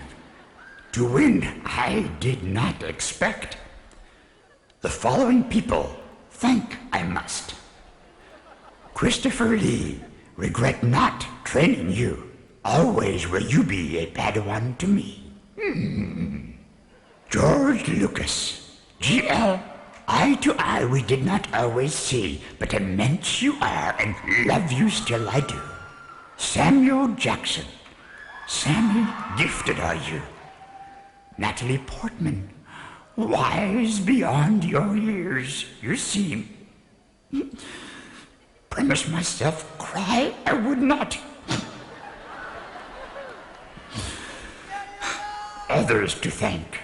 Watto, Chewie, Tanwi, Vin Diesel, R2-D2, C-3PO, Björk, Greedo, Steve Guttenberg, Ki Adimundi, Yaddle, Lamassu.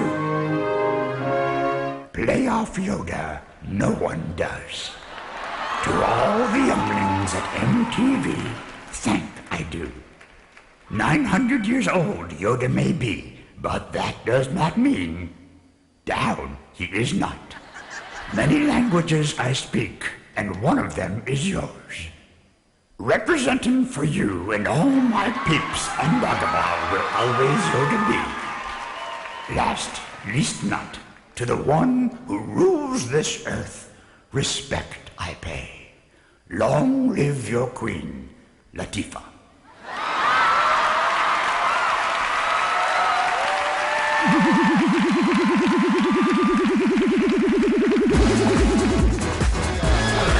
Awesome, as usual. Oh, Yoda, my homie. Always great to share the stage with the Green Man. Head up. Next time you will. Still to come. You're a bad boy. I'm a good boy. Maya, Mark Wahlberg, Adrian Brody. Where's Brody? And Pink performs her new hit from Charlie's Angels, Full Throttle, and the award for Best Kids. When the 2003 MTV Movie Awards continue. From the Italian Job, Mark Wahlberg, and R&B recording artist, Maya.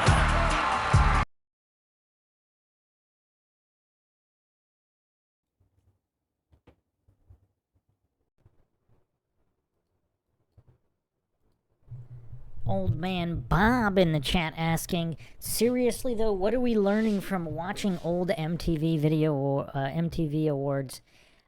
Bear with me, my friend. All will be revealed in due time.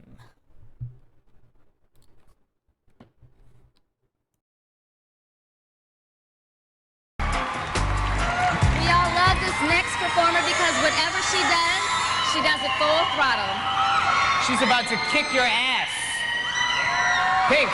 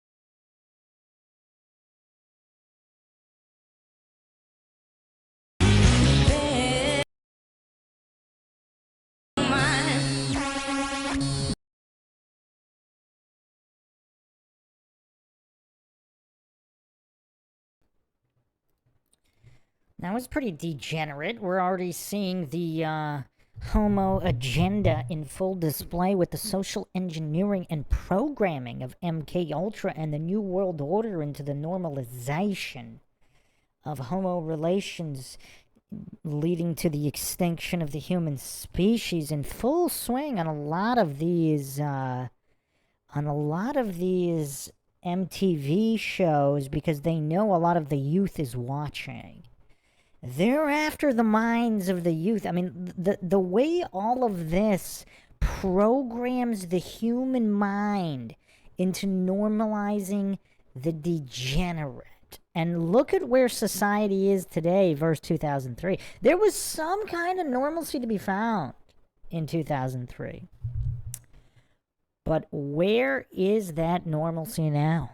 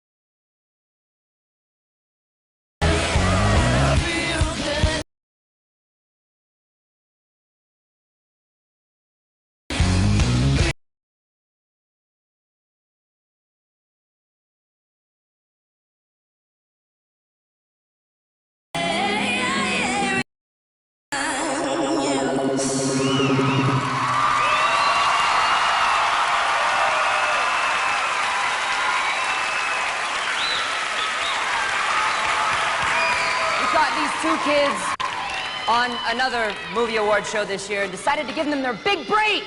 From Chicago, Queen Latifah and Love the Hard Way, Adrian Brody.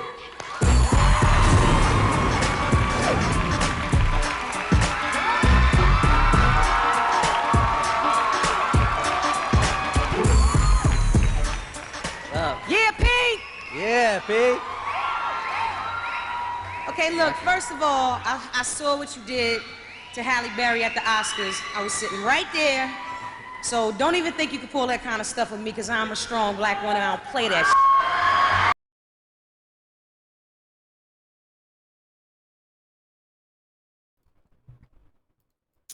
Adrian Brody reminds me here of, what's his face? What is that actor that did that skit with pretending, oh man. He's like so old pretending to be young. Oh, Steve Buscemi. I think it was him.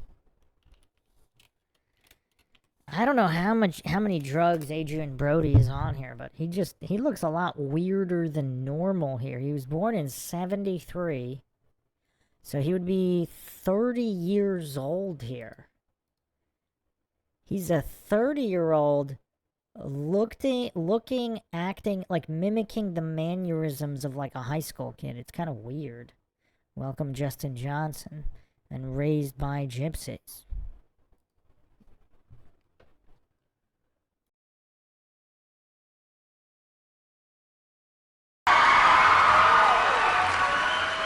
Don't worry. Look, I'm not gonna try and kiss you, all right? I mean, even if you tried to kiss me like right now, and I would totally not be expecting it, I wouldn't be happy. No sirree. Listen, Queen, look, I respect you way too much, all right? I wouldn't do that. You know, see, because the last thing I want is those nasty ass, supple, sensuous little angelic clouds that you call lips all on my face. You feel me? You have nothing to worry about, all right? Trust me. Yeah, yeah.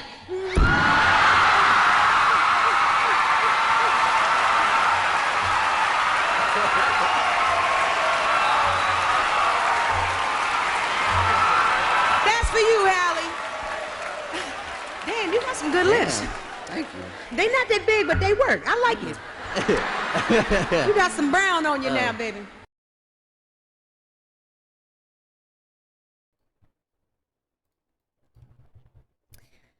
That was weird. But again, look how MK Ultra Adrian Brody looks here. Like, Queen Latifah actually doesn't look that MK Ultra. He looks completely mentally gone.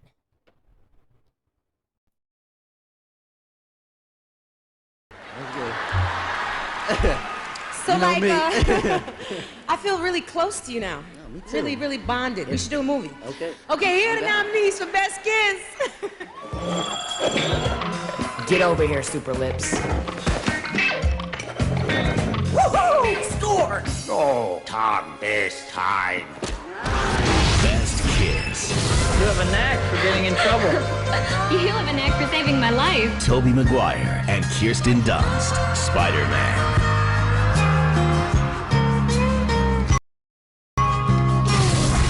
Zoe Saldana and Nick Cannon, Drumline.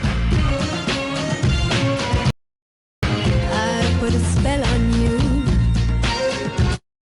Looking at your face and I just want to smash it. Adam Sandler and Emily Watson, Punch Drunk Love. Smash it with a sledgehammer and squeeze it. You're so pretty. You are so beautiful. Jennifer Garner and Ben Affleck, Daredevil.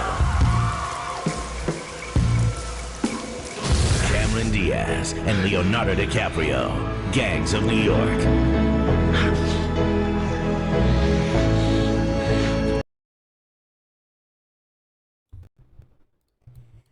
I mean, this whole award show is like a who's who of P. Diddy associates.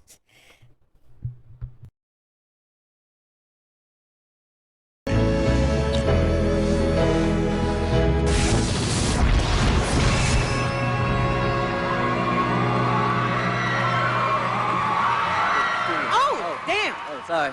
Oh, sorry about that. Woo. We improvised that. Yeah. And the best kiss is... Kirsten Dunst and Tobey Maguire. Spider-Man!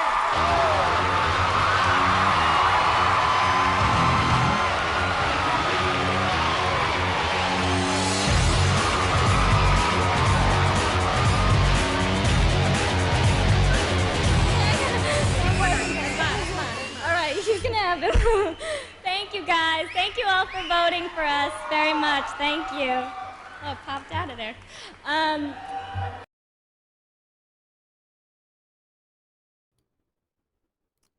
Here's an interesting Kirsten Dunst question.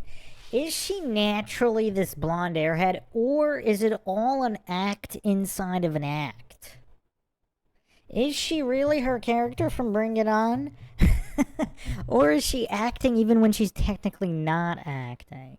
Justin Johnson says act. And it's kind of hard to tell with some people.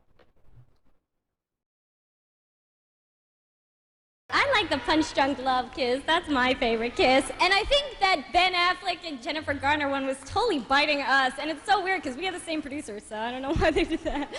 But thank you guys so much. I know Toby says thank you too, and he couldn't be here because he's doing Spider-Man 2. But we thank you all for supporting us and the film. And come back and see the next one. And hopefully we'll have good makeout sessions in that one for you too. Thank you. And thanks, Jake, for being my best friend.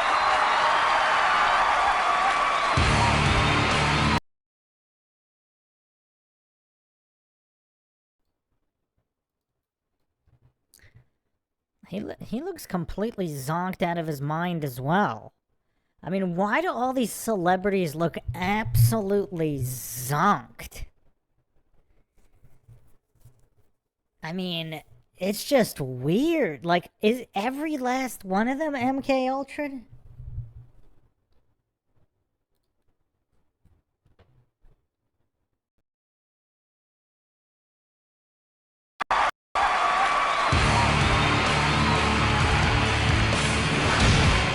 Oh, yeah, he can kiss you. So you don't call her the queen for nothing. Lift that little, but he can kiss you. Still to come, Demi Moore, Keanu Reeves, Kate Hudson, and a performance by 50 Cent. Never seen anything like this before, trust me. I'm so excited I can't. Like this. Oh, yeah, he can kiss you. So you don't call her the queen for nothing. Lift that little, but he can kiss you.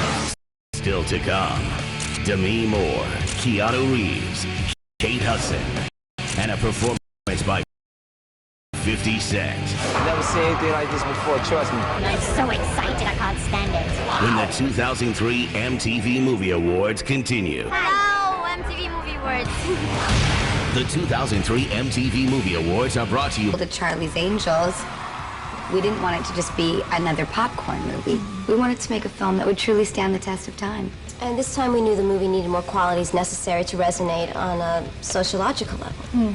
In other words, more ass. When the girls came to me with the concept of adding more ass sequences to Angels 2, it sounded pretty complicated.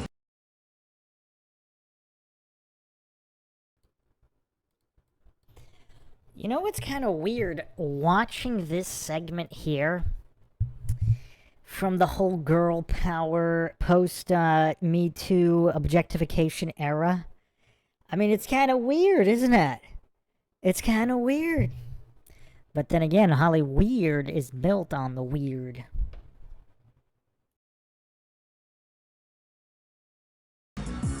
I knew if we wanted to pull it off, we'd have to bring in an expert, someone who really knew the ins and outs of it all. Who put a nickel in that ass? Well, chances are if you've seen an ass in a film, I'm the man behind it. Literally. Well, I like to think that instead of pulling ideas out of my own ass, I pull them out of other people's asses. Drew has, I call it the Mona Lisa ass. What's your secret? Slight smile, I want to know more, I can't stop looking at you. And Lucy got that bad ass, that naughty ass. I want to slap that ass and say, you go to bed, ass. There's no TV for you tonight, ass. When you're working with someone who has as much experience as Frank, you know your ass is in good hands. Cameron, sporty ass. Let's volley for serve. Do you know what I mean?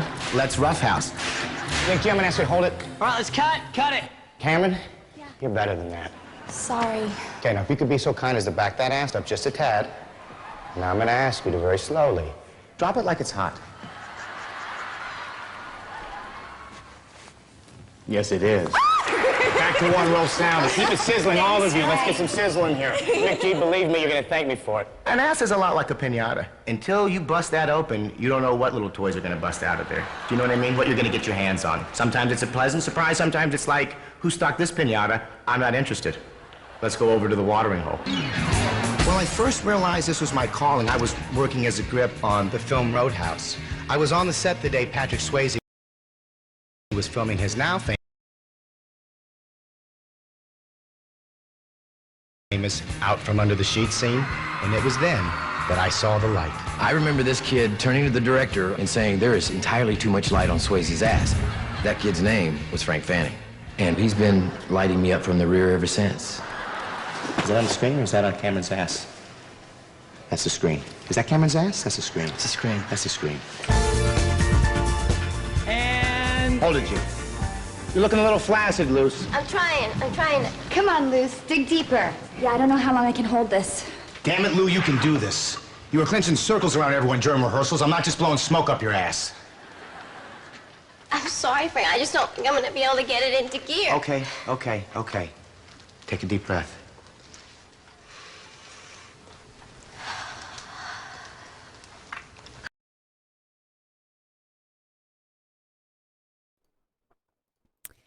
Who wants to know what all these actors are really thinking shooting these skits? I mean, it's just kind of weird. I mean, obviously this is all fair use, but I mean, it's just kind of weird. I mean, do they actually want to do this? It's kind of weird. I mean, obviously their handlers told them to do it. But if they ever went like full shoot interview candid, it would be interesting to know what they were really thinking here.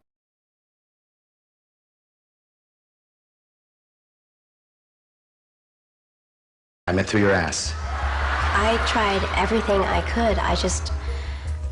My ass was just blocked. When Lucy went soft, she took it really hard. Pussy, are you in there? Come on, Luce, open the door. Claire! But once she was able to squeeze one of Frank's balls in her ass, she was really able to concentrate and find her inner strength. You can do this, okay? McG, it's your set. Her ass was back on its feet in no time.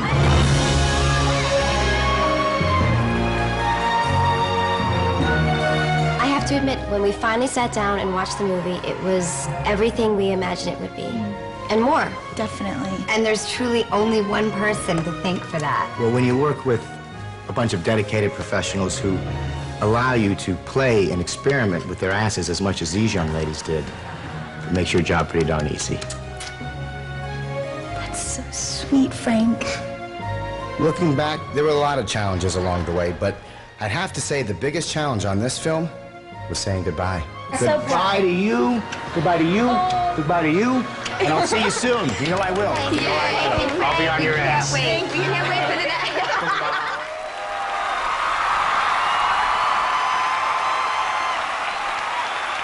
One of our next presenters recently posed for the cover of FHM magazine. The other recently masturbated to it. Please welcome my buddies from American Wedding, Allison Hannigan and Jason Biggs.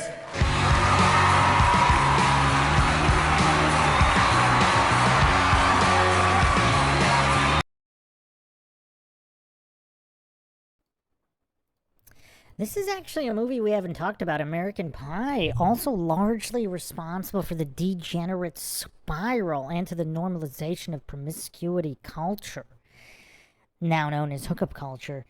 Yeah, I mean, the movie American Pie does not get enough hate. I mean, that really did spiral many into degeneracy. What was started by MTV's The Real World, what was accelerated by Beverly Hills 90210 and Friends, was definitely further snowballed with American Pie.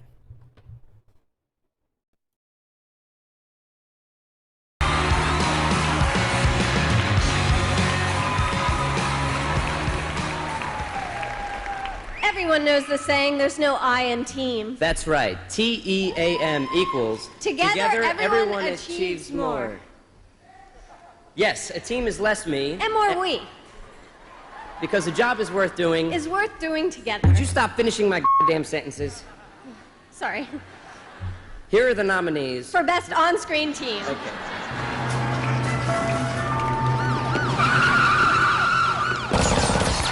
Dude, we've got to get backup costumes. True that, true that. Best on-screen team. Go time! Luke Wilson, Will Ferrell, and Vince Vaughn. Old school. We can't have anyone freak out there, okay? Gotta keep our composure! Kate Bosworth, Michelle Rodriguez, and Sonoy Lake. Blue Crush. Hurry up! Go get him again! Come on! Woo! Jackie Chan and Owen Wilson. Shanghai Nights. You see that? It's okay. Okay. Friends to the end, John. I clothesline, sucker. Elijah Wood, Sean Astin, and Gollum. The Lord of the Rings, The Two Towers. Don't take it, Steve. Johnny Knoxville, Bam Margera, Steve-O, and Chris Pontius. Jackass, the movie.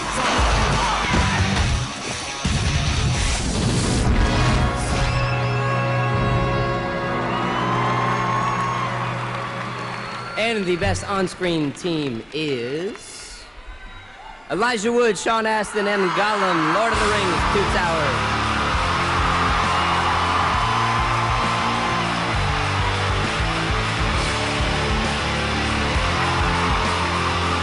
Thank you so much, guys. This is awesome.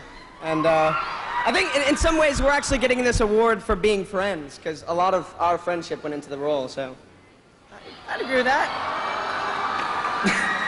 So thank you very much. This is awesome. Sean, would you like to hold it? Yeah, I want to hold the popcorn. What can you say? Thank you very much, everybody. It rocks. Well, there's so many people who went into creating this team, including Mr. Tolkien. That's right. Professor Tolkien and Peter Jackson and New Line and I think 37 people just yelled Andy Serkis. We love you, Andy, wherever you are, you little stinker. Thank you, everybody. Thank you, guys. Ladies and gentlemen, the princess of darkness, Sharon Osbourne.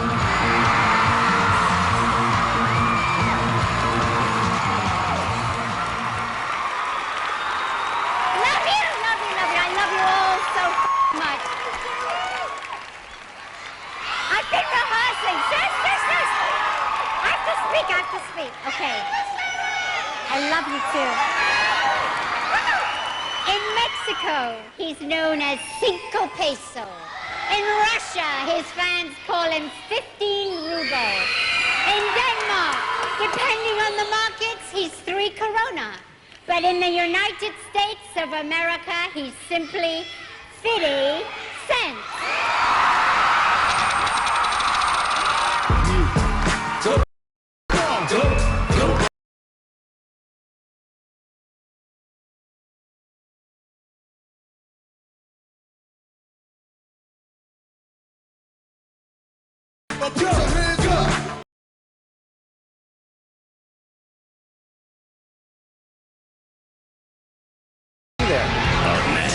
Beyonce Knowles, Ashton Kutcher, P. Diddy. MTV, y'all know how to throw a great mother artist. And the award for Best Villain. Stunned. when the 2003 MTV Movie Awards continue. Johnny, if you and I had a kid, which name you think we name him? Who cares? I'm just thinking about how fun it would be making them. Okay. All right, here are the nominees for the Breakthrough Male.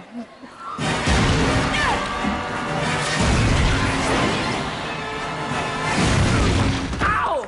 Justin, little help over here? Breakthrough Male. Kieran Culkin, Igby Goes Down. What kind of a name is Igby? It's the kind of a name that someone named Sookie is in no position to question. What? I'm the man! Nick Cannon, Drumline. Let's just say, let him dead. Ryan Reynolds, National Lampoon's. Hey, who's your big boo? You better recognize me like... Can't believe I beat Mariah for glitter. Thank you for this award. I apologize for not being able to be there. As you can see right now, I'm locked down in the studio. I'm finishing up Obi Trice's new album. And plus I heard the puppet was gonna be there, so I got scared. Check it out. So, Obi Trice's new album. And plus I heard the puppet was gonna be there, so I got scared.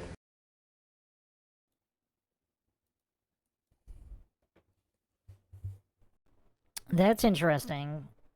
Eminem admitting he was too scared to go to the awards because Puffy was gonna be there. Very interesting admission.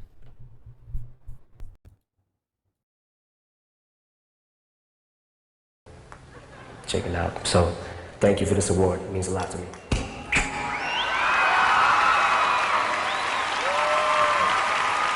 Yeah, I think it's great. Listen, we've got a couple ideas we want. I know we're going on. Yeah, you're on next section. Right, so we wanted to talk to you about a couple ideas we had just for our intro. To make it a little bit hotter. Okay. So here's the thing. See, we wanted to start off on a yacht. Us on a yacht with hot chicks drinking champagne. In Sandro Pay. Okay, we're on the yacht, and then mermaids are serving us. Okay, so and then they say to us, MTV Movie Awards need you. Yeah. The They say it like they wouldn't even go, the show wouldn't even happen without us. That's what they say, right? Right. So we're like, hell okay. yeah. You know what we do? We jump off of the yacht. Jump off the yacht. Onto dolphins. Tell 'em. We ride them from Saint-Tropez to LA. We jump off the dolphins onto the stage. Worldwide. Money starts raining down onto us. 2-3 million on us. Boom. There you have it. Diddy and Ashton. Hello. You know what? I can't do any of this. I can't do it. I'm sorry. What you talking about? Listen, I can get the hot girl from Chasing Puppy to introduce you. Hold on one second. Yeah, you definitely got it out.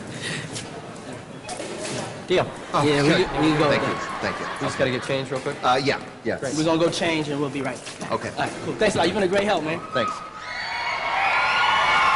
Ladies and gentlemen, please welcome to sexy, oh my God, they are sexy, sexy men.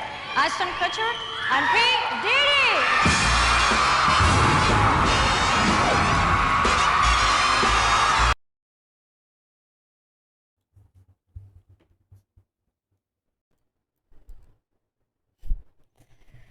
I mean, this is just weird watching all of this back with what is known today. This is pretty weird.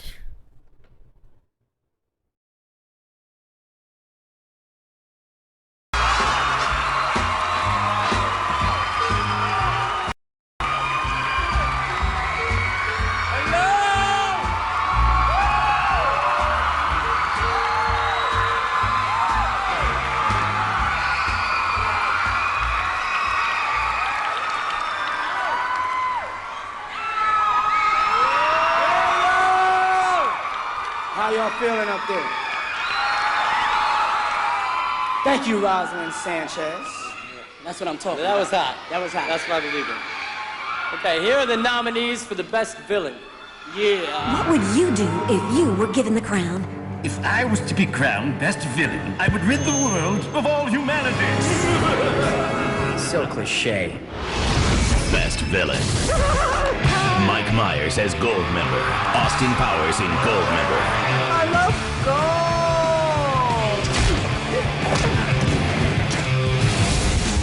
Willem Dafoe as Green Goblin.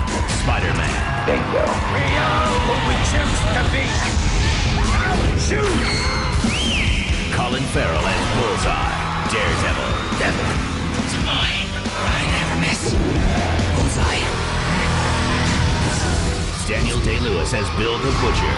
Gangs of New York. You tell young Valen, I'm gonna paint Paradise Square with his blood. DeVay Chase as Samara Morgan. The Ring.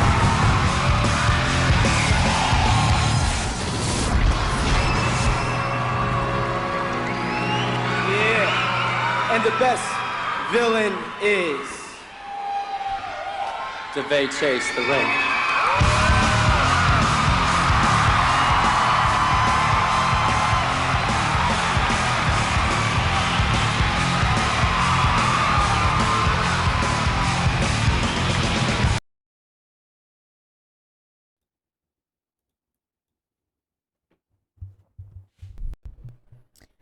That's kind of a weird way to hug a 12 or 13-year-old.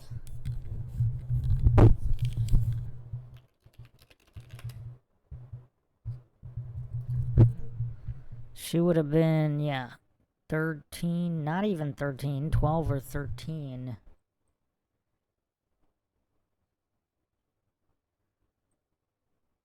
Here.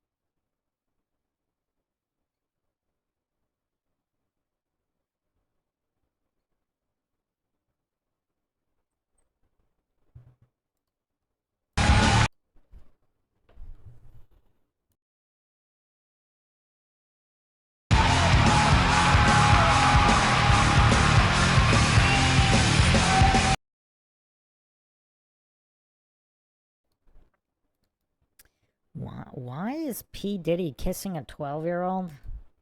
That's kind of weird. I don't know, it's kind of weird.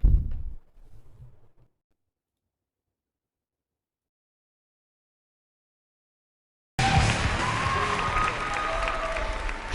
Oh my gosh, this so rocks!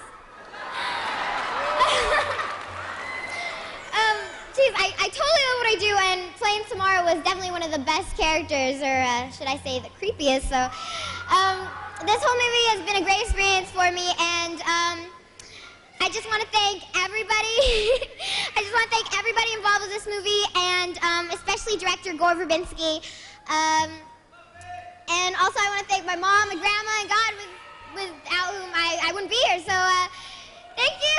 And I also just want to thank everyone who voted for me, and at MTV, of course. And to all the ringworms out there, I just want to say, You're doing so good. You're doing so good. I just want to say, everyone will suffer.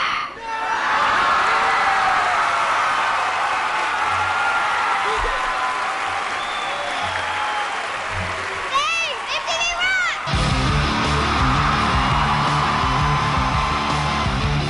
I won the MTV Movie Award. Coming to the after party. party tonight? Coming to the after party tonight? Coming to the after party tonight? To the after party tonight? To the after party tonight? Yeah! Still to come.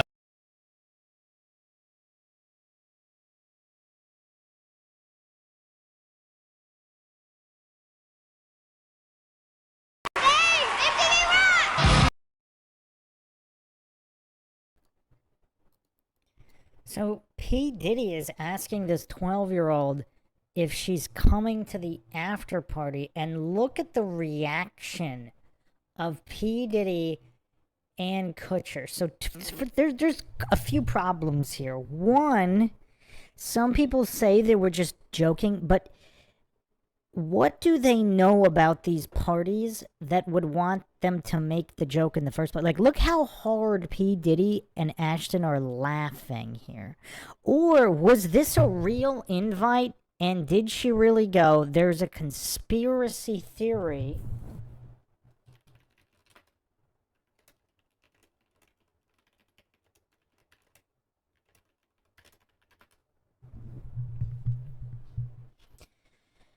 that there actually was someone, there was a victim, an underage victim that matches the timeline here, but there's no confirmation that it's her in any way. But, yeah, it's just pretty weird. We're gonna I'll replay the clip again. But look at these sickos here. I mean, this is just weird on so many levels.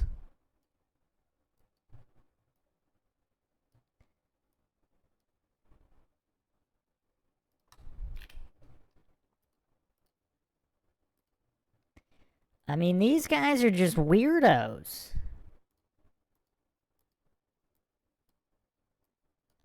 Look at these weirdos.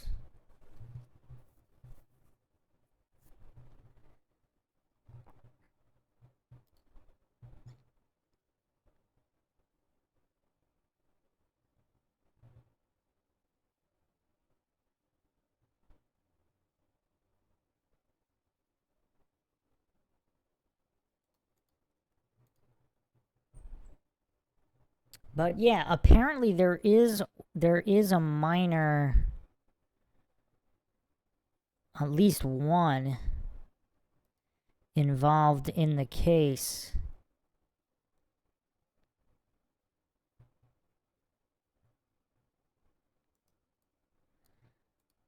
So there's actually another photo here. How many times do these guys do costume changes? But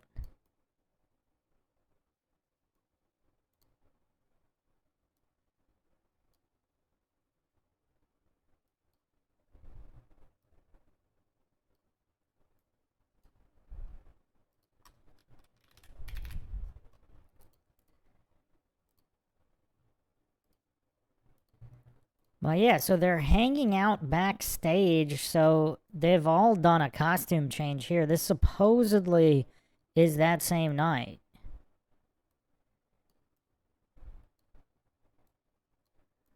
So let's watch this clip again, but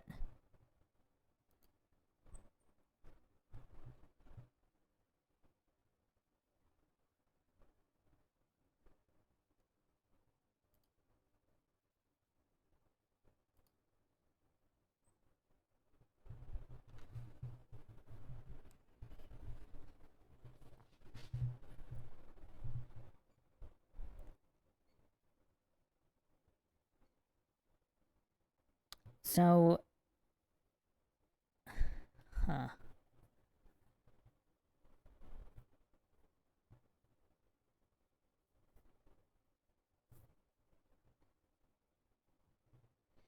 Yeah, this is weird. So she nods like she's gonna attend the after party. From the lawsuits, there's actually over 100 people are named in sexual assaults. The youngest being 9, so she's 12 here. But yeah, this is really weird. So Okay, there's another plaintiff who was 13 at the time of the assault. And it's unclear, there was one assault that was claimed to have occurred. It is unclear whether it was after the 2000 or the 2003 VMAs. But her age doesn't match here, so it probably wasn't her, unless it was also her, but she didn't come forward.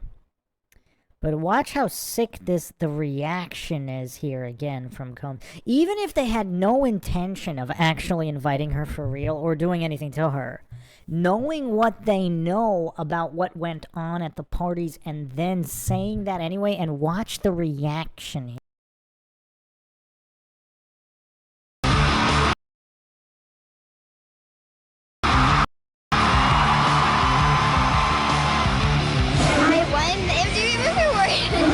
After party tonight.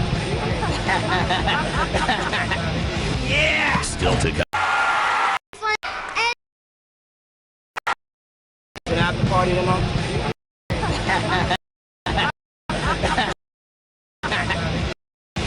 Yeah! Still to come. Harrison.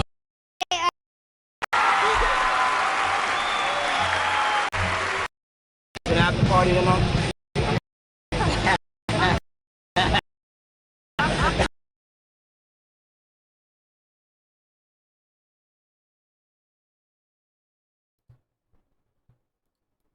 I mean, I don't know who this lady in the front is, but look at Kutcher in the background laughing at that.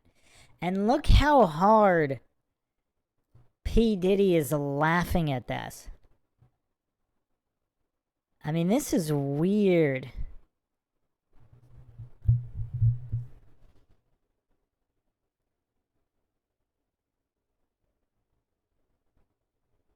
Raised by Gypsy says, didn't kid actors have to have a parent or guardian with them all the time, or am I showing my age? Not necessarily. They could have had a manager or somebody, not necessarily parent or guardian. I don't think their manager was an official guardian. Like, I don't think a manager could be a legal guard. I mean, I guess it's kind of like anything. Like, in school, like, the kids are left in a classroom with a teacher who's not an official guardian, right? So, yeah, no, I don't think that was a rule at all, but, yeah, it's pretty weird. I mean, I don't know who this lady is, but, I mean, look how hard P. Diddy and Ashton Kutcher are laughing here.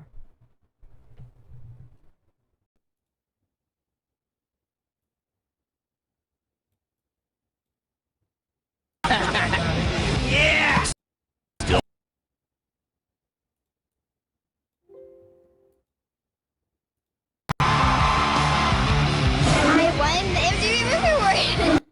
Coming to the after party tonight.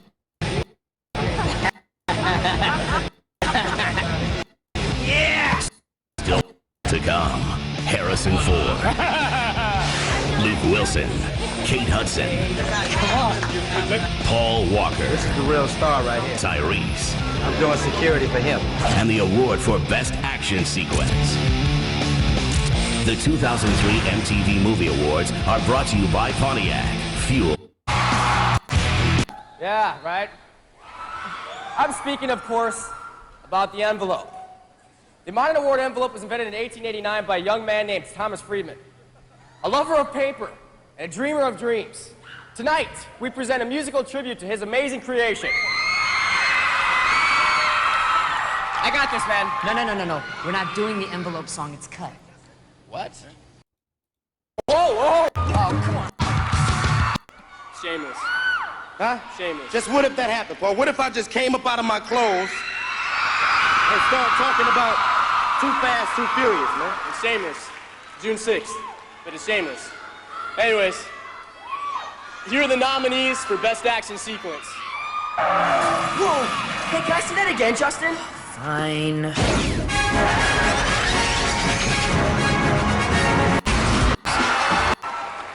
Ego. You guys. Done for. Me, where's the bathroom? No way! Oh my god, dude, he totally likes it. I know! I totally think so too. There are so many gorgeous guys here tonight, it's insane. I know, and do you want to know the best part? What's that? These next two performers want nothing to do with any of them. Oh my god, it's so true! I know! Ladies and gentlemen, give it up for Tattoo!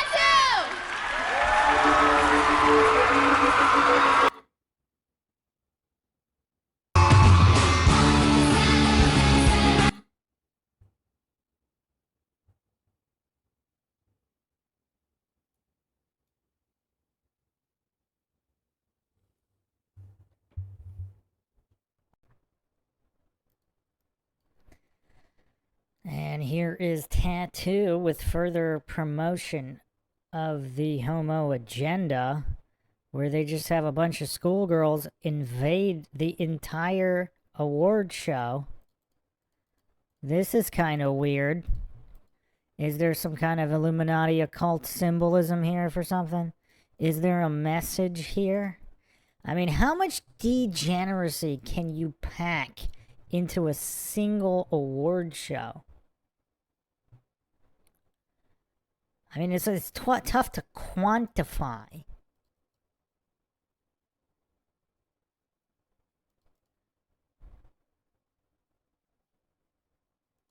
Just the promotion of sodomy off the charts here in Hollyweird.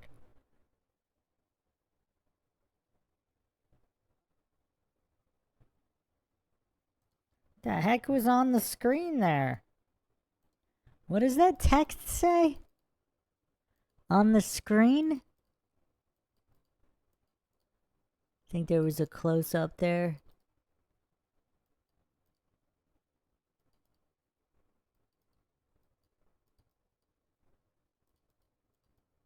Boyfriend speaks out.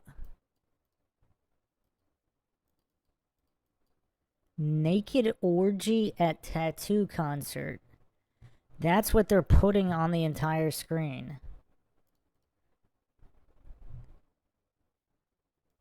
What is this? Like, if this isn't satanic occult ritual, what is this?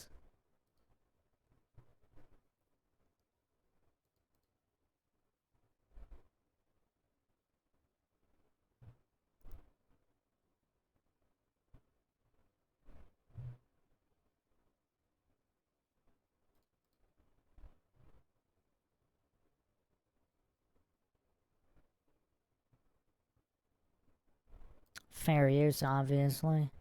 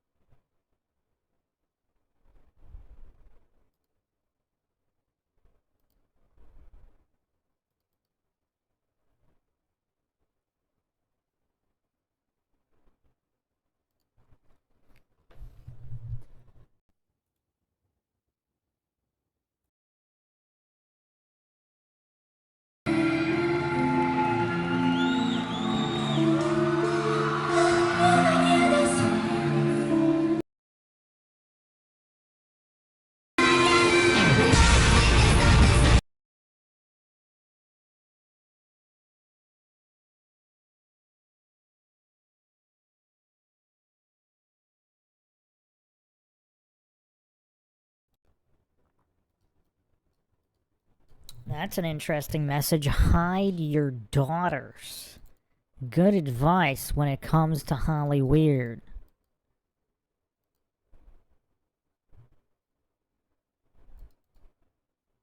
And your sons, too. I mean, what is this? I mean, this is just such a cesspool of degeneracy.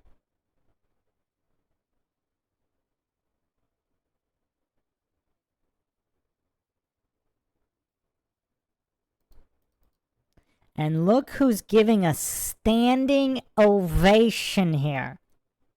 Look at the standing ovation of schoolgirls of questionable ages. You have Ashton Kutcher, Danny Masterson, and P. Diddy, the only individuals giving a standing ovation to this so-called performance of degeneracy and sodomy. Is anybody surprised here? I mean, they felt the need to stand up and give a standing ovation to this so-called performance here.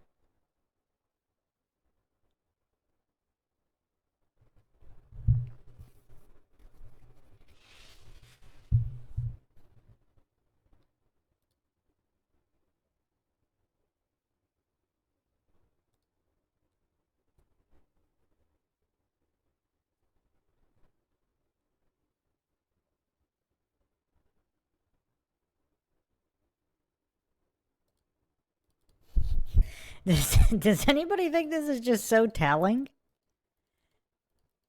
They're giving the standing ovation with the clothes that the girls threw off. What a bunch of weirdos.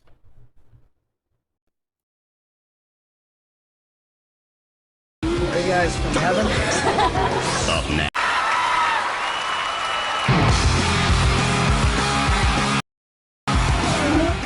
Are you guys from heaven? Up next, Harrison Ford, Josh Hartnett.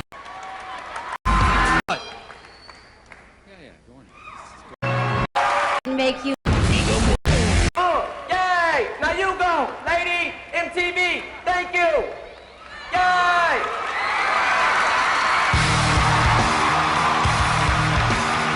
Ladies and Smoke a. What's happening, hot stuff? You ain't gotta go home.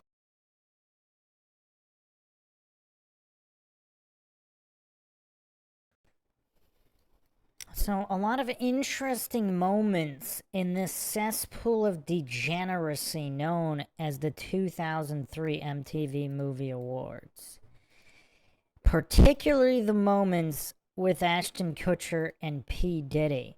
And this is all merely scratching the surface of the degeneracy that is Ashton Kutcher and P. Diddy. We'll continue to examine this in part 3.